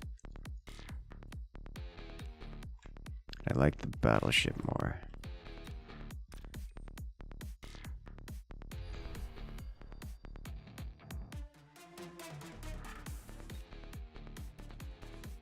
Let's do this. Let's do this. And you need to go like way out here. Because if he puts more crawlers there, I'm in trouble. Yeah, and that's why we hit this. Okay, so he crawled everything off, which is not a surprise, and I purposely went around this side to deal with that. The Melty, however, is not going where I would hope it would go. It's going way off to the side over here. I was hoping it'd go more this way, but I guess this is the life which we live now.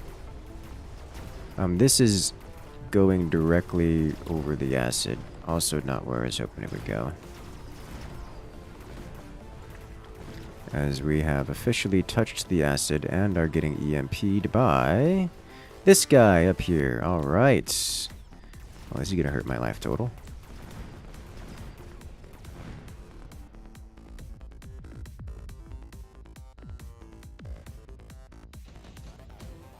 So EMP creature here. Ooh, he's just got so much acid, it's a problem. I think now might be the time for not smoke bomb or photon emission, but 2 of these, you and buy out for range.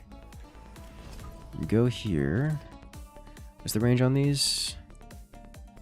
180 meters, 155, so that should be close-ish. Let's try to move these a little bit central, so there's just fewer acid pools laying around, you know?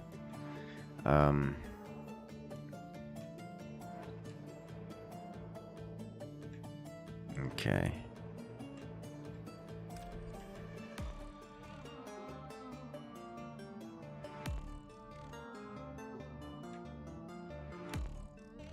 Let's go this way this time. Let's stack this side with these two. Hopefully EMP about all of it. Don't worry, 500 MMR won't know what EMP and acid are. Oh no. Let's smack this, because we're not going to get involved with that anyways. And in case, yeah, okay, so this is why. So hopefully those EMPs take out those acid blocks, which they did not.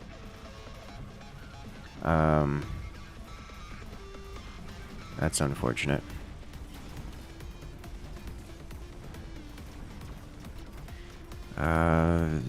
It might have been enough to keep us from getting in trouble. It looks like it was enough to keep us from getting in trouble. Like, we'll take some damage, but it won't be death amounts of damage, I hope. It's death amounts of damage. Well, that's unfortunate. Ah!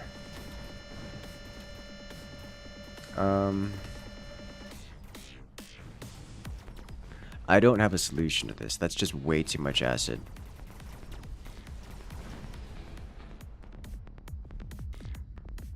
Yeah.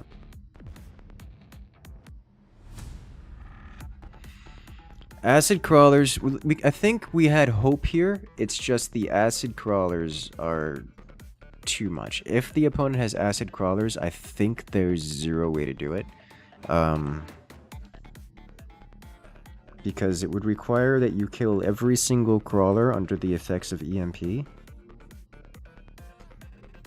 Which means that you cannot have any units which do not have EMP on your board. Hello there, Ilya. Welcome in.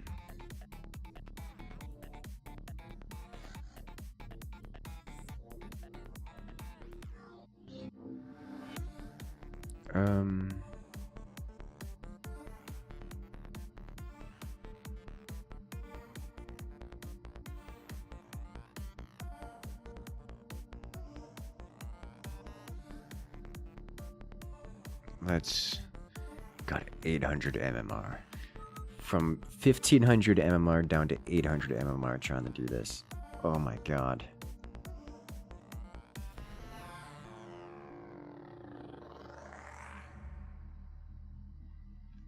Okay, so steel balls are great for this.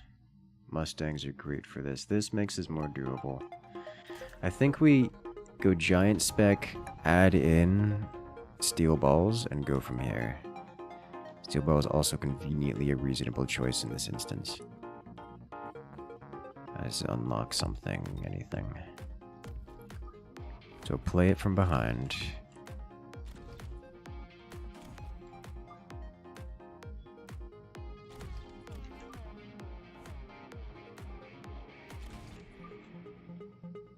And then this will do, I think.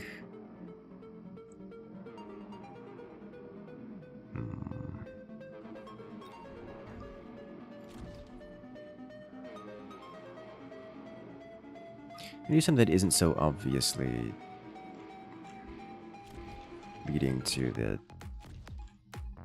big creature. He's not front loading, he's just going center. Alright. Okay. This is gonna hurt, by the way. He's got sledges and arcs versus Mustangs.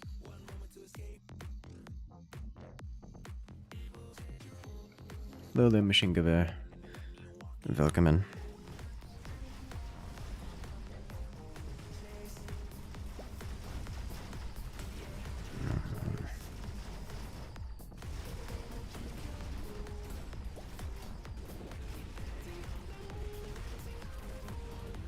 Mustangs are doing what the Mustangs are meant to do. Slaughter fangs.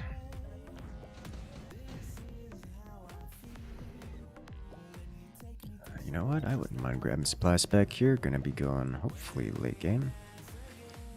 2 more Mustang units. Let's unlock you. Deal with all the things that the big boy can't. He's getting snipers, which is an interesting decision.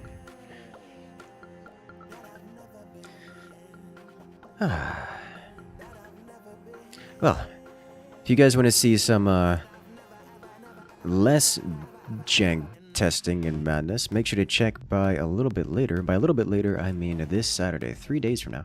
We're doing the 7th AI tournament starting at 8 p.m. CEST. That's going to be about 2 p.m. Eastern Standard. That's 2 p.m. United States East Coast, where there's a $1,000 prize pool sponsored by very own Kalijah Anderson, one of the other long-term members of the community.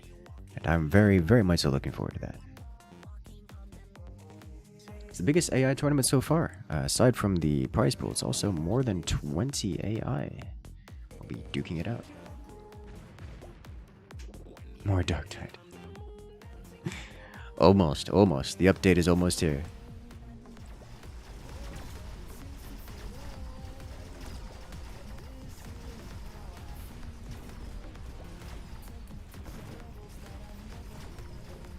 It hurts so much, but like I can't build certain units without getting myself in trouble.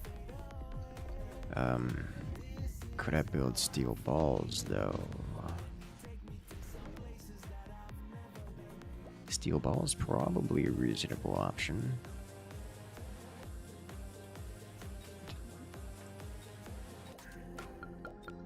So I'm not getting this guy this turn.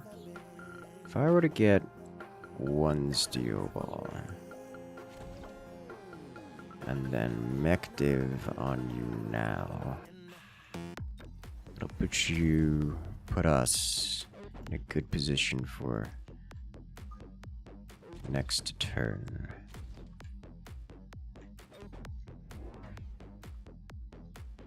Man's afraid of storm colors. It's fair enough.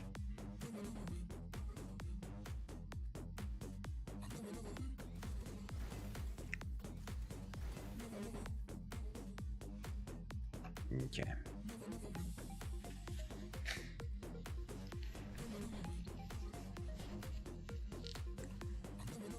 Darktide soon, sadly still a month out. Yeah. But you know what? That's not a big deal.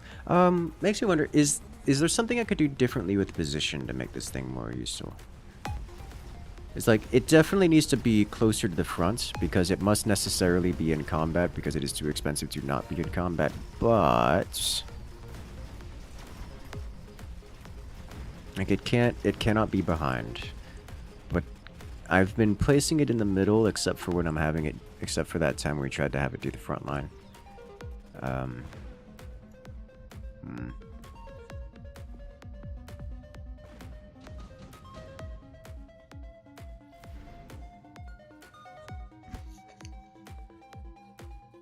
I don't much care about any of these things, do I? I do not. I'm putting it in the middle, which I think is fine. But is there a place I can do it better? Also, I'm 50 money shy of steel ball production, which makes me very, very sad. Oh well.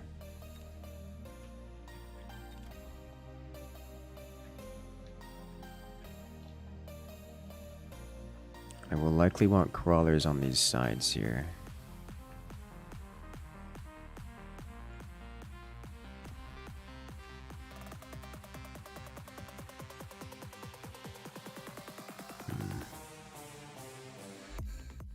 Just to get him a little closer in. Maybe one crawler in front. I do have half a mind to put a crawler here and have a path backwards. Just to attract as many things as possible into the center toward the war factory.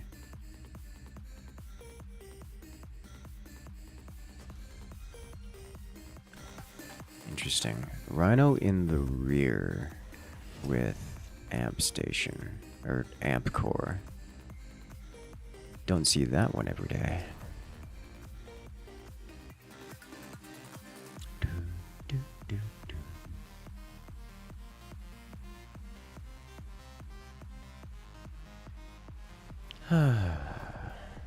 Alright, so I think we win this one, because he doesn't have a whole lot to deal with the big boy itself. Like, he's got snipers, but like, it's not gonna do it.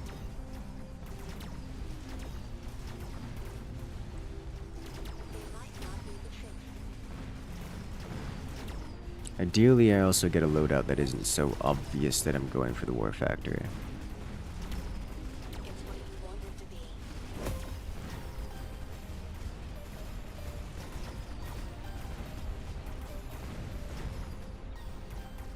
And the war factory just beats everything he has. Which is a really bad sign, by the way, because it means our opponent, after all this time, hasn't built a composition that's capable of beating one unit. The one giant unit. Which is not indicative that our opponent doesn't know what they're doing, to a substantive degree. By the way, sledgehammer production, that's not what I wanted. I wanted steel ball production. I mean, it's fine. But I pressed the wrong button. That's gonna hurt. 400 meltdowns time. Yeah. Alright, so we are seeing the steel balls thrown in here. I imagine mid? Slightly behind, so the front line gets there first. 800 MMR, yeah. Yeah, 800 MMR. That's the level at what... we had to get knocked down from 1500 down to 800 MMR to find an opponent that just doesn't kill us for building this thing.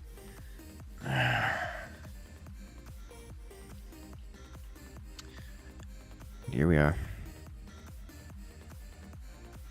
Definitely think I need to take photon coating off of this and put a Phoenix back on. This photon coating is not gonna do anything. Why is it built like a square Bismarck? Because he's thick!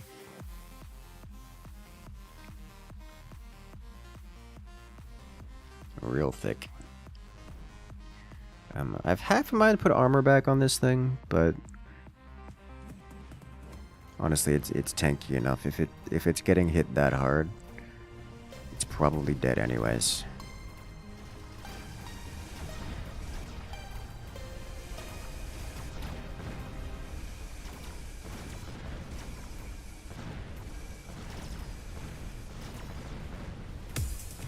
God, it just does so much damage.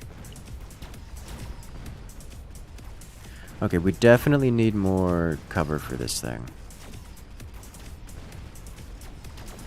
Yeah, phoenixes are, I think, absolutely the call instead of any of the other two options. I don't think it needs any upgrades. The problem with that is it's just not better than spending the money on similar units doing other things. Like, the War Factory isn't better than spending your money building fortresses. So, like, I don't know. This pays off in 2 upgrades, which we're not getting? Question mark? I don't have any tanky or like durability upgrades on the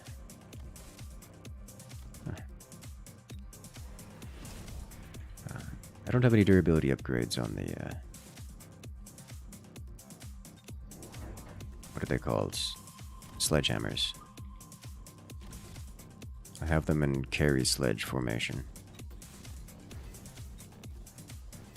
They should give us enough of a kickstart.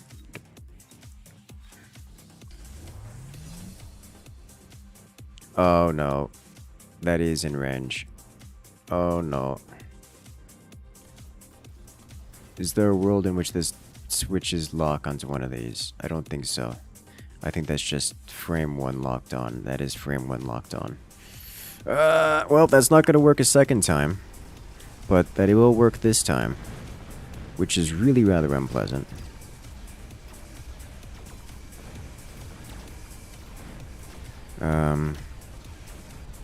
Okay.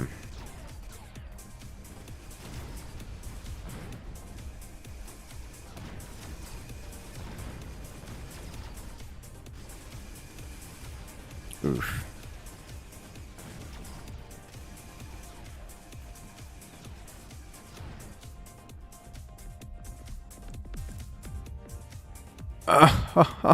Oh, it's so close. Just 1 unit off. All right. Head back over here. That felt closer. That wasn't actually close. Let's check sledges. Is there anything here we... Yeah, I think I don't actually want to... No. Okay. Would anti-air Mustangs be good to stop the inevitable Phoenixes? Phoenixes are anything but inevitable with this.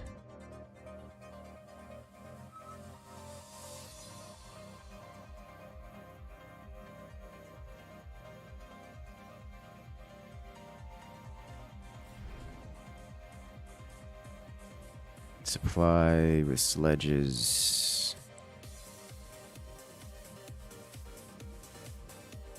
Crawler, Stormcaller. This could immediately get us a level 2. I think we go with this.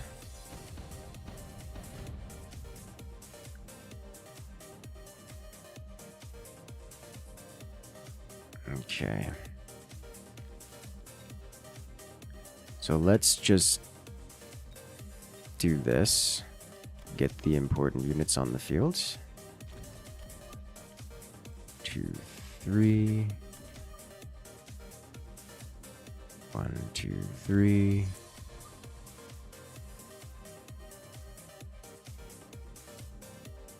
Slide you here. Come on. Click.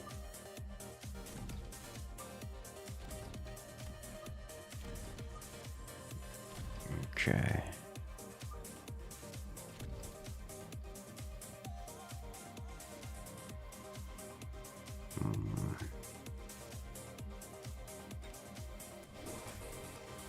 I can work with this.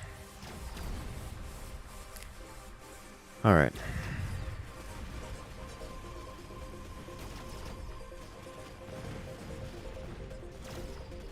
I think I still place this thing center. No, I gotta place it left.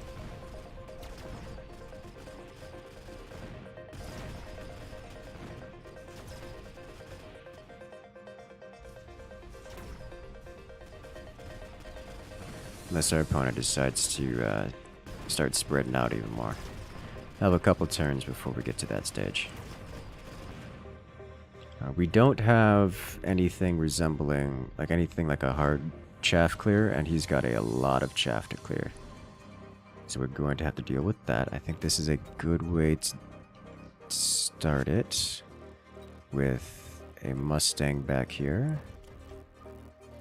Like so. And I definitely don't want marksman. And it will be worth my while to start getting rid of them eventually. Eventually with my while. Not this turn, but alas.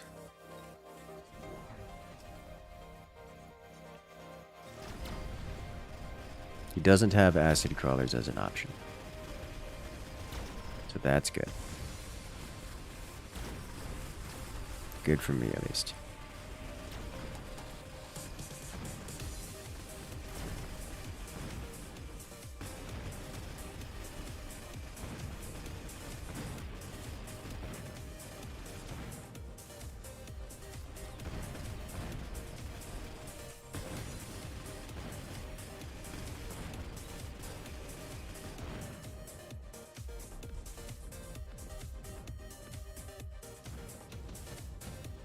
Okay.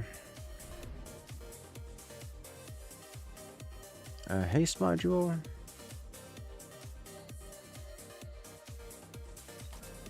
Yes. I'm going to... Do we unlock this turn? We're not going to use it this turn, so we're not going to unlock it this turn. However, 2 more of these with the high explosive upgrade.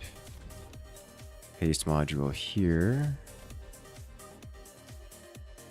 And another set of these back here. I think we'll do this. Put the hasted one over here so it gets in the battle faster. Sell this guy. And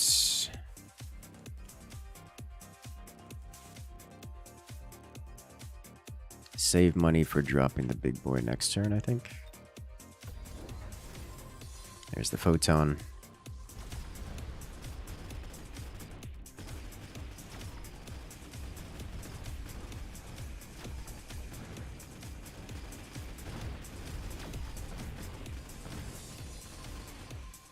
Okay.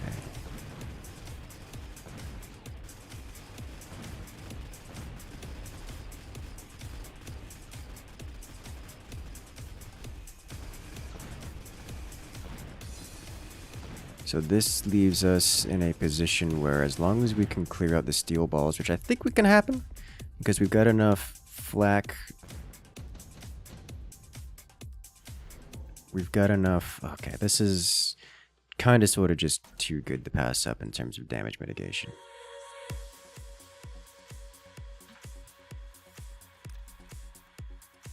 So let's do this. And then we grab you. I guess I could start it at level 2, couldn't I? No, that would need 400 more than I have right now. We slide you to the left, like all the way to the left here. Slightly further forward.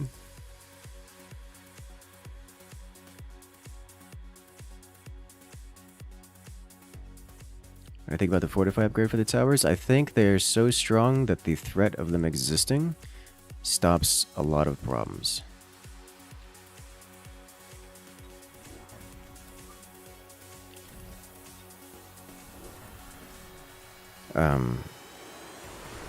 Enough that people don't really need to use the upgrades for things.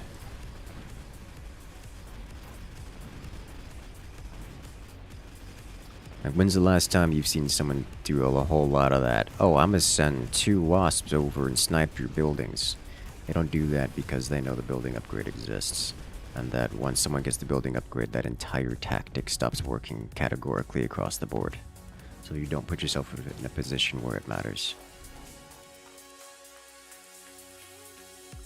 all of this is not so useful to me. This is useful to my opponent. I guess it is also kind of useful to me, but it's also kind of expensive. I feel like if I don't get this, I'm going to be in trouble, so I'm going to get that. We're going to get steel ball production and Mechdiv. I could really use some crawlers. But we have anti-air, we have splash damage. We've got anti-swarm. Left side is definitely having a rough go of things. Ah, it's close. I need to delay left side just a little bit longer. Please kill the balls. Oh no, it's bad. It's real bad.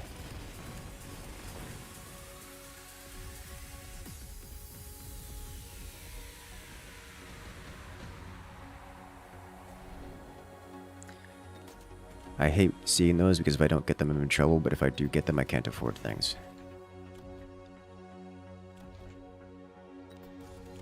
Alright, so I need to delay left side more, and I don't see a good way to do that aside from additional crawlers, which is not a good sign.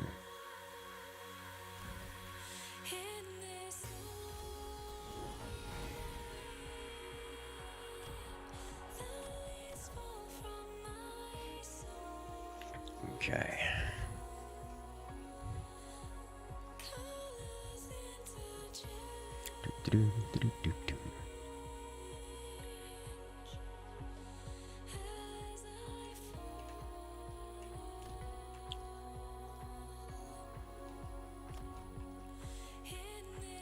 Let me see, what else? So we clear out the crawlers real quick, although I could probably do with a little quicker. Maybe one more Mustang over here behind these tanks.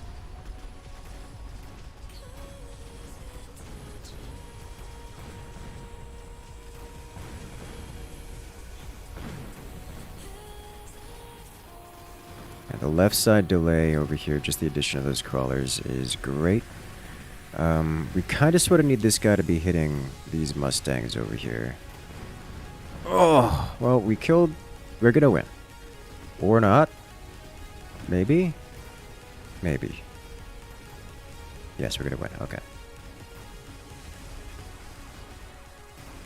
It seems like it's very niche. I've yet to find a way to actually use this thing. If it's generally niche units at least have a place to be. Like, hackers are always hard to use, but at least they have a niche. I've yet to find a way to use this thing. Like, period. I haven't encountered anyone else who's successfully used it either. Which is concerning, to say the least, you know. But, suppose here we are.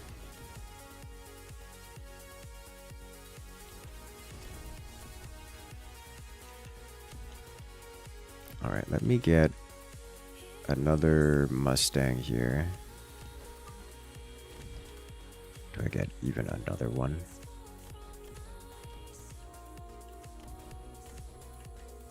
Niche means it's still useful. Exactly. There's an implication about niche, and that niche implies it is still useful for something. We haven't gotten that far yet.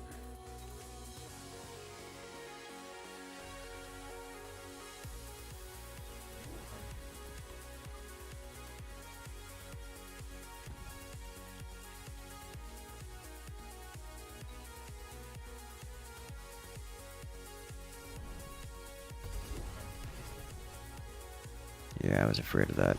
I suspect there's not much I'm going to be able to do to survive this. Oh, no. Yeah, okay.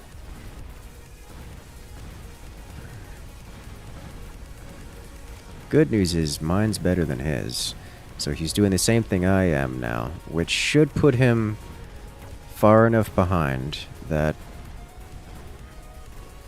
it, but he still breaks my left side, which means he's probably going to win it. Oh no, it hurts so much. Oh, that's lethal. That's super lethal. Okay. Yeah, he's just too far ahead.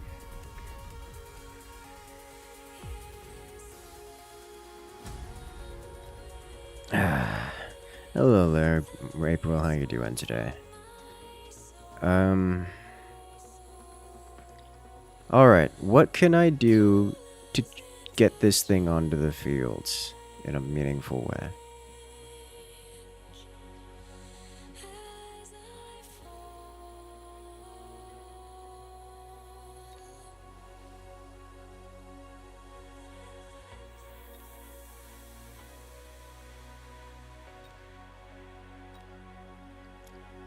Let's see. Fortify it's the one side and focus on the other. I don't think that's it. That only works if your units move faster than dust. Today's shockingly good food idea. Bourbon chicken soup. 5 pounds chicken, 6 pounds potato, 2 cans whole kernel corn. Bourbon chicken soup sounds amazing to me. Like, period. This is a good start. If we can get Mustangs in here. We should do better to utilize the 4 cannons. I don't see range helping much. Every time we've tried it, it has done no significant benefits for us. Factory does the factory very well. Well, it does the factory element pretty well. It's the everything else that doesn't. The problem is it needs to do everything else in order to function. So, therefore, it doesn't function. Let me fit it over here.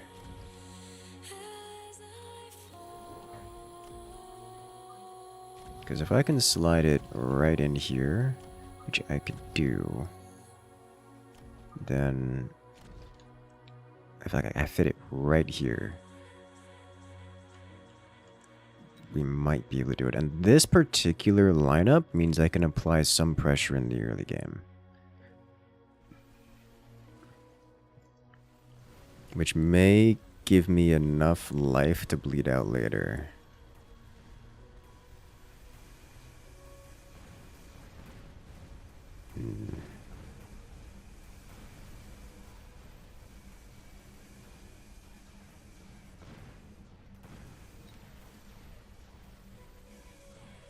So this one we're winning because we've done a lopsided push and just not done anything symmetrical. Therefore, it gives us an advantage. It also helps that we have steel balls and crawls versus what they called storm colors. That just gives us another advantage. So this is round 1 on the draw advantage to us. We'll see if we can translate that into actually being anything we can use. Grab this for later. That's gonna be good.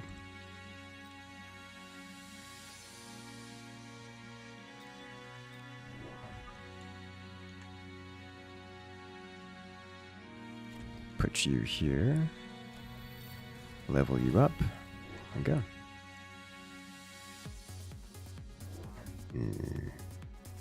The 4 cannons are side dependent. No, they can shoot any direction. The problem with them is that they have shorter range, and so the vehicle stops moving when it gets into range of any one of the cannons.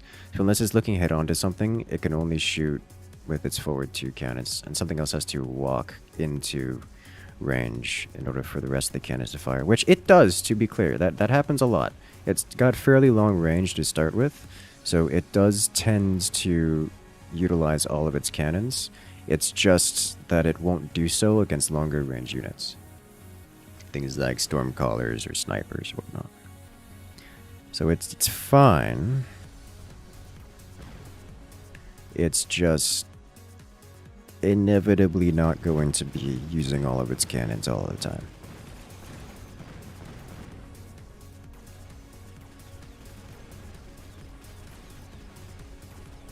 You found the war part better than the factory part? Yes.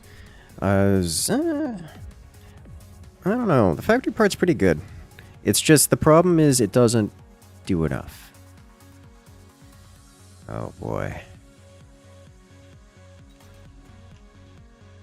That could be a thing. Like, it doesn't do enough war and it doesn't do enough factory.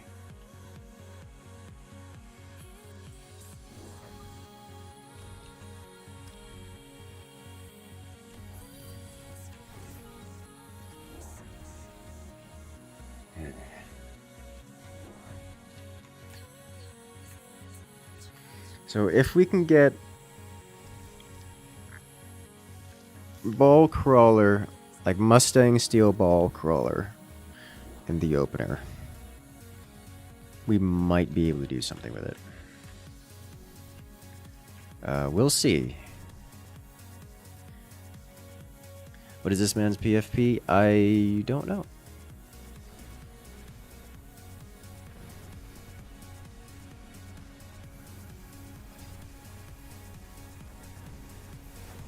The world may never know.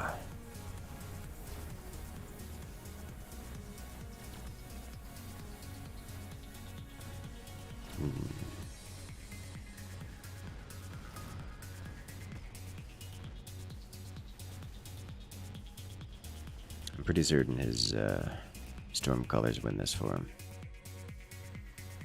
At least they'll do enough damage to the Arcs clean up.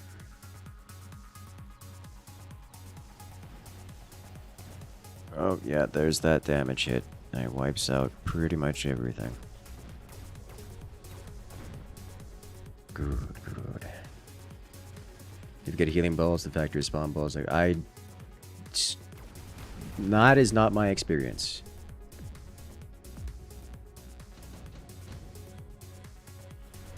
At all. None of this is great. But I may as well grab this just to stop the bleeding. Stem the bleeding a little bit.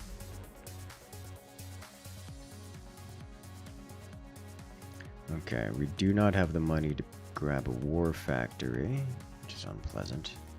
Unless I buy out, which I'm not going to do because we're going to be at a massive disadvantage as is. So instead, we'll get this tech and more crawlies? No. HP. So that'll help us immensely.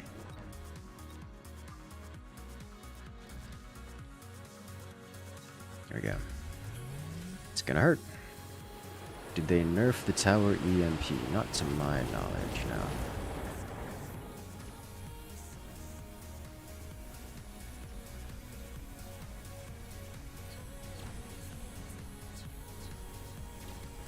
As far as I'm aware, the tower debuff is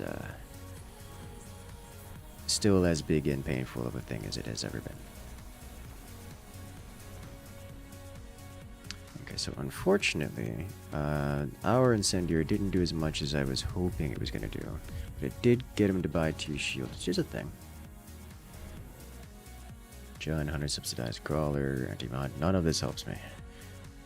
So we get you, and we immediately get steel ball production for you, and XP level you up, just so we can double level you next turn.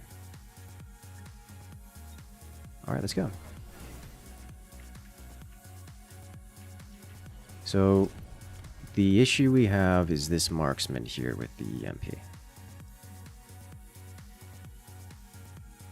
You think it works just with the user to cover? Well, that's where we're trying. I've yet to find anyone on Twitch, off Twitch, in-game, out of game, who has been able to successfully make this thing work.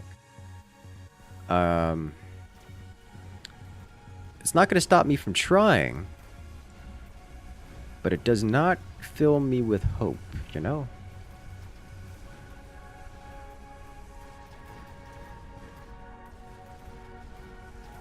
So we're giving it the old college try.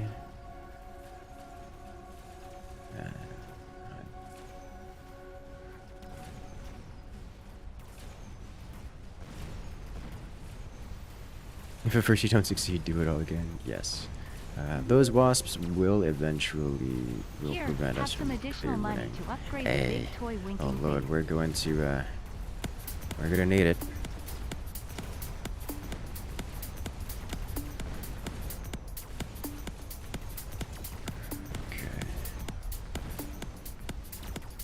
Alright, so now the EMP is down, we have unit production again.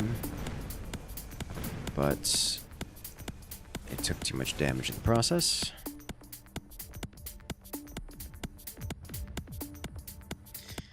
Alright, so does he have EMP on those storms is the question. Improved Sledge, Amcore, none of this is super useful to me, except for maybe Amcore. We'll grab Amcore.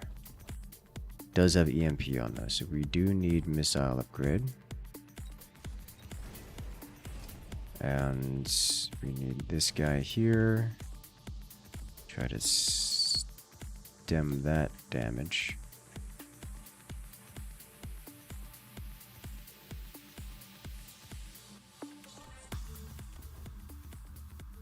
Pretty certain if we buy out, we lose. Pretty certain if we don't buy out, we lose.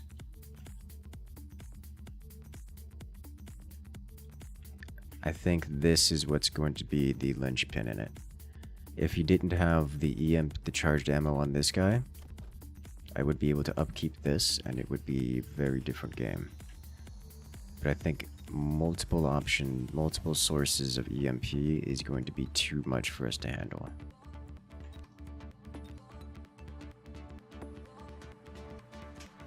Like, I can't deal with both.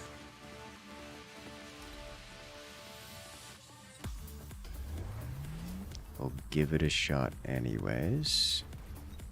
He did get EMP storms.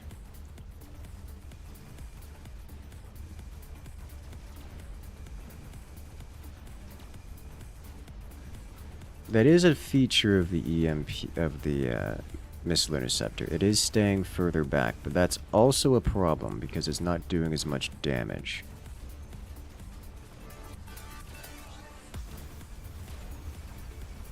Because it's not utilizing its main gun. He does have hackers.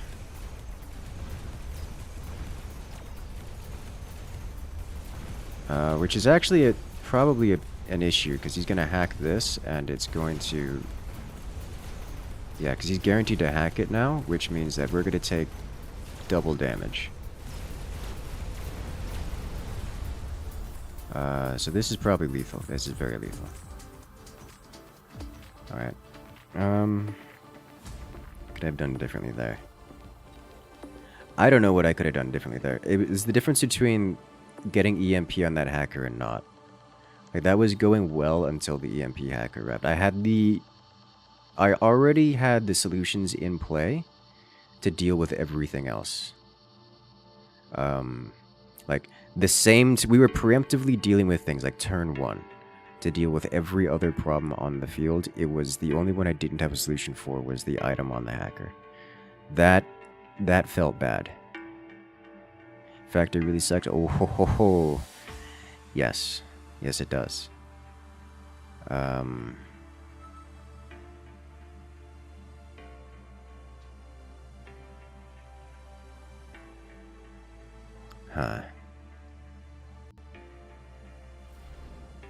Should in fact be placed in the back line. No, because it costs 800 to place, 200 to unlock, and 200 every turn, like at the start of every turn. So it costs 1,200 money just to place the thing, and then an additional 200 every turn that it's on the field. So it must necessarily be part of your front line, because it is mutually exclusive with having a front line. So it is your front line if you have it. It is your front line, it is your back line if you build the thing. So that's an issue. It's a pretty big issue. It has to be involved. That said, it can be... No, I don't know if there's anything else to say after that. I really don't know if there's anything else to say after that. But you have a good one, Yan Biao.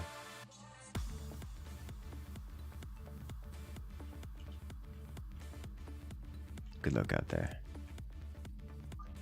We do this instead.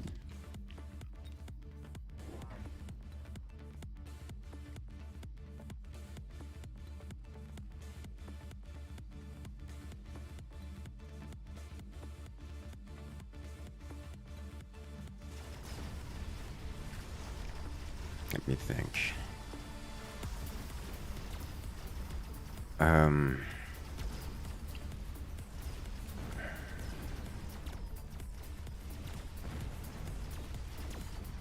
If I were to try doing sledge, there's zero way. I was thinking if I were to do carry sledges and then set the thing in the back, I could get a lot more sledges, but sledges suffer pretty hard for a lot of reasons. And there's no room in sledge heavy builds for getting an additional 1200 money. The 1200 doesn't even include the factory upgrades that it needs to make work. Oh, well, here we go.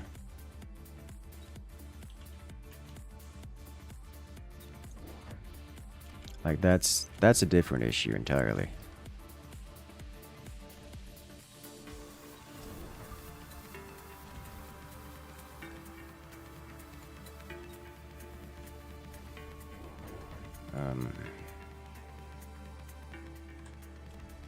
Okay, Fangs. He's going Fang heavy.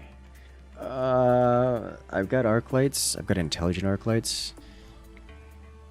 So, it's not perfect, but it is something. That sentinel missile is gonna hurt.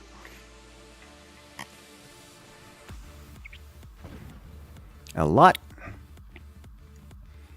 Originally, I was intending to get chaff in front of that, so that didn't happen. With the intelligent arc lights, I figured it would be better to get them out earlier, but saw the consequences of that. Risk I was willing to take, and we definitely paid the price.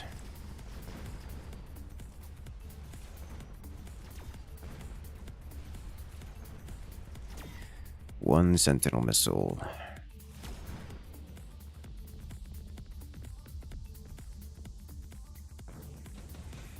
Okay.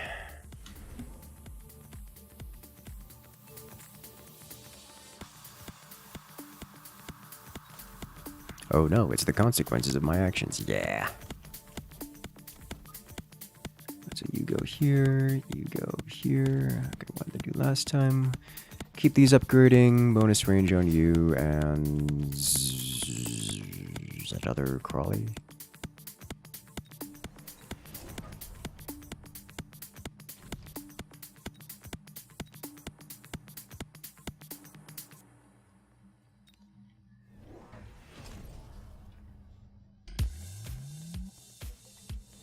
I don't have... Oh, this man is going Fangs for days. Sledges do work pretty well versus Fangs, so I'm not too beat up about that. And if we can get... Once we get the War Factory on the field, those Fangs will have a rough day. Does he have Ignite? Doesn't have Ignite. This is the one time when Ignite is more useful than AP.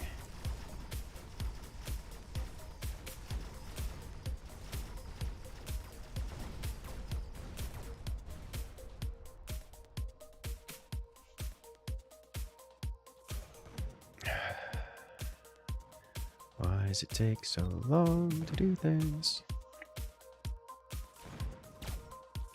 He's got shields on that already? Mad Knight for a single unit?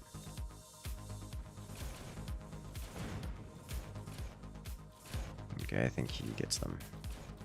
Doesn't really matter. We're taking 200 damage regardless. Huh. Doesn't actually clear them all. Neat. Alright. Charged ammo. We're getting this out of the pool right now because he's likely to take range. And that's unacceptable. That he has charged ammo.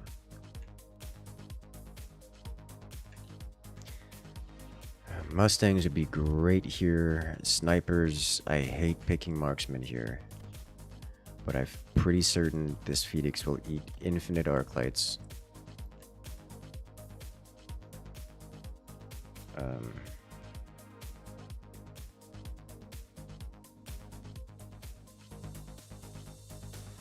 Placing in mid-range might alleviate some of the issue with having it targeted immediately. The problem with placing it mid-range is that placing it mid-range is an issue that needs to be rectified, like, in and of itself. So you can't... There's not really a whole there's an issue. I think we get range Phoenix. I think we get range marksman. More marksman.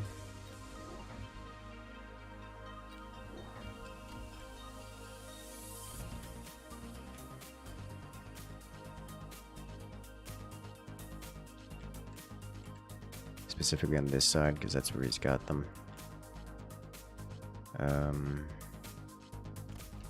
And an arc here, mass recruit and arc. Help deal with this.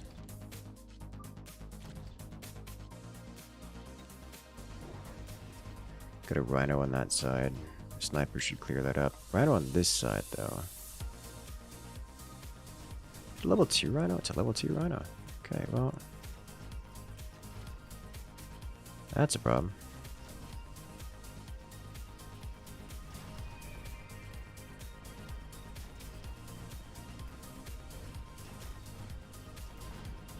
That's a big problem.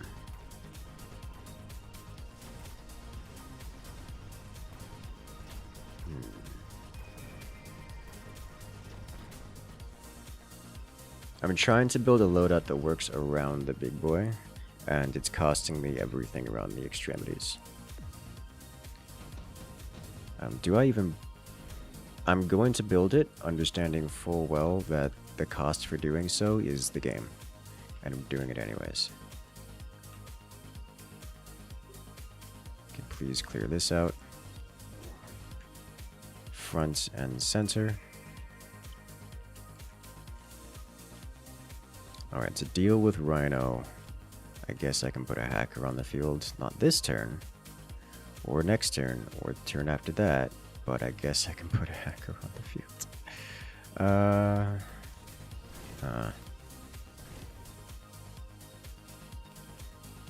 Well, that's all the money we have, so...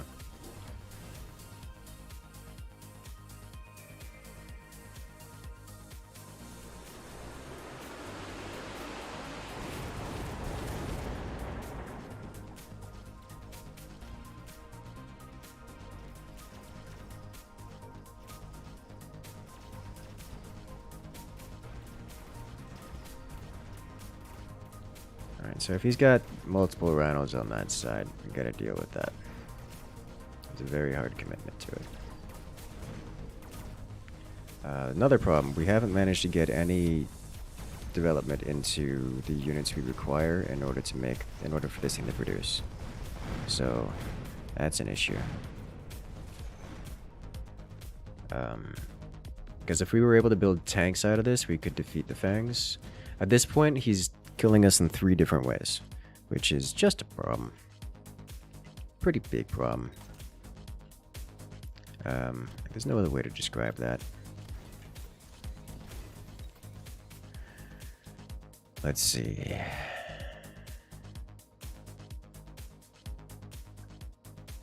If I were to build a second one of these, slap you over here and say, good luck, what do you do?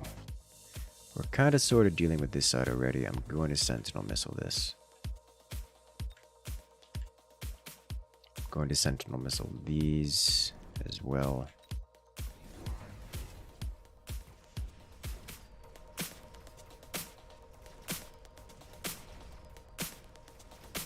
He just kills it directly, I think, with multiple rhinos.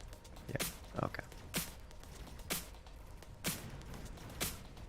Understandable.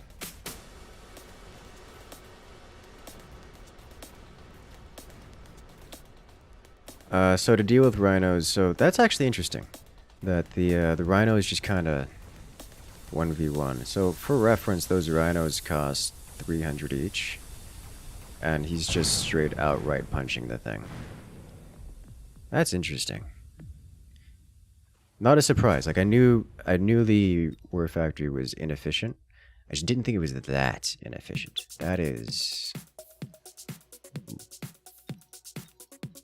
comically inefficient. Like comically ineffective.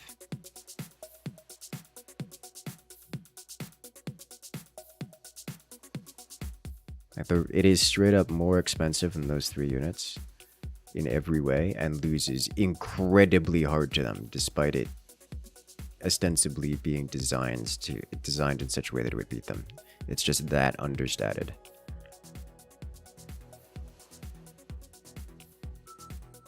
Like, it's got heavy single target DPS.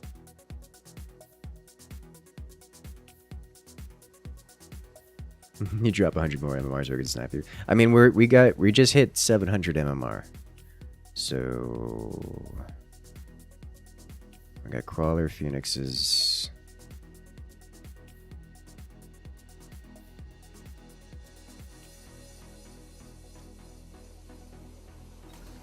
I guess that's the better start. I feel like WF is there, flex unit when you're already winning. That's the only way we've been able to use it, as in drop it on the turn that we're already going to win. Like, we're guaranteed to win. We drop it on the field, and there's nothing else to say about it.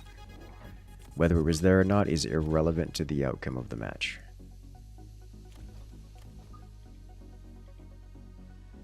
It is the only way we've been able to have a victory screen with that unit on the field.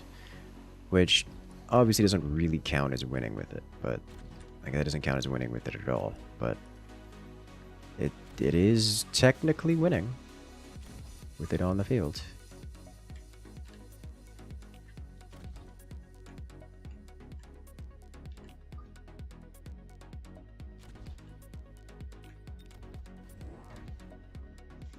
Okay. It certainly works. You have multiple upgrades with it, so for the very late game. No, I've never seen a condition where I'm able to get it onto the field late game, unless the game has literally already been won for all intents and purposes. So it costs at PAX. I don't know if you've seen the stats on it or the cost of it. It costs 1,200 to put it down, which means like that's not including upgrades. It costs 1,200 to put it down. And then another 300 just for the first upgrade. And then, 300, 500, 700. So, very difficult to make actually work, to say the least.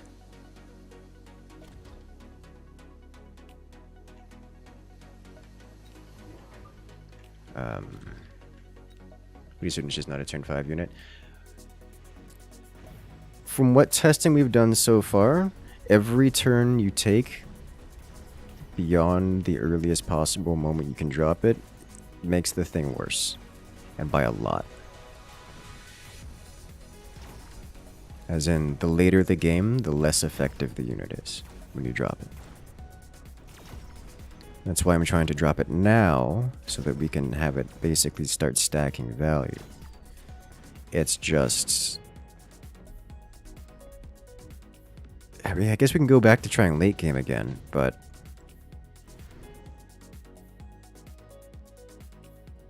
so far, not been an effective tactic.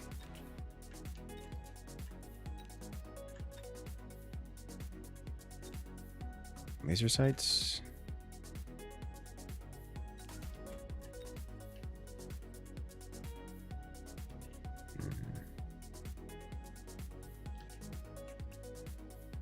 I need to have at least one of these on the field.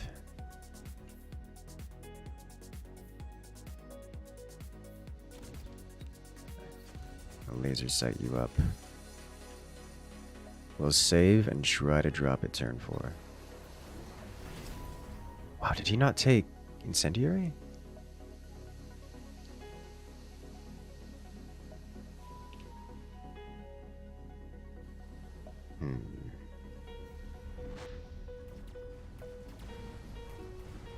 The issue is, you understand it, you either get it early, it needs to be your front line, and then it dies to a meltdown.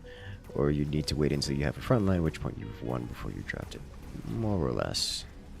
I mean, a lot more to it than that, but I guess if you want to simplify it as that, that's not wrong.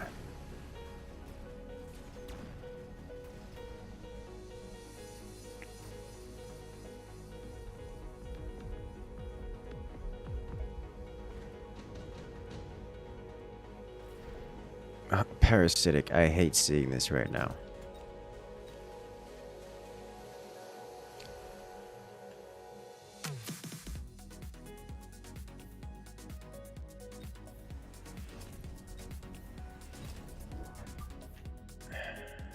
Alright.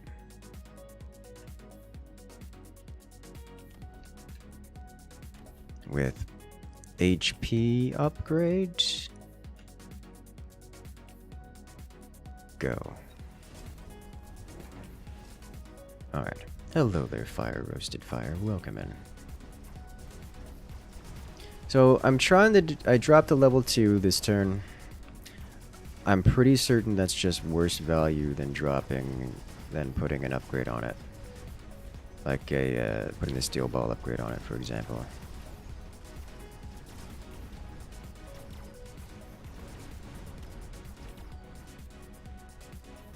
You're gonna drop it early, just put range and overload on it. That's the quick way to lose it, to have it not do anything for the rest of the game. We've tried that before. We've tried that a couple of times before. It doesn't work very well. Which is why we're trying the factory. The reason I'm trying the factory version now instead of it doing range and overload is because the range and overload tactic didn't work. Or at least it hasn't worked. Not that factory style has worked, but factory style has gotten closer to working than other styles. The other frontline version. So we're giving it more of a shot.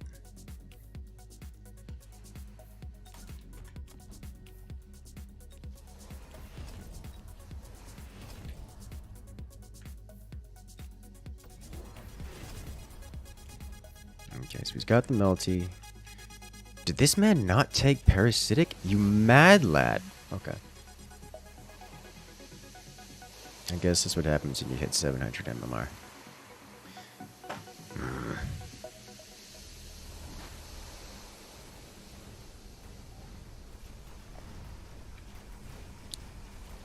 Okay.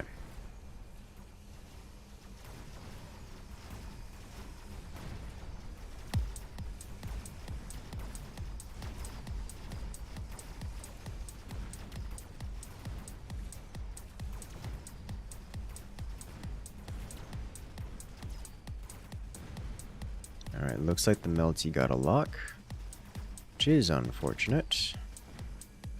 Especially given the timing of the loss of the building. Firstly, find a Phoenix factory better because the quantum. You have to have so many Phoenixes. Like despite the factory producing Phoenixes, you still need to have that critical mass of Phoenixes in order to make the quantum actually work, and that's asking a lot.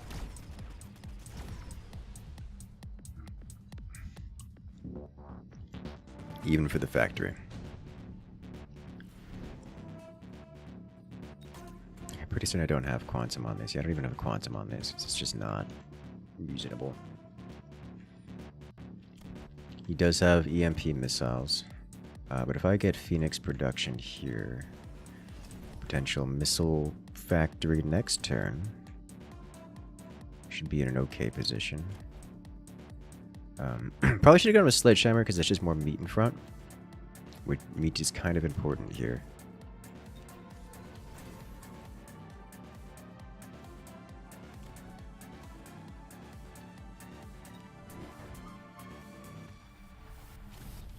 Like, really important here.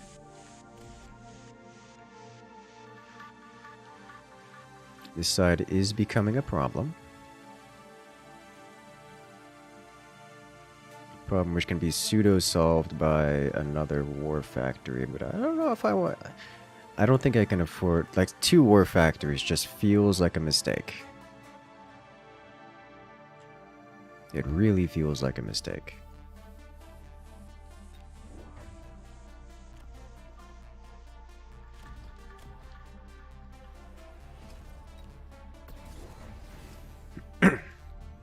Alright.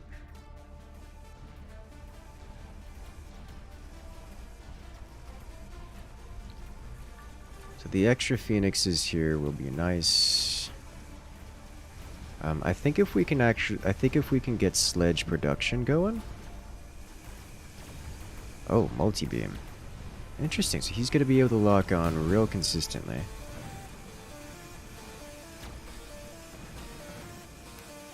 And there's not much I can do about that. except for maybe just ignore it. Seems to be the option. Would hackers work well in this situation? I don't imagine so. Our opponent's got sledges, which I mean are fine. Hacker, fine. It's like fine to use hackers versus them, but this is not a situation I would want hackers in.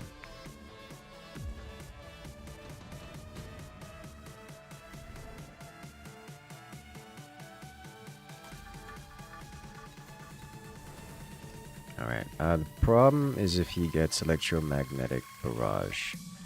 I have this pseudo solution for it in terms of form of missile interceptor, but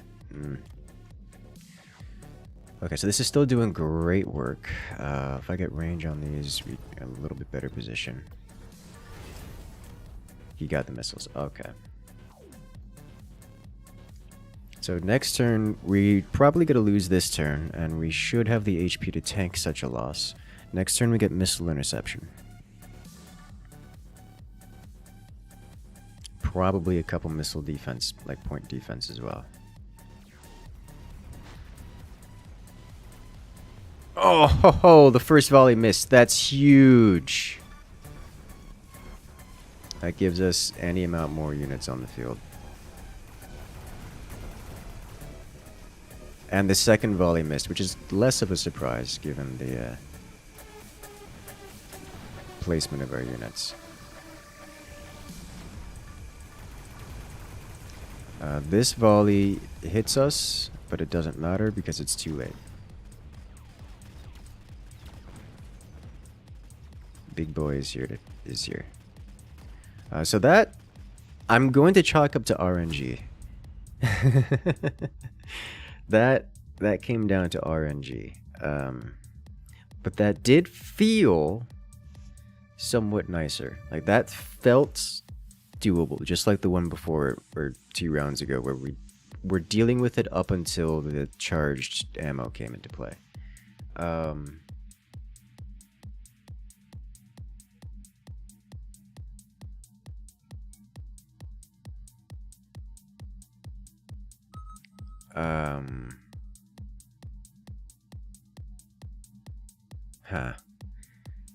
There's no real good way to deal with that consistently, is there?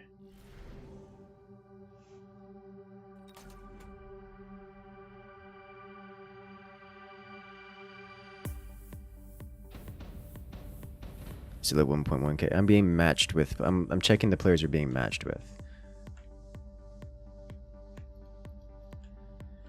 Alright, so he's got marksman openers. You probably don't want to start with balls here.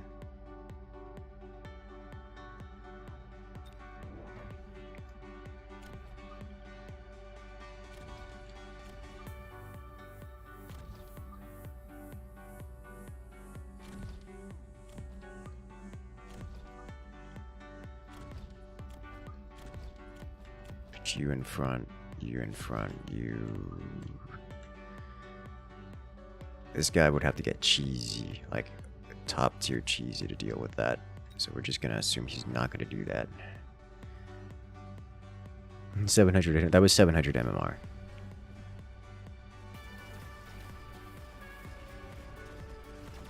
Which is not a lot of MMR. That's... I forget how much MMR you started with. Do you actually start at 0 and work your way up? I thought you started a little higher than 0. I think you start at 0. You can't lose any until you get up there, and it's a slow process. I think you can't lose MMR until you hit a certain point. Is what it is. I forget. It's been a while since I've done a new account.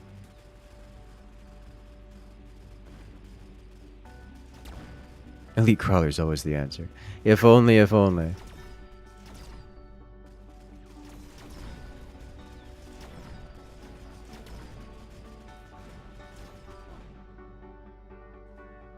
Do you combat power? Maybe I'm thinking combat power. Wish this game worked in Mac OS. Ah. I'm gonna say it's probably. I think you could probably get it working on Linux, which I understand is not Mac OS. But Linux is free.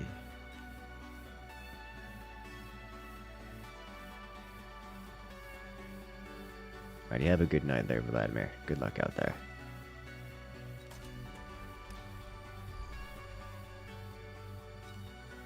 Okay, I do need one of these on the fields. Now is not a terrible time for it. A little extra chaff goes a long way. Should have slid this back slightly.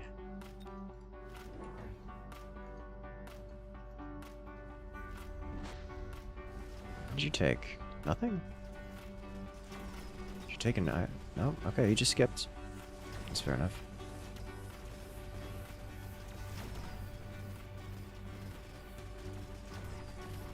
Let's see.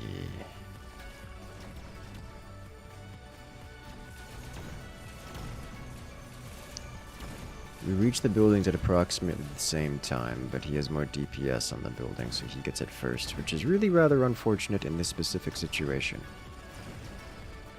He goes through the entire building timer, eating my units.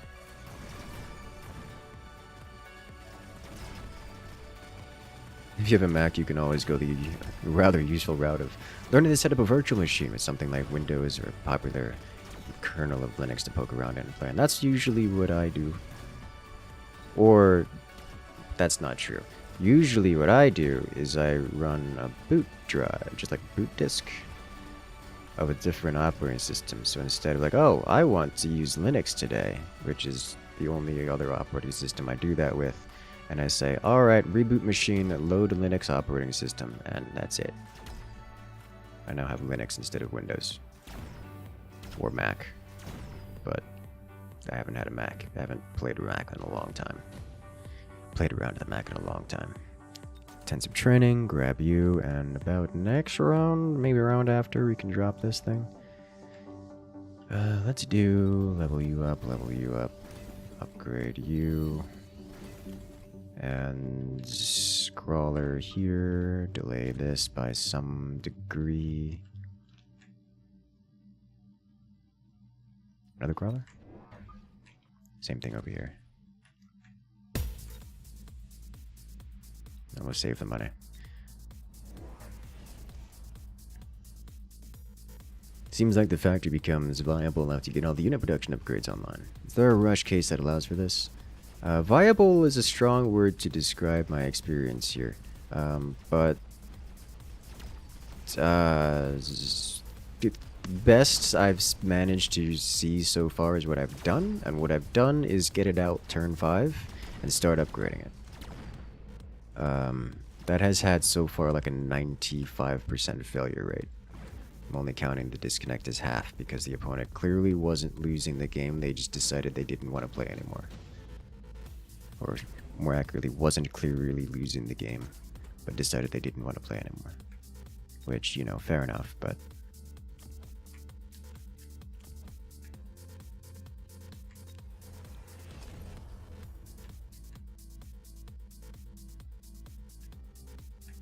Do I get sledges of my own for any reason? No.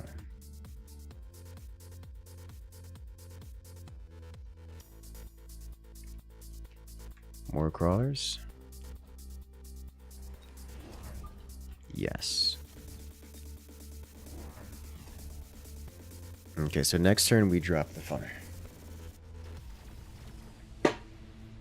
Husband brought you a brand new Mac because his Mac lasted 8 years for work.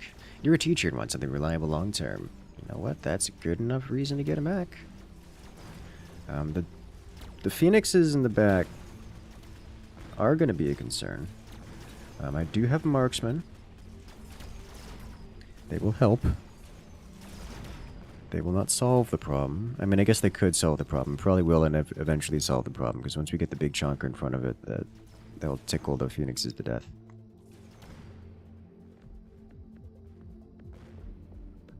Oof. Speed spec, take that immediately. We drop you level 1 because upgrading you is not gonna happen. Not this turn at least. And if I buy out, I can get steel ball production, which I'm not gonna do. Not this turn at least.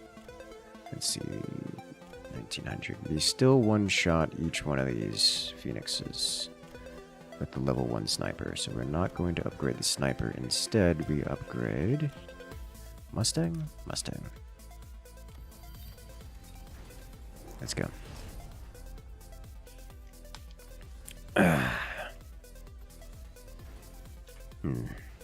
Can you get factory earlier if you carry over your supplies? Yes. Yes. Is the answer to your question. I generally don't want to do that, but it is possible to do that.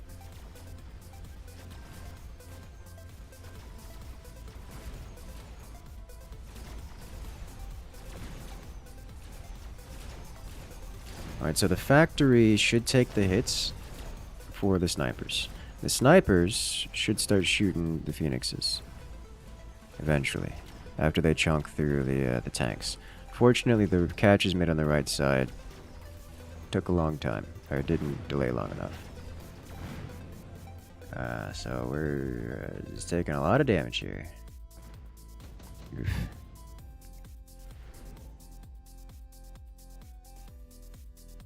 All of this is very unfortunate for me to see.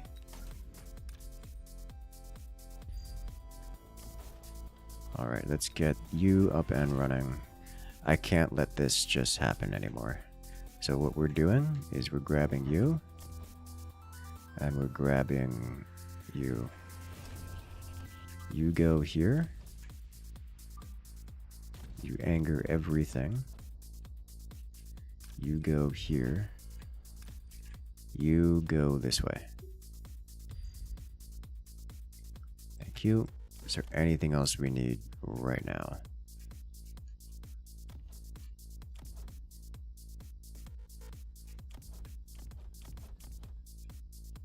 Probably...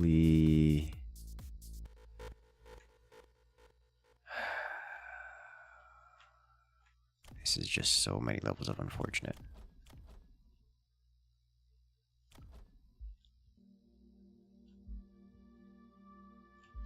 Tanks, phoenixes of my own. I need more anti-air. Aerial spec and buyout for Mustang way back here. And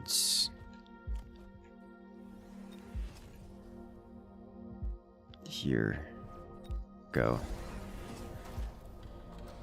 Bombardment's gonna hurt, but we'll be fine. I hope.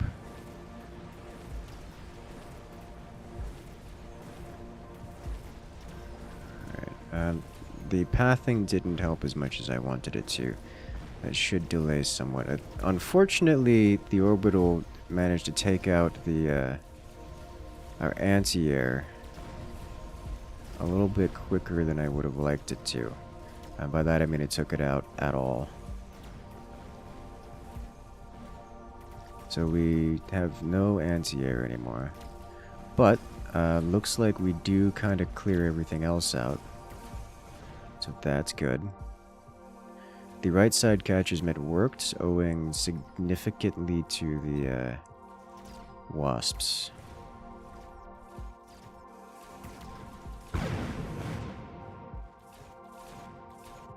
$200 upkeep is rough. It's real rough.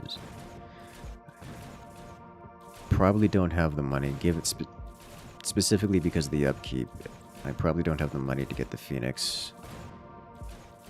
Technical loss, yeah. Hey! Traded some damage. Oh my god, only have 900 money. And there's electromagnetic blast on the field. Alright, so I definitely need Phoenix, I think.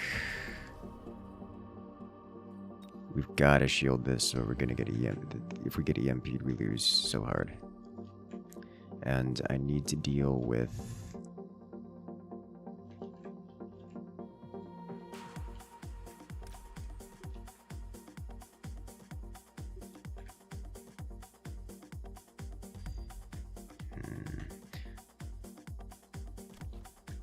I need something more to deal with this.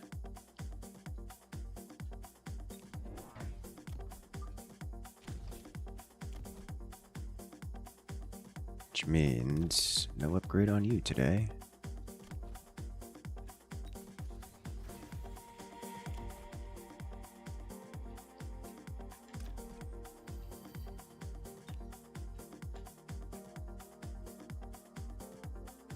Alright.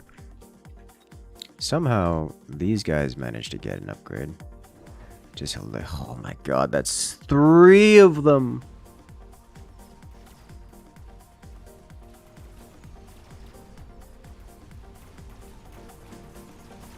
That's so many aircrafts.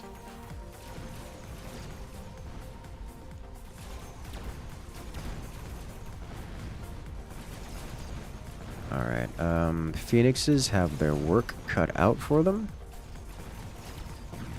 Holy smokes, that's a lot of damage.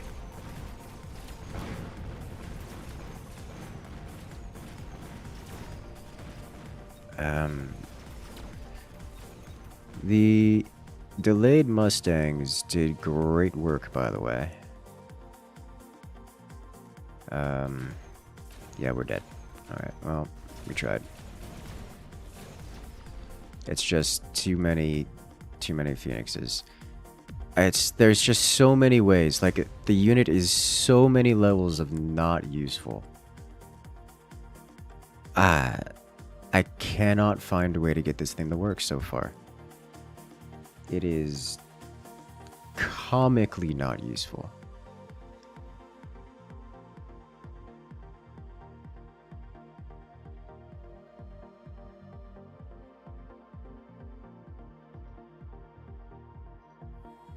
Oh boy.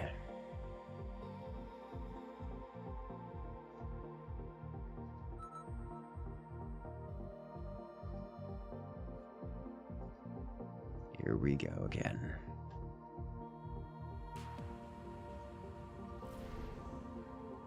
The printed units are EXP effectively? Yes, yes they are.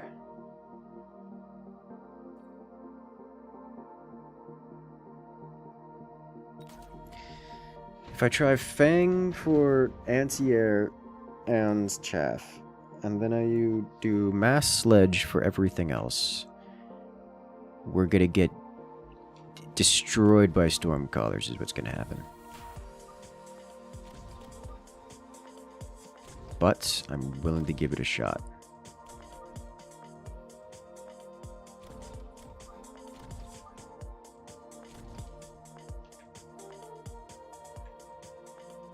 He's got orange man in here. I can't go tanks early. But I need to go tanks in order to make this work. Which means I need to tech switch out of the build before we even started the build. No, we're not doing this.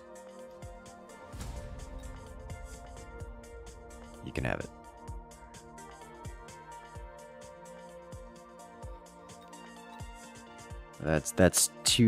That start is incredibly strong and just cuts us off at the start before we can do the thing.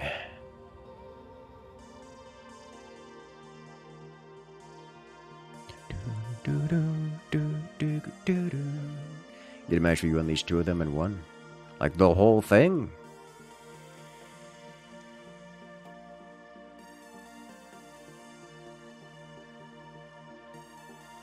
And what MMR? AI Tourney soon in the title? That's correct. Soon, coming up, the 7th Forts AI tournament. Coming up this Saturday, starting at 8 p.m. CEST. That's about 2 p.m. Eastern Standard, US East Coast. Biggest competition we have had so far, clocking in at 20 plus AI in a more round robin context. And with it, Being sponsored by Kalijah Anderson, very own Kalijah Anderson. You may know him from chat because he's been a long-time community member here. We love to see it.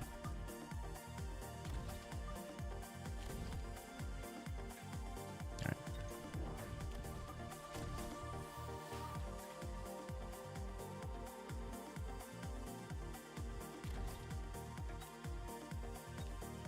Let's go. Does Stormcallers an issue? Yes. Stormcallers cost 0 money when you start with them, and the point defense costs 1,500 money. One of these things is better than the other.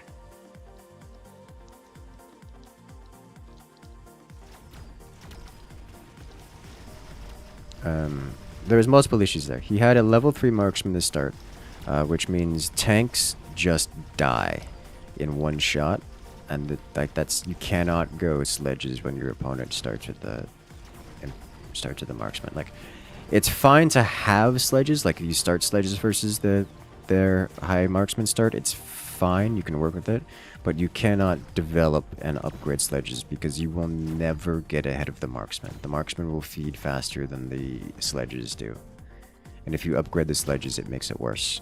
So you just don't upgrade your sledges ever when the opponent starts that far ahead.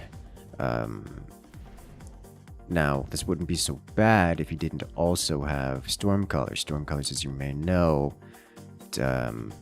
are extraordinarily good versus things like Fangs. So you don't go Fangs when your opponent has Stormcallers already on the field. At least not as a major part of your loadout. So, that's a big problem when those are the 2 units we needed. And he's got the hard counters for them. Again, it wouldn't have been that big of an issue if we didn't need to have a strong start, because we need the strong start in order to bleed out HP once we place the war factory. But if we're bleeding HP to start with and then bleeding even harder once we get the war factory down, that's just losing with extra steps. Not that we found a way to really win with war factory, but at least I want to be able to test the thing, which you can't do if your strategy involves actually losing the game. Does that make sense?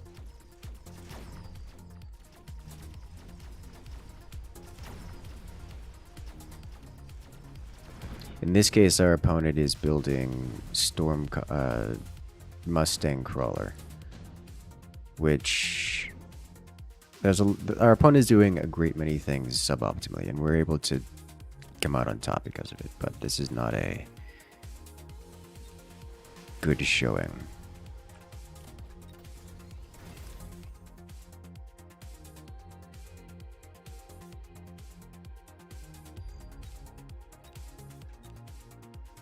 Like, we're building sledges, and our opponent's responding by building Mustangs, which is usually a quick way to lose the match, or the round at least.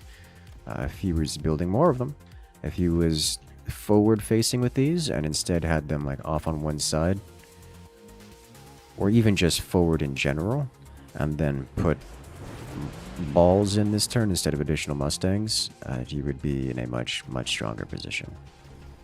But that's not happening.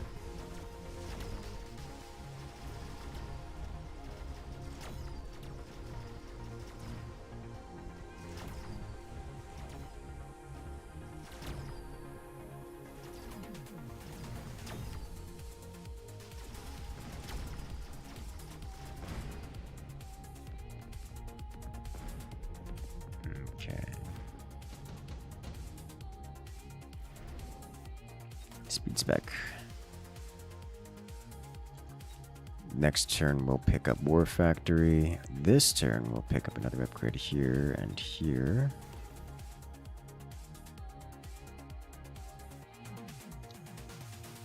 also like to get balls going, so we'll just not spend money this turn, so we have the money to actually do things next turn. But we tried Fang plus Token Phoenix plus Ball Sledge start. Alright, you said 3 units to start. You see the problem with that.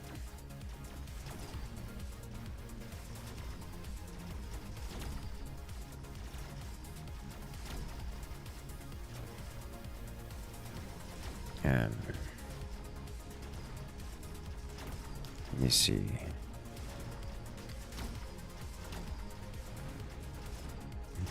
Not round 1, you mean early game?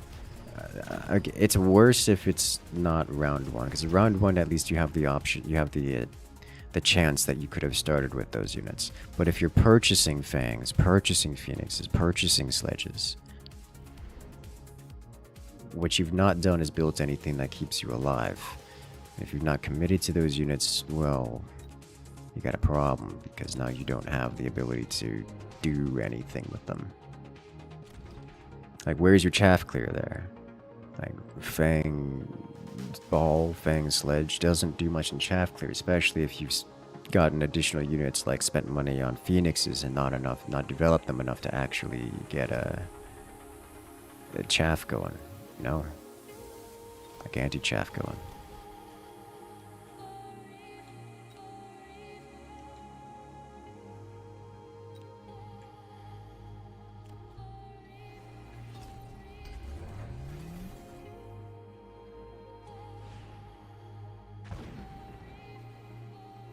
Alright, so those are storm callers.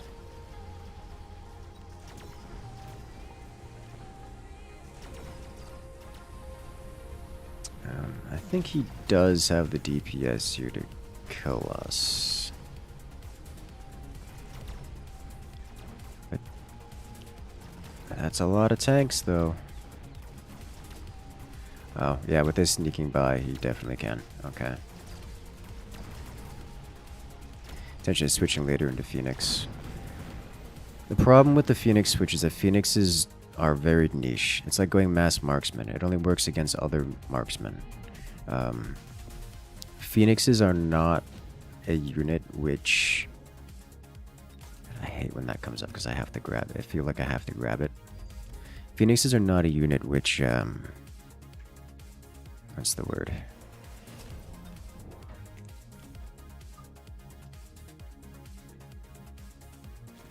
Looking for a word here. They are not a unit which can carry of their own accord. They need something else to carry for them. Even if you go with the mass... they're generalist units, yes. Even if you go with the mass rebirth, what you don't get is a unit which can actually clear the board. So they'd still just lose. You know, unless of course your opponent literally doesn't have anti-air. That's the thing.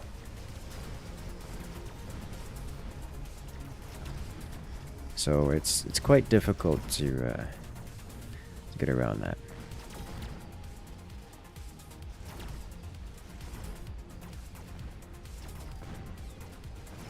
Those 3 crawlers back here are going to ruin any chance we have of winning this.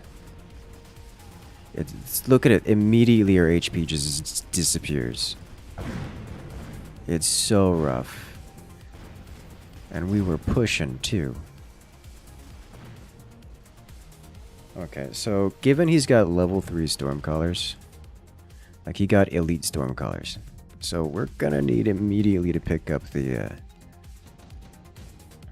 point defense here.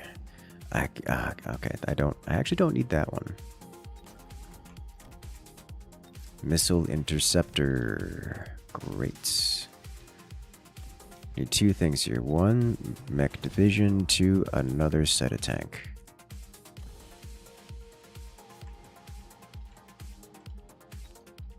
Three, add you right here.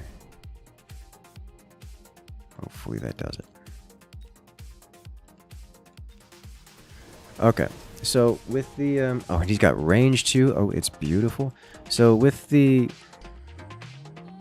missile interceptor, this guy will actually hang further back, and Because they tend to stop moving when they get close enough to the thing they're trying to hit. So he will actually be able to sit further back and, is that true? Because he's... There's a certain range at which he sits back instead of moving forward. Maybe it's... I'm not sure. Either way, the anti-missile system should help us massively. Like, it hasn't taken a hit yet, which is soon to change. There we go. But this gets it in. And now that he's got lots of... now that there's a lot less DPS incoming, the amount of units that he's outputting should overwhelm the opponents. Especially given we have crawlers that are spawning from the steel balls.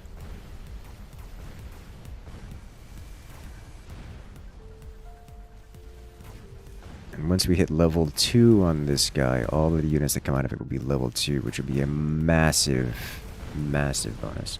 When I pick up tech spec, because it would have paid itself on the first hit. No, it takes 2. It takes 2 for it to pay itself off. There's so many. Vulcan's Descent, Elite Fang, Enhancement Module. I want none of these things. None of these things. Anti-missile putting in work? Yes, it is. And with this, we should have a solid boost here. We get 2 more of these. This got used, so let's do that again. And that's it. We just gotta hope we win it. He didn't get EMP missile. He did get melting points. EMP missile. There's a lot of things our opponent has done wrong here that has given us this opportunity, to put it lightly.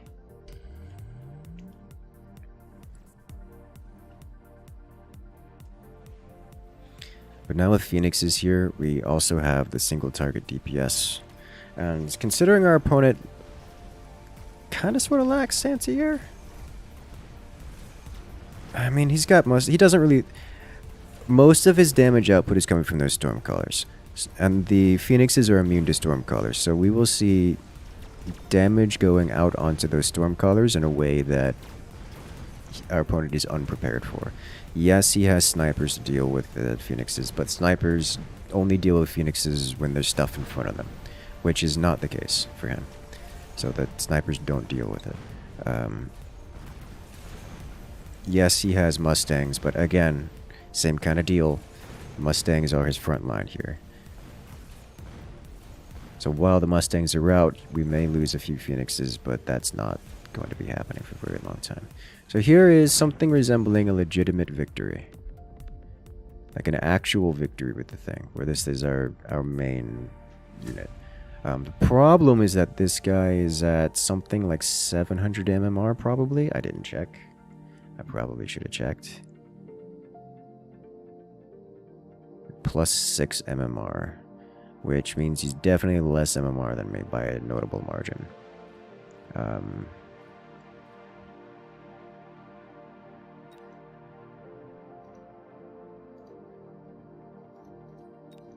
I don't know how to check its MMR. Less than 1,000.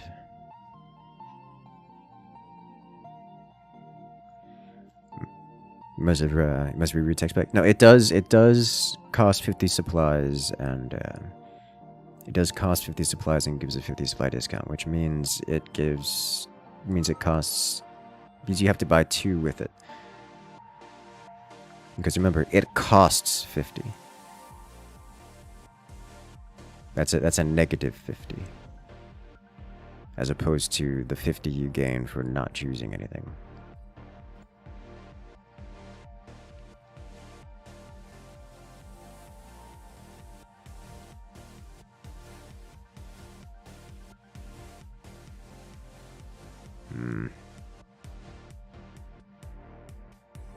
Fine.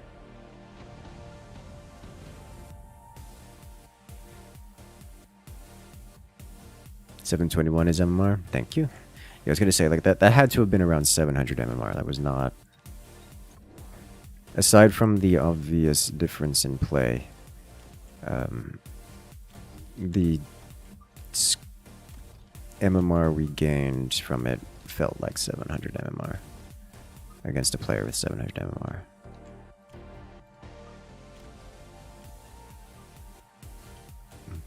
I don't mind putting this guy over here.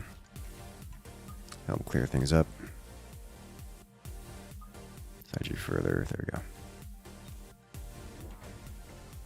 That guy's there for future-proofing reasons. He's not much of a stopgap against the incoming pain, but nevertheless. So what I've done here is something resembling a legitimate build. That's an actually strongish push. And it's going to give our opponent some problems. In fact, it looks like we're going to win this round pretty handily.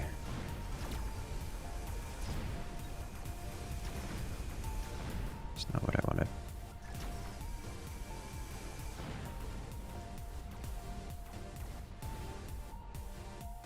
Which is a great start to this, because every round we win early is a good round.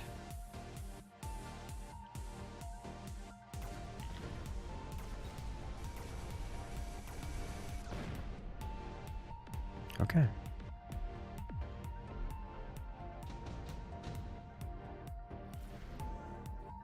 I did none of these things. Well, I'll take this because it's just better Phoenixes.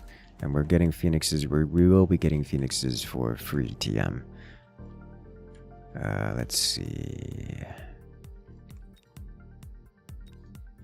I don't mind taking this early, because we are going to need it, but is it the good thing to do now? It's not a bad thing to do now, because we have Sniper behind to help clean up.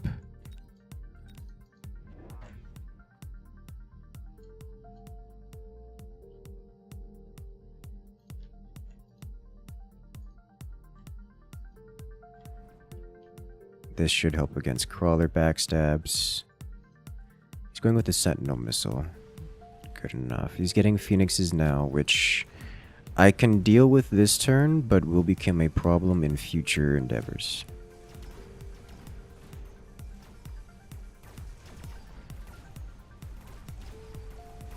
That Sentinel missile did a lot of damage. It did a lot of damage. As marksman sniper is just MVP all the time. Like level 3 marksman spec sniper. Okay. Didn't manage to deal with the Phoenixes, but then again we just lost left side directly. That Sentinel missile did great work. Speed up, you can do it. It's fine. I'm gonna wait. Excellent, yes. Alright, laser device spec, intelligent marksman. Grab you, throw you on here. Steel ball doing great work. I could feasibly get this out next-ish round. I am lacking in chaff clear, but our opponent literally has no swarm units. So, guess it's not that big a deal.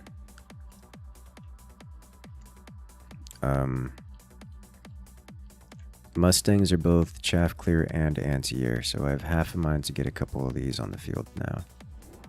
Or at least one of them. I'll delay it so that we get things done here first. I'm not keen to upgrade these because that costs money.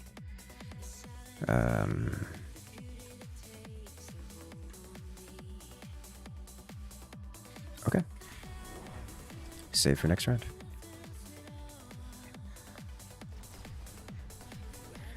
The moment our opponent gets swarms of any kind, we're in trouble. Like, we can handle it, but we go from winning the rounds, you know, barring Sentinel missile shenaniganery. We go from winning the round to not winning the round. Not by much, but still. This is, of course, another example of this is not a great situation to be showcasing the War Factory, because our opponent, despite me making suboptimal plays, is still losing. So I should be losing a lot more health here than I am. Certainly not winning. But again, what has happened? Things have happened as I've said was going to happen. We've bled enough MMR that our opponents are now not... We've bled enough MMR that we can actually get this thing onto the field, is what's happened. Alright, I'll keep you updated so that you can keep that going. Let's do this here. Do this here. If you put something here, I'm in trouble, so we'll do this. Hopefully that'll do it.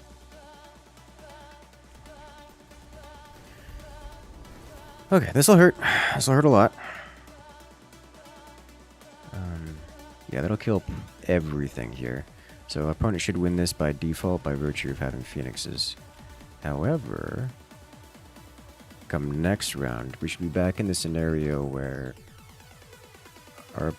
we're basically beating our opponent on the flat of the units, and the War Factory should do enough.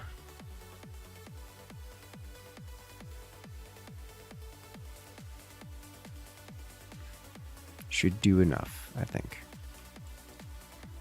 Because at this point our opponent's lacking single target DPS, like real single target DPS. That's not true. He's got real single target DPS, but the War Factory is a big chunker. He needs more single target DPS. He's lacking in it just only because it's specifically the War Factory and not a regular giant unit, a lesser giant unit.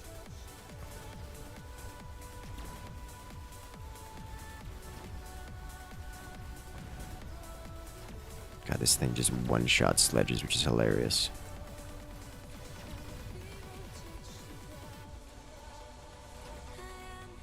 Phoenixes do a lot of damage, guys. It really hurts a lot. And everything's gonna level up. Oh. Nope, just the one Phoenix leveled up. Okay. Alright then. In that case, since he no longer has access to that, at least not this round, I'm taking this. We go for steel ball production. And anything else? Not really? No. A couple more marksmen would do well. Steel ball upgrades are probably pretty good here.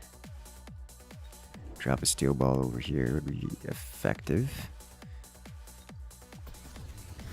Just to deal with these sledges a bit better. Again, the only AA we have is this marksman and Mustang, but that marksman alone will be enough to clear up all of this under the assumption that this guy lives. Smoke bomb will be a bit of a nuisance. Nah. The War Factory does not care about getting into melee range. It's producing units the whole time, whether or not it's under the smoke effect. The marksman will be affected, and that would be unpleasant. But everything else is fine. Everything else we have is practically melee. The marksman is able to shoot over it, and the big boy will just trundle on through. Obviously, it not firing is suboptimal, but it is not a particularly important part of what is happening now. The big important part is the marksman is no longer next to / behind the War Factory. That's the important part. Which means his phoenixes are going to live and therefore kill us. So I do need to invest into phoenix spawner next round.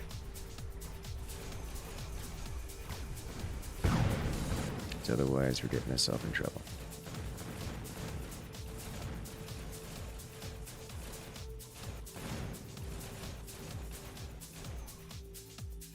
Just so we can deal with those phoenixes more consistently.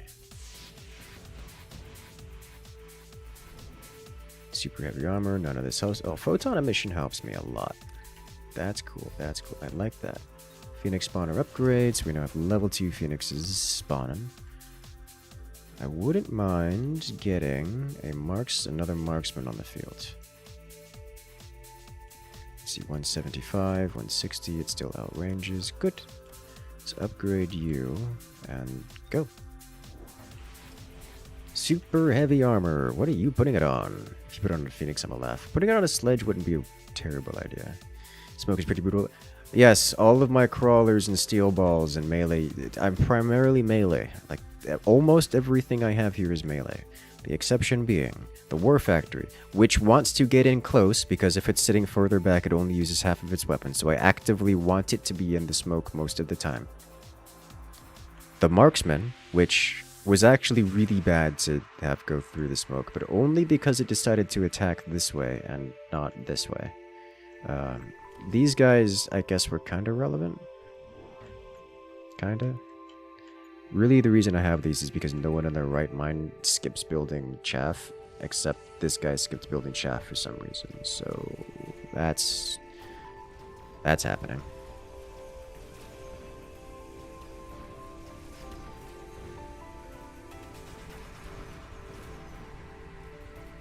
War Factory didn't shoot it at all. The entire front line died, and they got targeted by the Phoenixes. The War Factory is the front line, I think, is the misconception here. Everything in front of it is just chaff. The back line are the Phoenixes that spawn out of the War Factory. Like, I actively want the War Factory in front to take those hits. As we see here.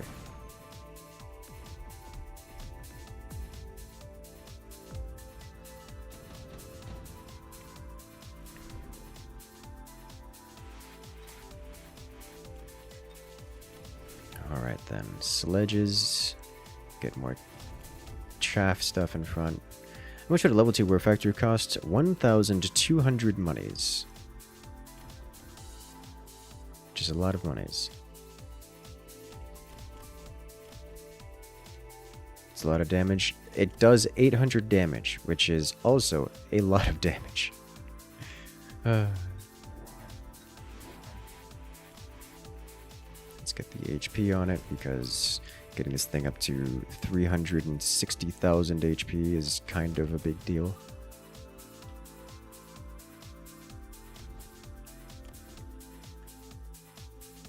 Let's put you over here. Okay. 800 damage plus whatever it manages to spawn that lives. Yeah, which is a lot of things usually, because it's constantly spawning. Like, this is a sledgehammer every 4 seconds, a steel ball every 5 seconds, and a phoenix every 10 seconds. And it starts off cooldown, so it instantly spawns things. I think saving up for level 2 off the start would be a good idea. I've yet to have that work. It is comically expensive to start with, among other things. Alright, so our opponent's got one of these, which you know what that means. It's time to get EMP on our snipers. I don't think it really matters. Is a War Factory versus War Factory. We just win that directly. Like, the War Factory was definitely the worst case scenario, because then he's playing my game, except I'm way further ahead. So that's almost a guaranteed loss. It's like, who went? The most consistent way to beat 10 Marines is with 11 Marines. So, he needed a different option. That wasn't it.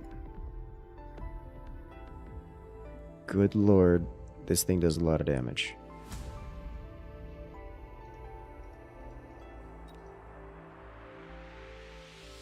So all I had to do was get down to 700 MMR range.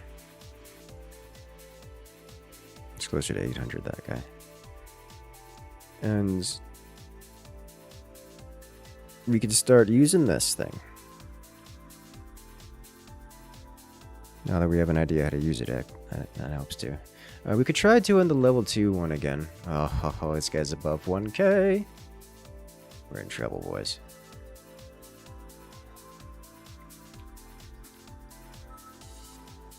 When did they add that thing? Last week?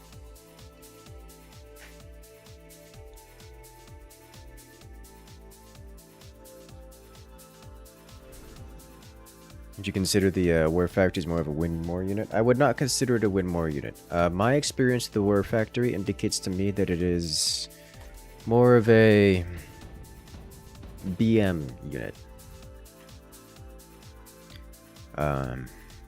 It is a unit which has a purpose which I have yet to discover. Like, as far as I can tell, it doesn't even have a niche. It just doesn't work as a unit. And getting it for any reason just flaunts that you're winning so hard that you can manage, that you can afford to expend crazy amounts of money and still win. That's what that says to me about that unit.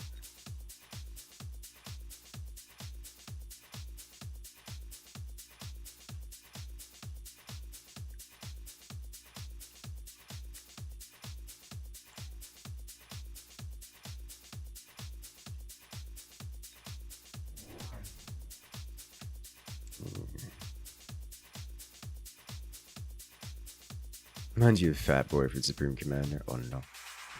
This is a lot of Fang. His formation's a little tight. His forward lines are engaging long before his centerpiece comes into play. It's a good unit for spam builds. I disagree. It is a unit that spawns other units. Although I would be curious to see you explain that statement. Like, you just keep spawning more tanks and wasps along with those spawning units. So that is, so yes, and for every build which does that, as far as I can tell, the War Factory is a bad unit for those builds. Like, say, Vulcan, for example, Vulcan Marksman Fang.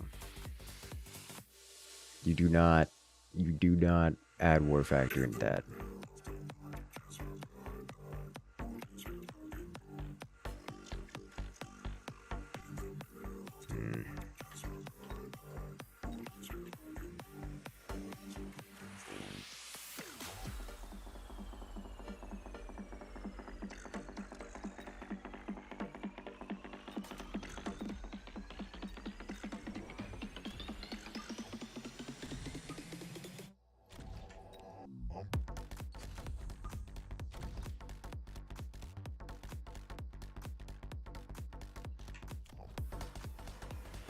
Okay, what is happening? Okay, maybe the War Factor is more of a 2v2 unit than 1v1 unit. Maybe, like, that is a possibility. This man upgraded his fangs. What are you doing? But try to save run on 4-5 and place 2 factors the next round. I haven't. I haven't. My brain tells me that is an extraordinarily bad idea, but I haven't tried it, so I can't make any claims about its any veracity about that. Better is treated like a giant unit. It is treated like a giant. It is considered a giant unit for all upgrades. Like, so even giant specialist. Also with the War Factory out as well. Yeah, so the problem I've encountered with the War Factory isn't that I can't get it out, it's that I can't get it out and it survived. The War Factory as a unit just simply is not powerful enough to do things. Does that make sense? Let's say I were to do something like, let's save 200 this round, more next round.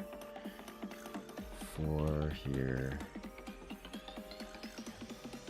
Let's say able to do something like, save, get it out, get an upgrade for it, put it on the field. It works. Awesome.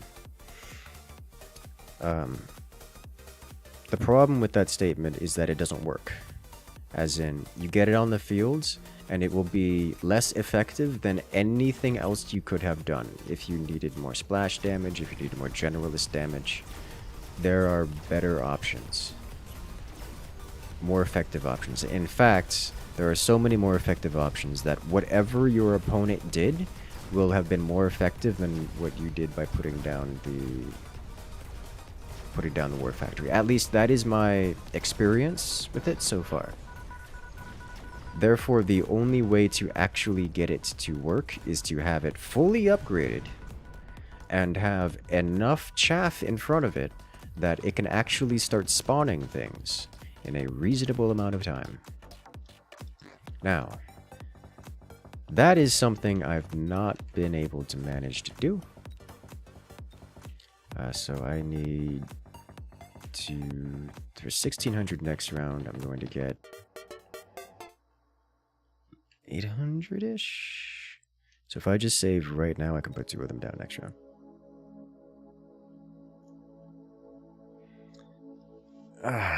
So we'll try that. We'll just save, 2 of them down.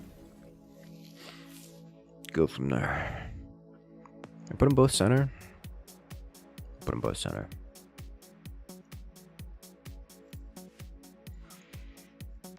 It's not like I can't get the thing out. I've consistently gotten the thing out. Like then again, I've done openers enough to be able to pull that stuff off. But I can consistently get the thing out. I cannot consistently win with it. Or, you know, hardly win at all. We have what I would consider one legitimate win. And that was against a player who truly did not know what they were doing. Everything else has been less so.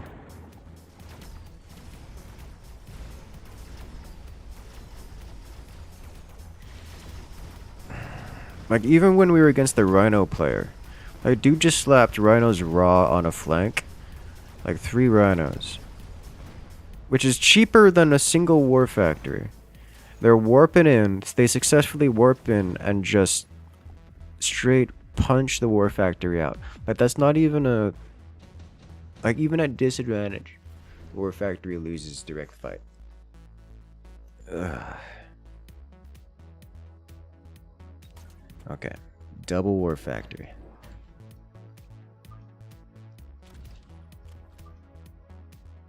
Next round, we're pumping steel balls or tanks. Honestly, this says tanks to me.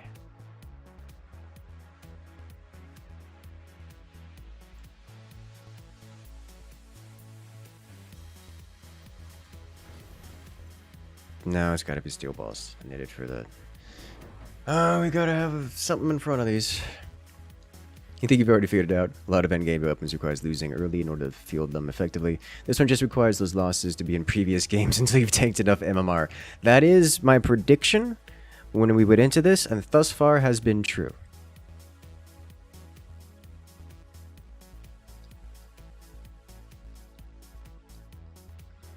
So, try this. Our opponent... This is obvious. I mean, this is dead giveaway. Like, we saved an entire round without... We saved an entire round without spending money. So, our opponent getting double melties here is just kind of the expected outcome. Now, it really doesn't help that there's smoke here. Because these guys aren't ready to actually do the damage or to do the tanking or the spawning. The smoke is not helping. Unlike last time where the smoke was quite kind of sort of nice to have because it gets it close enough to deal damage. This is just trouble. Yeah, Dilly would have gotten a tech with this alone this turn.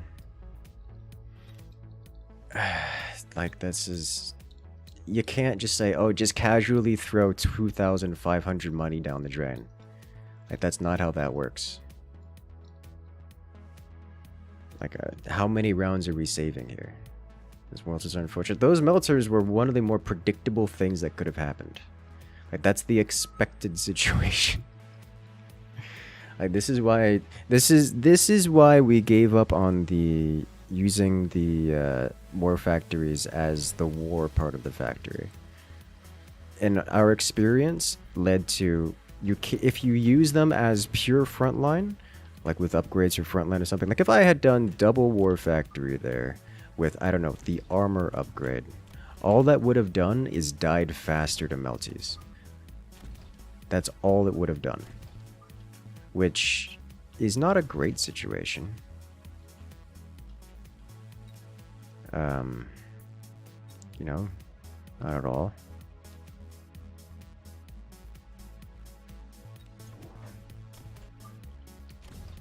That's why we started putting the war factories in back, because they're undefendable if you do not have an incredible amount of stuff in front of them. Like, even as a frontline unit. They really want to be near line with lots of chaff? Yes. They need to be close enough to be near firing line, or, you know, 0 respawn time for units that it summons, which is near the front line, but not directly on the front line, because they are way too vulnerable to far too many things to be on the front line. Like, to be the front line itself. Like, they need to be in the front line-ish, adjacent to a bunch of units, which, you know, is convenient for all of the units that they spawn, but man, it's rough. And that's kind of that is the reason explicitly why we moved away from, oh, we don't get 2 of them, because getting 2 of them means that they are the front line, because you physically don't have other units. Getting 2 of them means, well, there's nothing else for that. And if you get one kind of sort of too early, like if we save rounds for it, you get the same problem. Alright, so we'll start rolling with these. I do want Mustangs, because I'm going to work off of the assumption that our opponent is going to build chaff of some kind.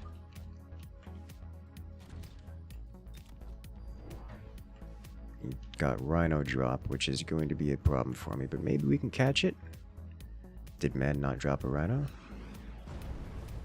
Dropped it on... oh, he did drop... okay, dropped it in the corner. They have good single target damage. They have good single target damage. They do beat him LT in a 1v1. They've got good splash damage. They got 4 attacks, so they have good splash damage and good chaff clear. Not just good splash damage, but great chaff clear, because they do 4 AoE attacks on 4 different targets, so they clear chaff incredibly quickly as well. Like they are a reasonable unit that performs well. They just don't punch at the same weights. They just don't punch their own weight class. Does that robot have buzzsaw hands? Yes, it does. 2 of them plus 1 spawning upgrades might be enough to snowball if they're in the back. So the problem with that is, as we have seen and tried a few times, such as kind of sort of last time, the problem with that is if you put them in the back, you have literally put your units in the back. They are your units at that point. Like, there's no other unit. They are the unit, which presents a problem, because if they are your unit and you put them back here, you not only have these exposed, but any other... you don't have other units, so it's rough. Like, you don't have a front line to stop things from just going in. 1 Phoenix plus 1 Steel Ball plus 1 Sledgehammer dies instantly to whatever the opponents have without dealing damage to the opponents. It's not good.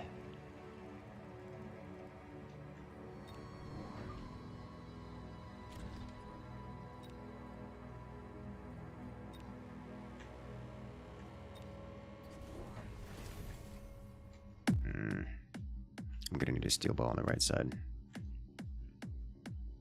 Me delaying the saving round by a turn would have helped with the extra 200 by a spawner. I'm going to put a caveat on that. Every round you wait is an extra round where your opponent gets further ahead. Remember that we are building a composition that in itself does not work without the war factory. As in, we will be bleeding HP every turn that we do not have a war factory.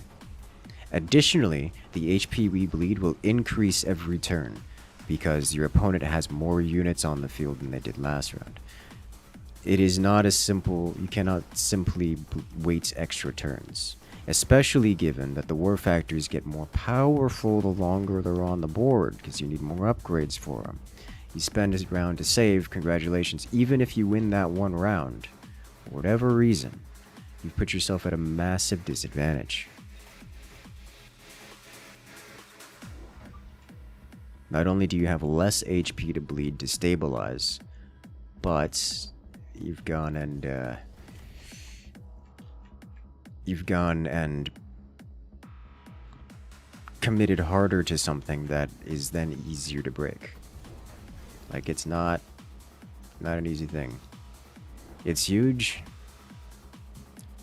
Yes, it's huge. And it makes me happy. I like big things.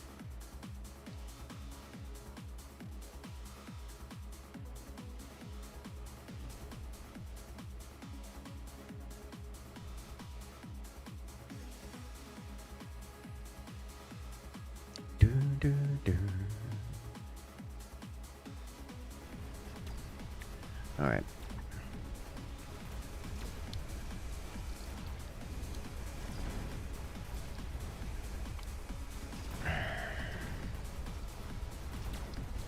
You know what? Maybe we could try it. Like, I just did so many levels of unpleasant. If I get one steel ball on the right side, we should stop using that. And then we'll be in a... What could it make? It can create steel balls, it can create sledgehammers, and it can create phoenixes. So I want a steel ball on the right-hand side to clean up that remnant. And I want crawler ball upgrades. And I want this thing summoning crawler or steel balls. I don't know that I can afford it all.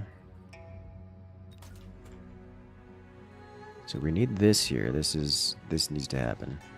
This is priority 1, and that leaves us with enough money to grab this. And that's our entire round. Alright, moving on. Oh hey, he's got his own war factor. Which leads me to believe we're in a winning position here. This also happens to give me enough space, because he got a war factory and not a better unit. This happens to give me enough space to play around with things if we want. So I can play around with something like, say, getting a second war factory here.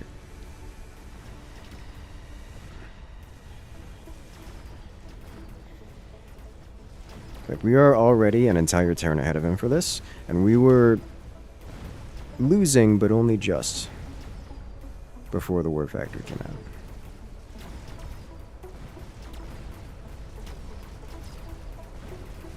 I think this is a Phoenix over Sledge situation.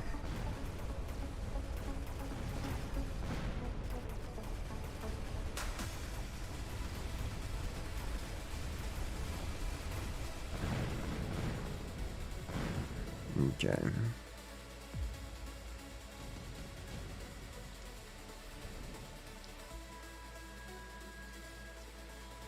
Gotta grab the HP here.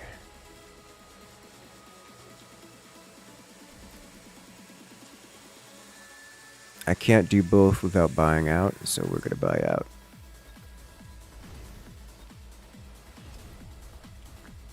We grab Phoenixes. Might as well upgrade you. Okay. He did grab the HP defense spec. Because this is here, we should be able to deal with the Rhino. Rhino might cause problems for us over here, though. Perhaps the niche is that it prompts the opponent to invest in war factories. Oh no.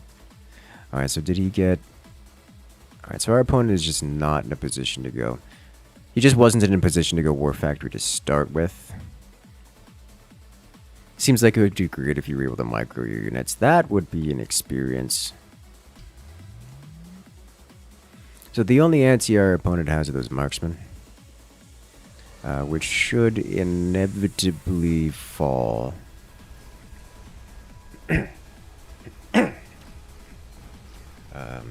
Was that EMP I saw? He doesn't have EMP on his marks or his arcs. He's got EMP option on Sledge, though.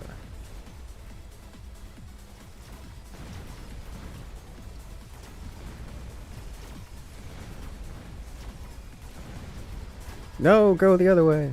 Okay. Well, that's unfortunate. That's going to put us at a notable disadvantage.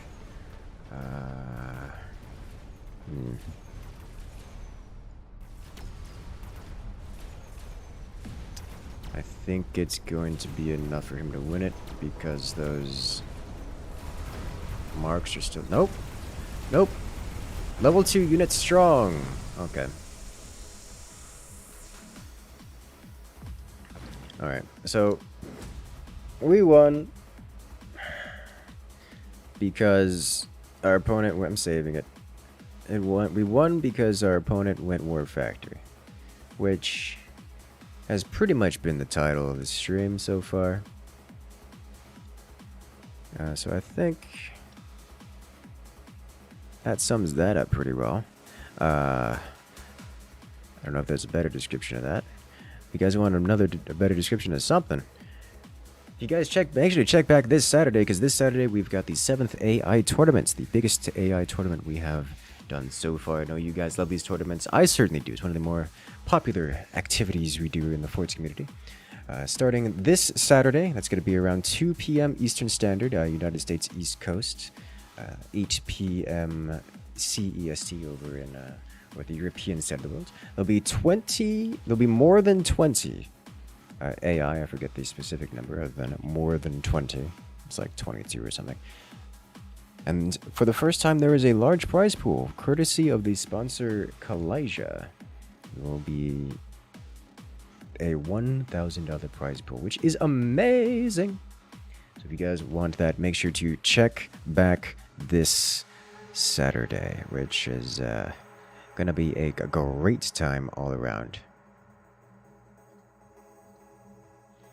But with that, ladies and gentlemen, we are going to be winding down the stream. It has been a great live stream, a whole lot of big hulking mechs. 1010 recommend against playing with the big new unit, assuming that you want to have a chance of winning.